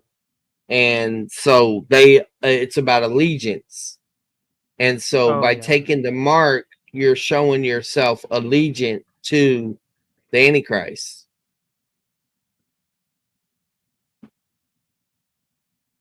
Yeah, I So guess. Yeah. I just don't think you can't call it Calvinism. You could because my arguments are about charismaticism. That's really what my main argument is it's because of charismaticism will be occurring during the Well, tribulation. here's a thought, because Paul calls people saints. So Uh-huh. Paul, under inspiration of the Spirit, can determine other people. So maybe in that age, some like you can just be inspired. Yeah. If prophecy is out of 10, Or you could see the mark, you could see a seal on somebody else's head or something, of God's seal that's on your head. That's how the Left Behind novels did it, if I remember right.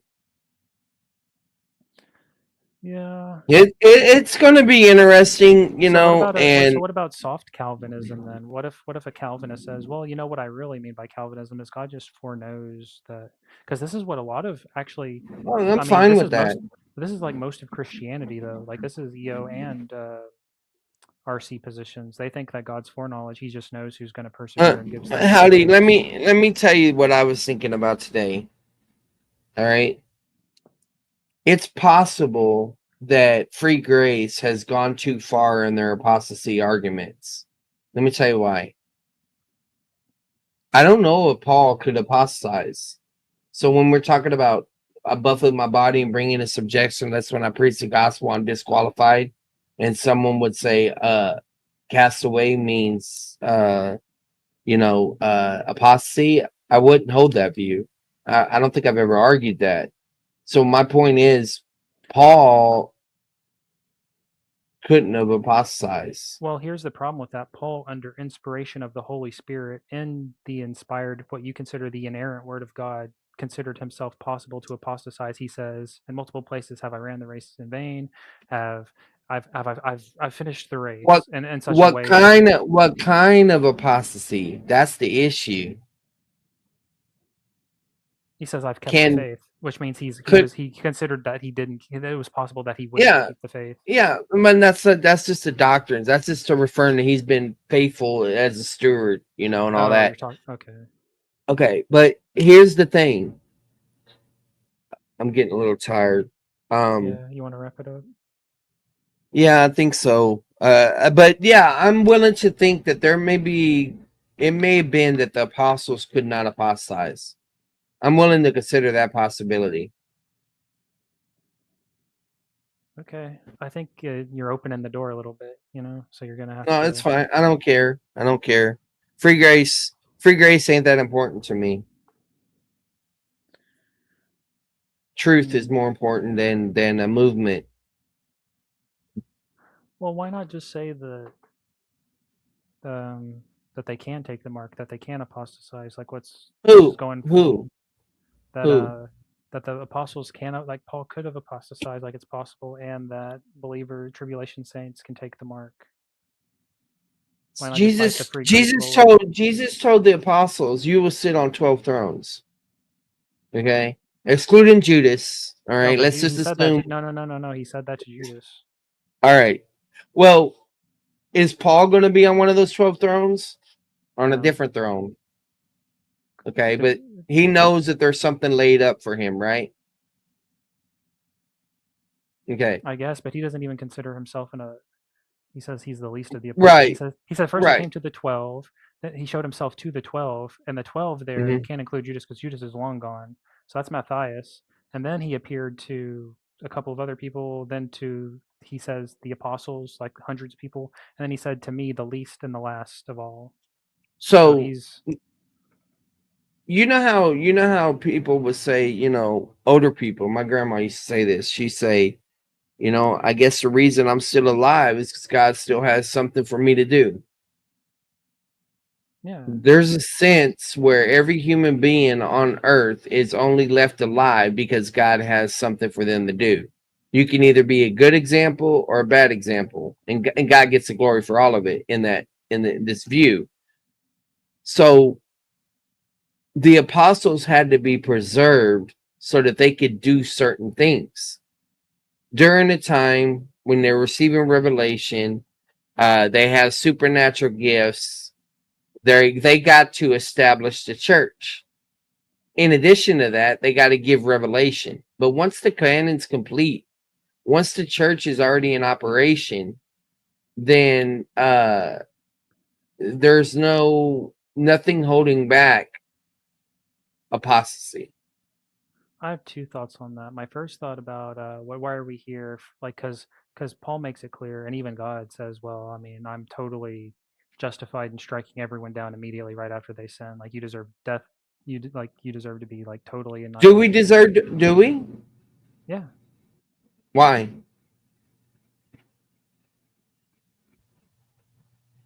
If Jesus Christ removed the penalty of sin, why does anybody deserve to die?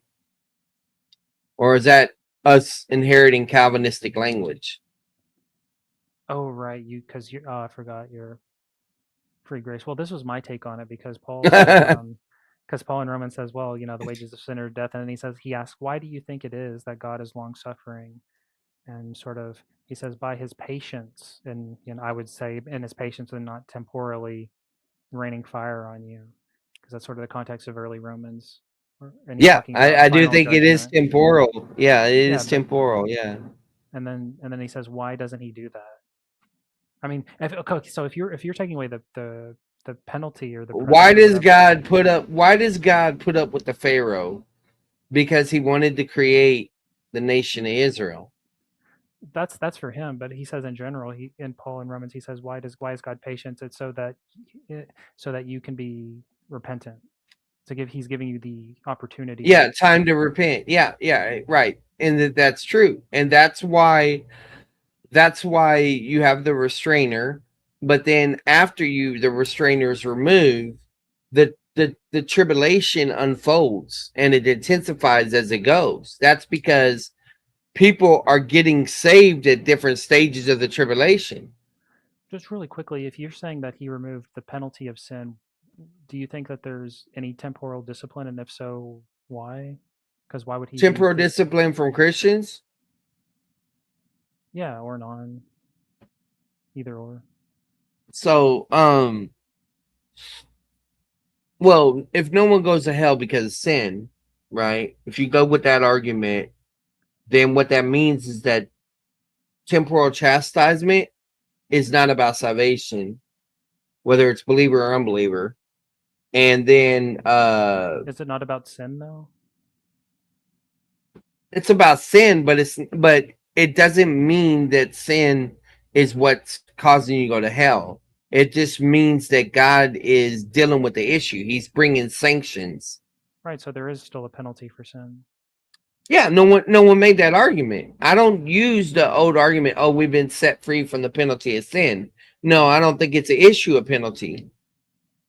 Okay. I don't make that argument. Okay, and the other thing I guess was you're saying, well, okay, God preserves these people. And then the question is, well, you only have three options on that. You can have the Calvinist, well, God gives them irresistible grace that preserves them, or the RC or EO position where God foreknows who would, be amenable, and then that's who he calls or chooses or outcalls to do these tasks.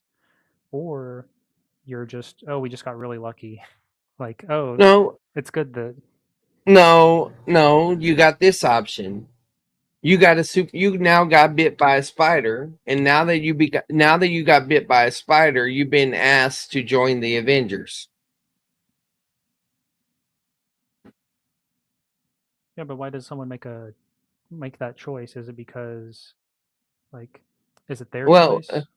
let me. If you have a superpower, Howdy, and this is an amazing superpower, what's the likelihood of you using that superpower? It's high, but I don't think it removes like the possibility of not using it. Well, that's not the argument. The argument isn't can, will. And so what I'm saying is that the motivations, the Right. motivation of the future kingdom, the motivation of your present ability, the motivation of the revelation that you've received, all of these things make it where you're on spiritual steroids. I have a question then. Can someone never Uh-huh. be mistaken? So like, can a tribulation saint get drunk? Right. Good question. Great question. So here's the issue with that. We know that whenever a person is underneath the inspiration of the Holy Spirit, they can reveal inerrant word, right? But that doesn't mean that their sin nature or sin principle is eradicated. So what this means is that sin does not interfere with God-given revelation. Right, but you could easily, like, you can get blackout drunk, or like can a tribulation saint get so high that he just takes the mark on a whim, like he doesn't even know what it is? Yeah, It's like, oh, it's a this is a good cool question. tattoo. No, I think you got to know exactly what it is, because you got to know that you're swearing allegiance to the Oh, Antichrist. so someone can't like force you and hold you down and hold a tribulation saint down and force it on them. No, some people have made that argument, but no, the whole issue with that is it really a mark, a visible mark? Is it a electronic device? Oh, like all you of have the to, you have to be conscious and like, I'm a swearing allegiance. Like I have to actually and mean it. Like I right, can't be because high God. and saying it. Well, if you think about it, belief in the gospel is a cognitive act. Mhm. In the same way, belief in the Antichrist is a cognitive act. Right, but you said someone could get high and believe the gospel. Couldn't someone get high and Believe the in gospel or hear believe in something? the Antichrist. Well, if they believe the gospel and then they believe the Antichrist, and they're like, "Man, God's tripping," it. If it wasn't for that passage about the strong delusion, you might got me, Howdy. But it seems like that's the reason. It's not perseverance. Here, how about this? Let's just do this. God causes strong delusion, right?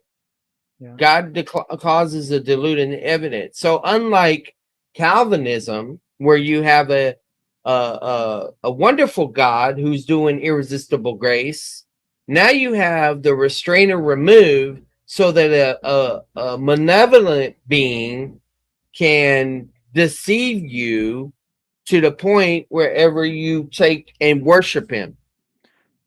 Yeah, but does that deception occur before or after the mark? Good question. Let me think about that. They believe the lie. So number one, they recognize his identity, and then he enforces the mark. So I don't think the mark is what damns you, but the fact that you have the mark shows that you're damned. So the delusion is when before. Yeah. So So then, how does God choose who to delude and who not to delude? Because if anyone gets deluded, like they're gonna take it, right? So God's right. choosing. Well, it says because they did not receive the love of the truth, which seems to be they did Oh, not believe the gospel. okay. But what about some? Okay.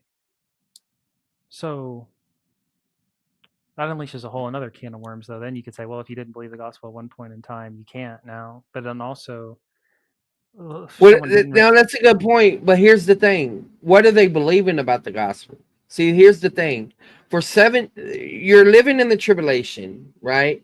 No one's a believer. Half the population has been cut. You know, they're dead.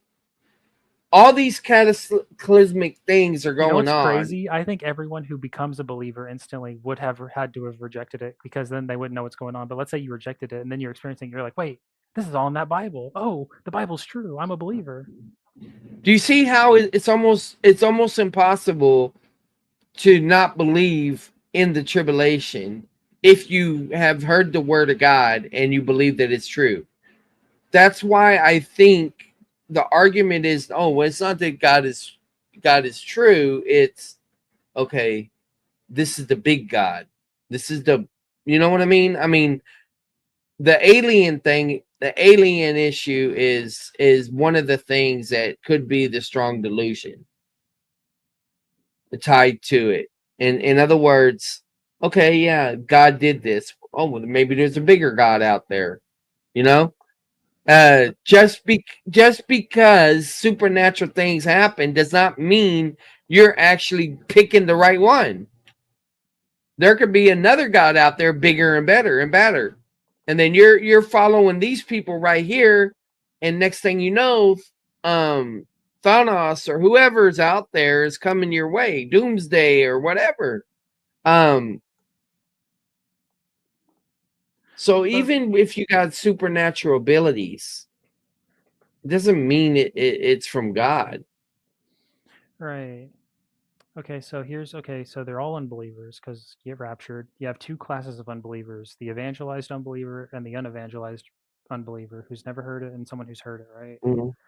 We Mm-hmm. know that at some point God sends the strong delusion, and you're saying that this is before the But the mark. two witnesses and the 144,000, I think, are already active before the strong delusion stuff occurs. Oh, so they get like they get re-evangel like there's a here's the question. Yes, Do you think everyone gets evangelized at least to some extent? everyone on earth will hear the gospel at some point. Everyone is evangelized or There's re even going to be an angel. And some people say it's not a message of evangelism, but it's a message of proclamation. But yeah, everyone that is alive is going to get an opportunity to hear the gospel, I think. Now, let me be clear about that. Let's say the rapture happens, right? And then a plane falls out of the sky on your head. Oh yeah. How are you going to get evangelized in? Yeah, I mean, there's a lot of edge cases that are hard to decide, Well, right? yeah, and the other thing is that the rapture doesn't start the tribulation. So hypothetically, the rapture could happen now, and there could be 1,000-year period between the rapture and the signing of the Antichrist covenant. And you think You that could the you could have AI and aliens rebuild everything. well, you can't get too far, I think. Like if we can't be exploring other planets because it doesn't seem to say anything about that. Like it's all like confined to Earth, isn't it? Yeah, well, Here's every here's a thought experiment. What if someone is an astronaut and on the ISS or they're on the moon during the tribulation and they're stuck up there. Well, that's great. Sorry, I'm stupid. Well, if they're an unbeliever, but they're on the moon, the thing is, the sun is going to turn black, and the moon's going to be affected. So they're going to have to make it to Mars. You know, maybe if they make it to Mars, they might be okay, but I doubt it. I mean, because I think God looks at everything that He created all as one thing. So when He creates a new heavens and new earth, He's going to create everything new. Yeah, that's the language Paul uses. He says all of creation groans in expectation for whatever. Yeah. No, So- this is going to be a challenging debate, and no one's going to be happy with how this goes. I think you're more prepared. Just really quickly though, so there's the evangelized unbeliever, the evangelized and the unevangelized unbeliever in the tribulation. Let's jump to the tribulation starts. Okay, church raptured. Everyone's an unbeliever in two of these classes. Then at some point, everyone in this is evangelized by the witnesses or something, direct revelation, but everyone gets evangelized. Then you're saying every one of these people gets a choice between, I don't know, accepting the gospel, or let's say believe the gospel. Everyone gets an Mhm. opportunity. Let's say opportunity to believe the gospel. Okay, then after everyone makes their choice, it's sort of like a one, because usually in the church ages, everyone's can always change their mind and come to it later. But if there's going to be some point at which God says, okay, wherever you're at now, you're stuck. I'm going to send a strong delusion to everyone who did not accept the re-evangelization. Then everyone under that delusion must take the mark. And everyone who is not deluded will not take the mark. Right? Yeah, and you know, another thought that I was just thinking of, what if the strong delusion is just referring to Israel?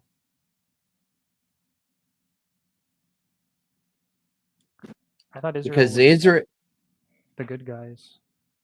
well, no. It you're gonna have the good guys, 144,000, but you're also gonna have those that accept the Antichrist, think he's the Messiah. You know, the temple is gonna be rebuilt, you know, he's gonna look like the Messiah. So it makes me wonder in Thessalonians if it could be argued that when Paul's talking, he's only talking to Israel, Jewish Christians. Well, no, you can't say that either, because he's not really talking to Christians. Well, he is talking to Christians, but he's talking about a future time. So yeah, there's difficulties and with all this stuff we don't you think? talked about. But don't you think the Lord comes from Zion and Israel during the tribulation from like the Old Testament stuff? He's like, I will come from Zion and Israel Well, will. yeah, he's going to start with the two witnesses, the 144,000. That's the preparation, and then ultimately, of course, Jesus is going to come back. But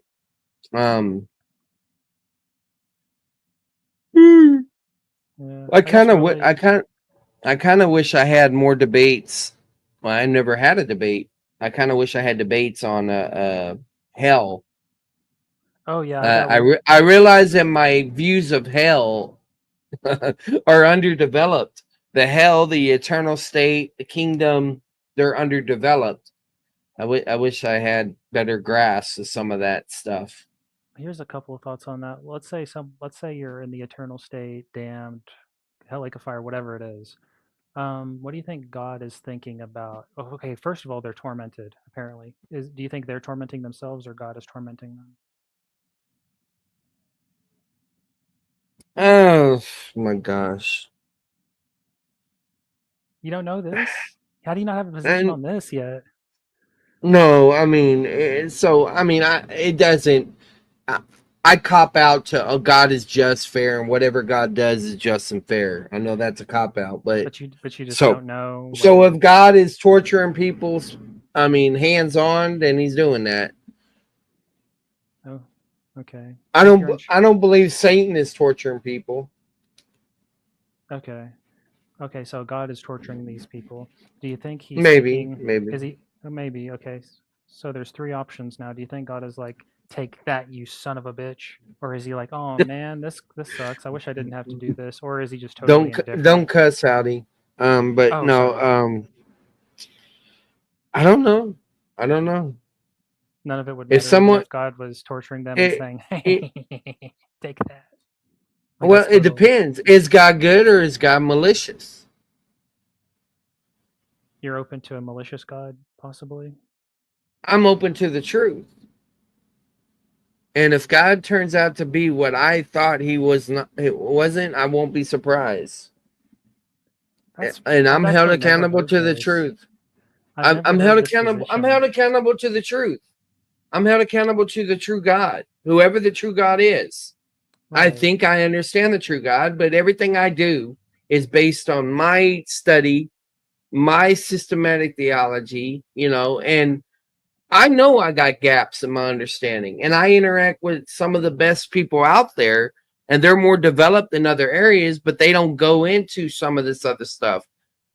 Some would say, it's frivolous, or whatever, but I'm willing to try, because if a Ruckman night can be a little bit free grace and a little bit dispensational, and all we got to do is start having these discussions, and we get rid of this boogeyman. Oh, it's Calvinism.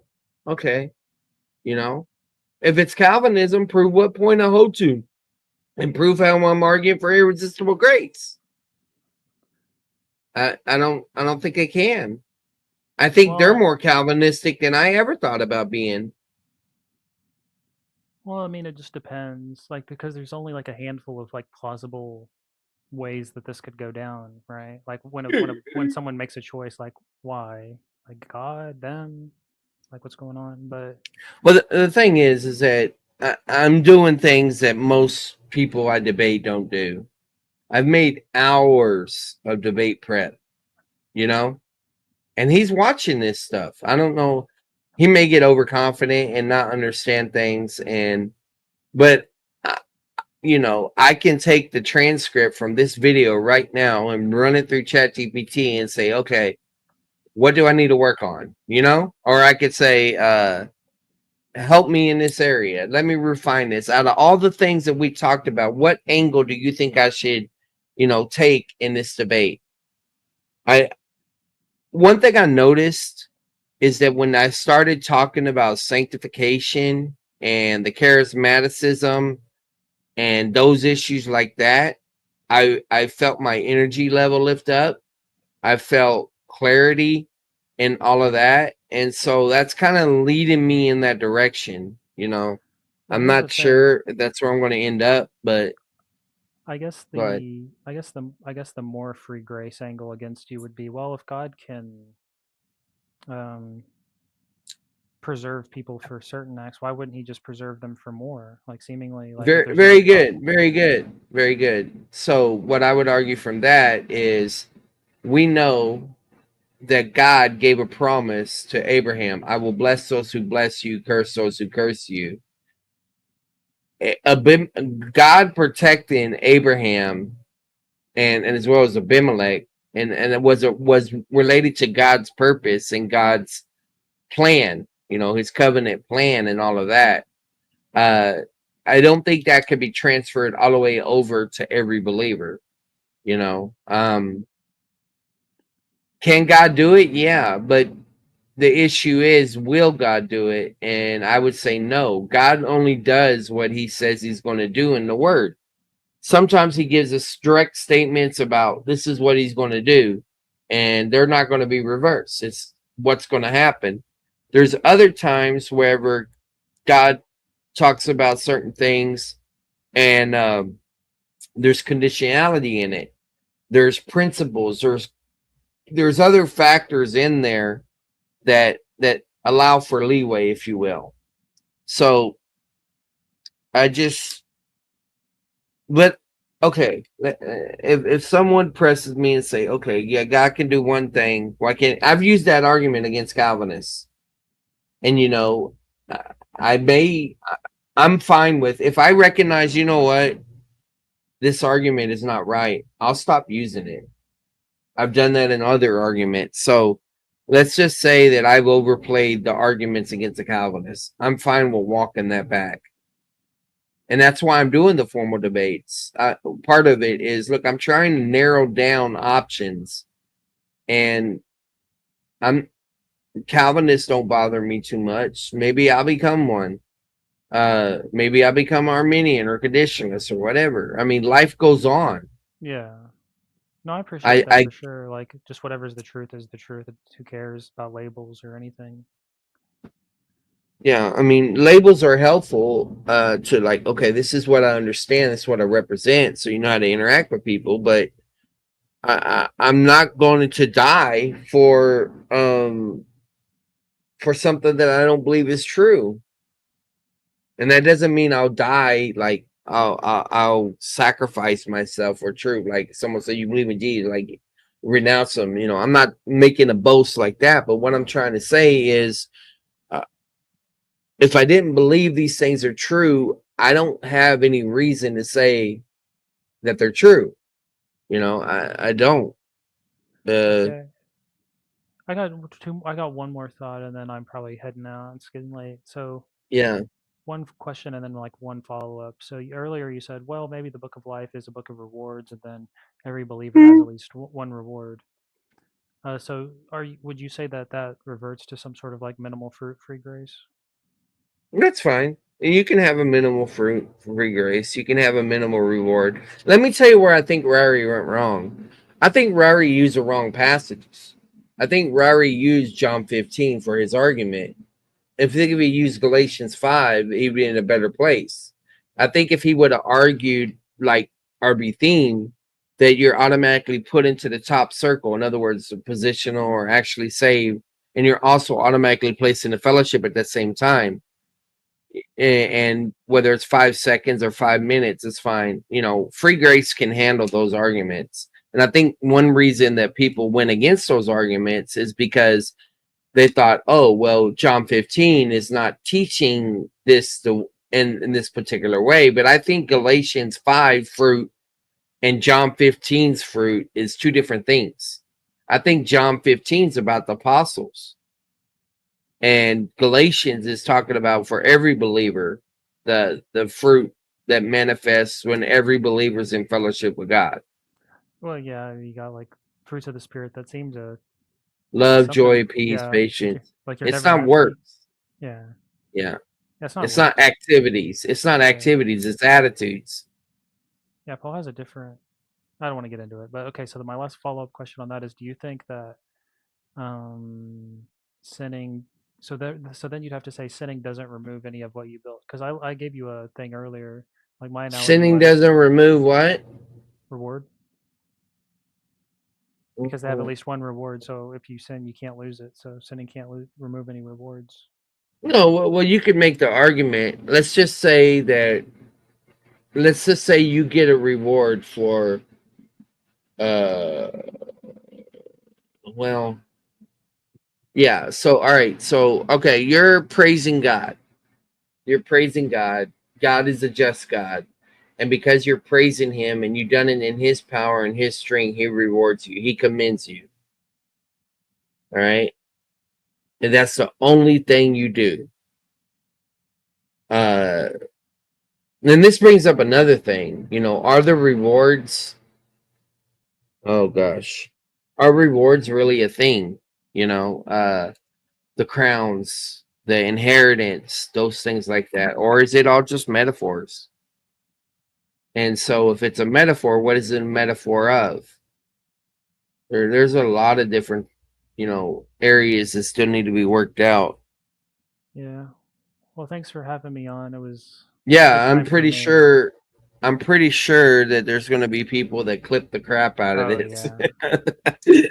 and hey, this is debate prep, man. You got to consider all these possibilities and angles and everything are brainstorming. But you'll hear people, I can't believe he said that. If he doesn't know that information, he shouldn't be teaching or whatever. Like, when does it become the requirement for teaching the Bible is that you have to know everything about everything? You You're know? not an errant.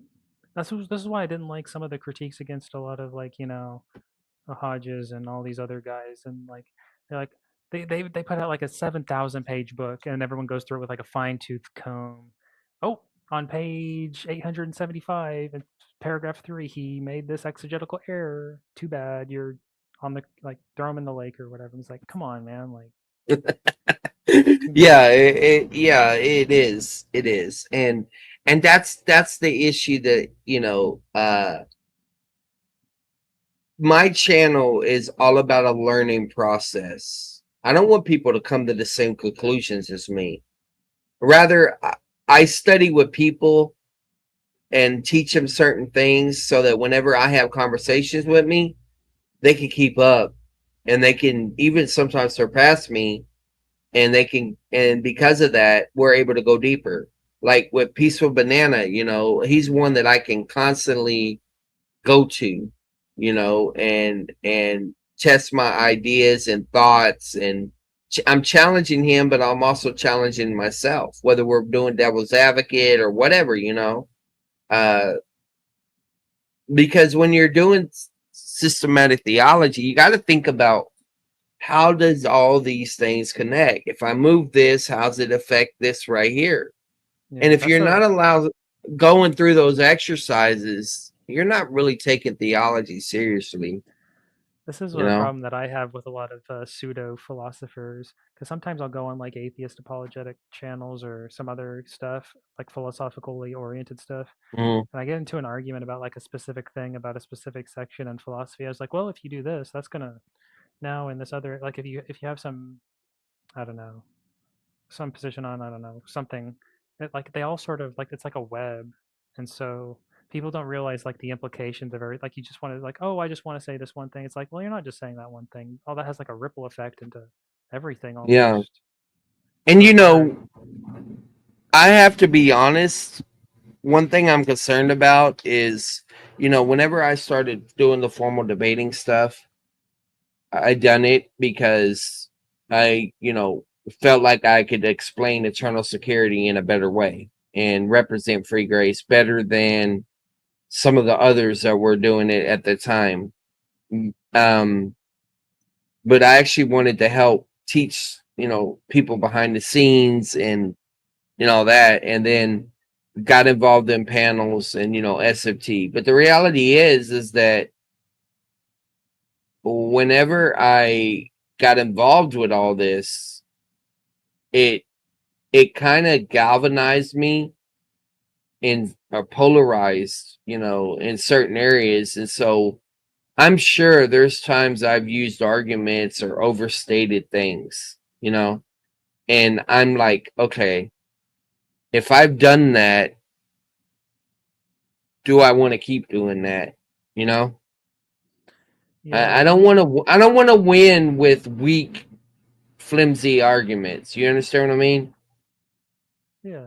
I mean, I you're just, I will go ahead. I mean, so presumably you're also like you care about your own position, and so any arguments you're using like it's not just you're arguing against someone, really, like assuming you're not like crazy. What you should be doing is, okay, I said this argument, he said that argument, and it's not like we're just like talking at brick walls, right?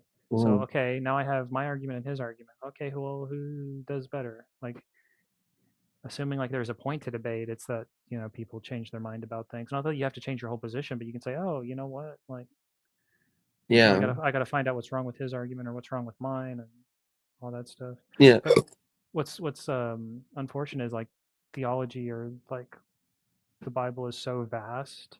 Someone had said this to you earlier. I think Sean was like, well, once you understand eschatology, you're going to change your position on free grace, or once you understand this, you're going to change your position on that because it's all connected. So it's difficult, and it's really Well, difficult for a Protestant because it's all on our shoulders, right? Like I mean, you bounce your right, ideas off right. people, but it's not like I just go to the church and, oh, okay, that's it.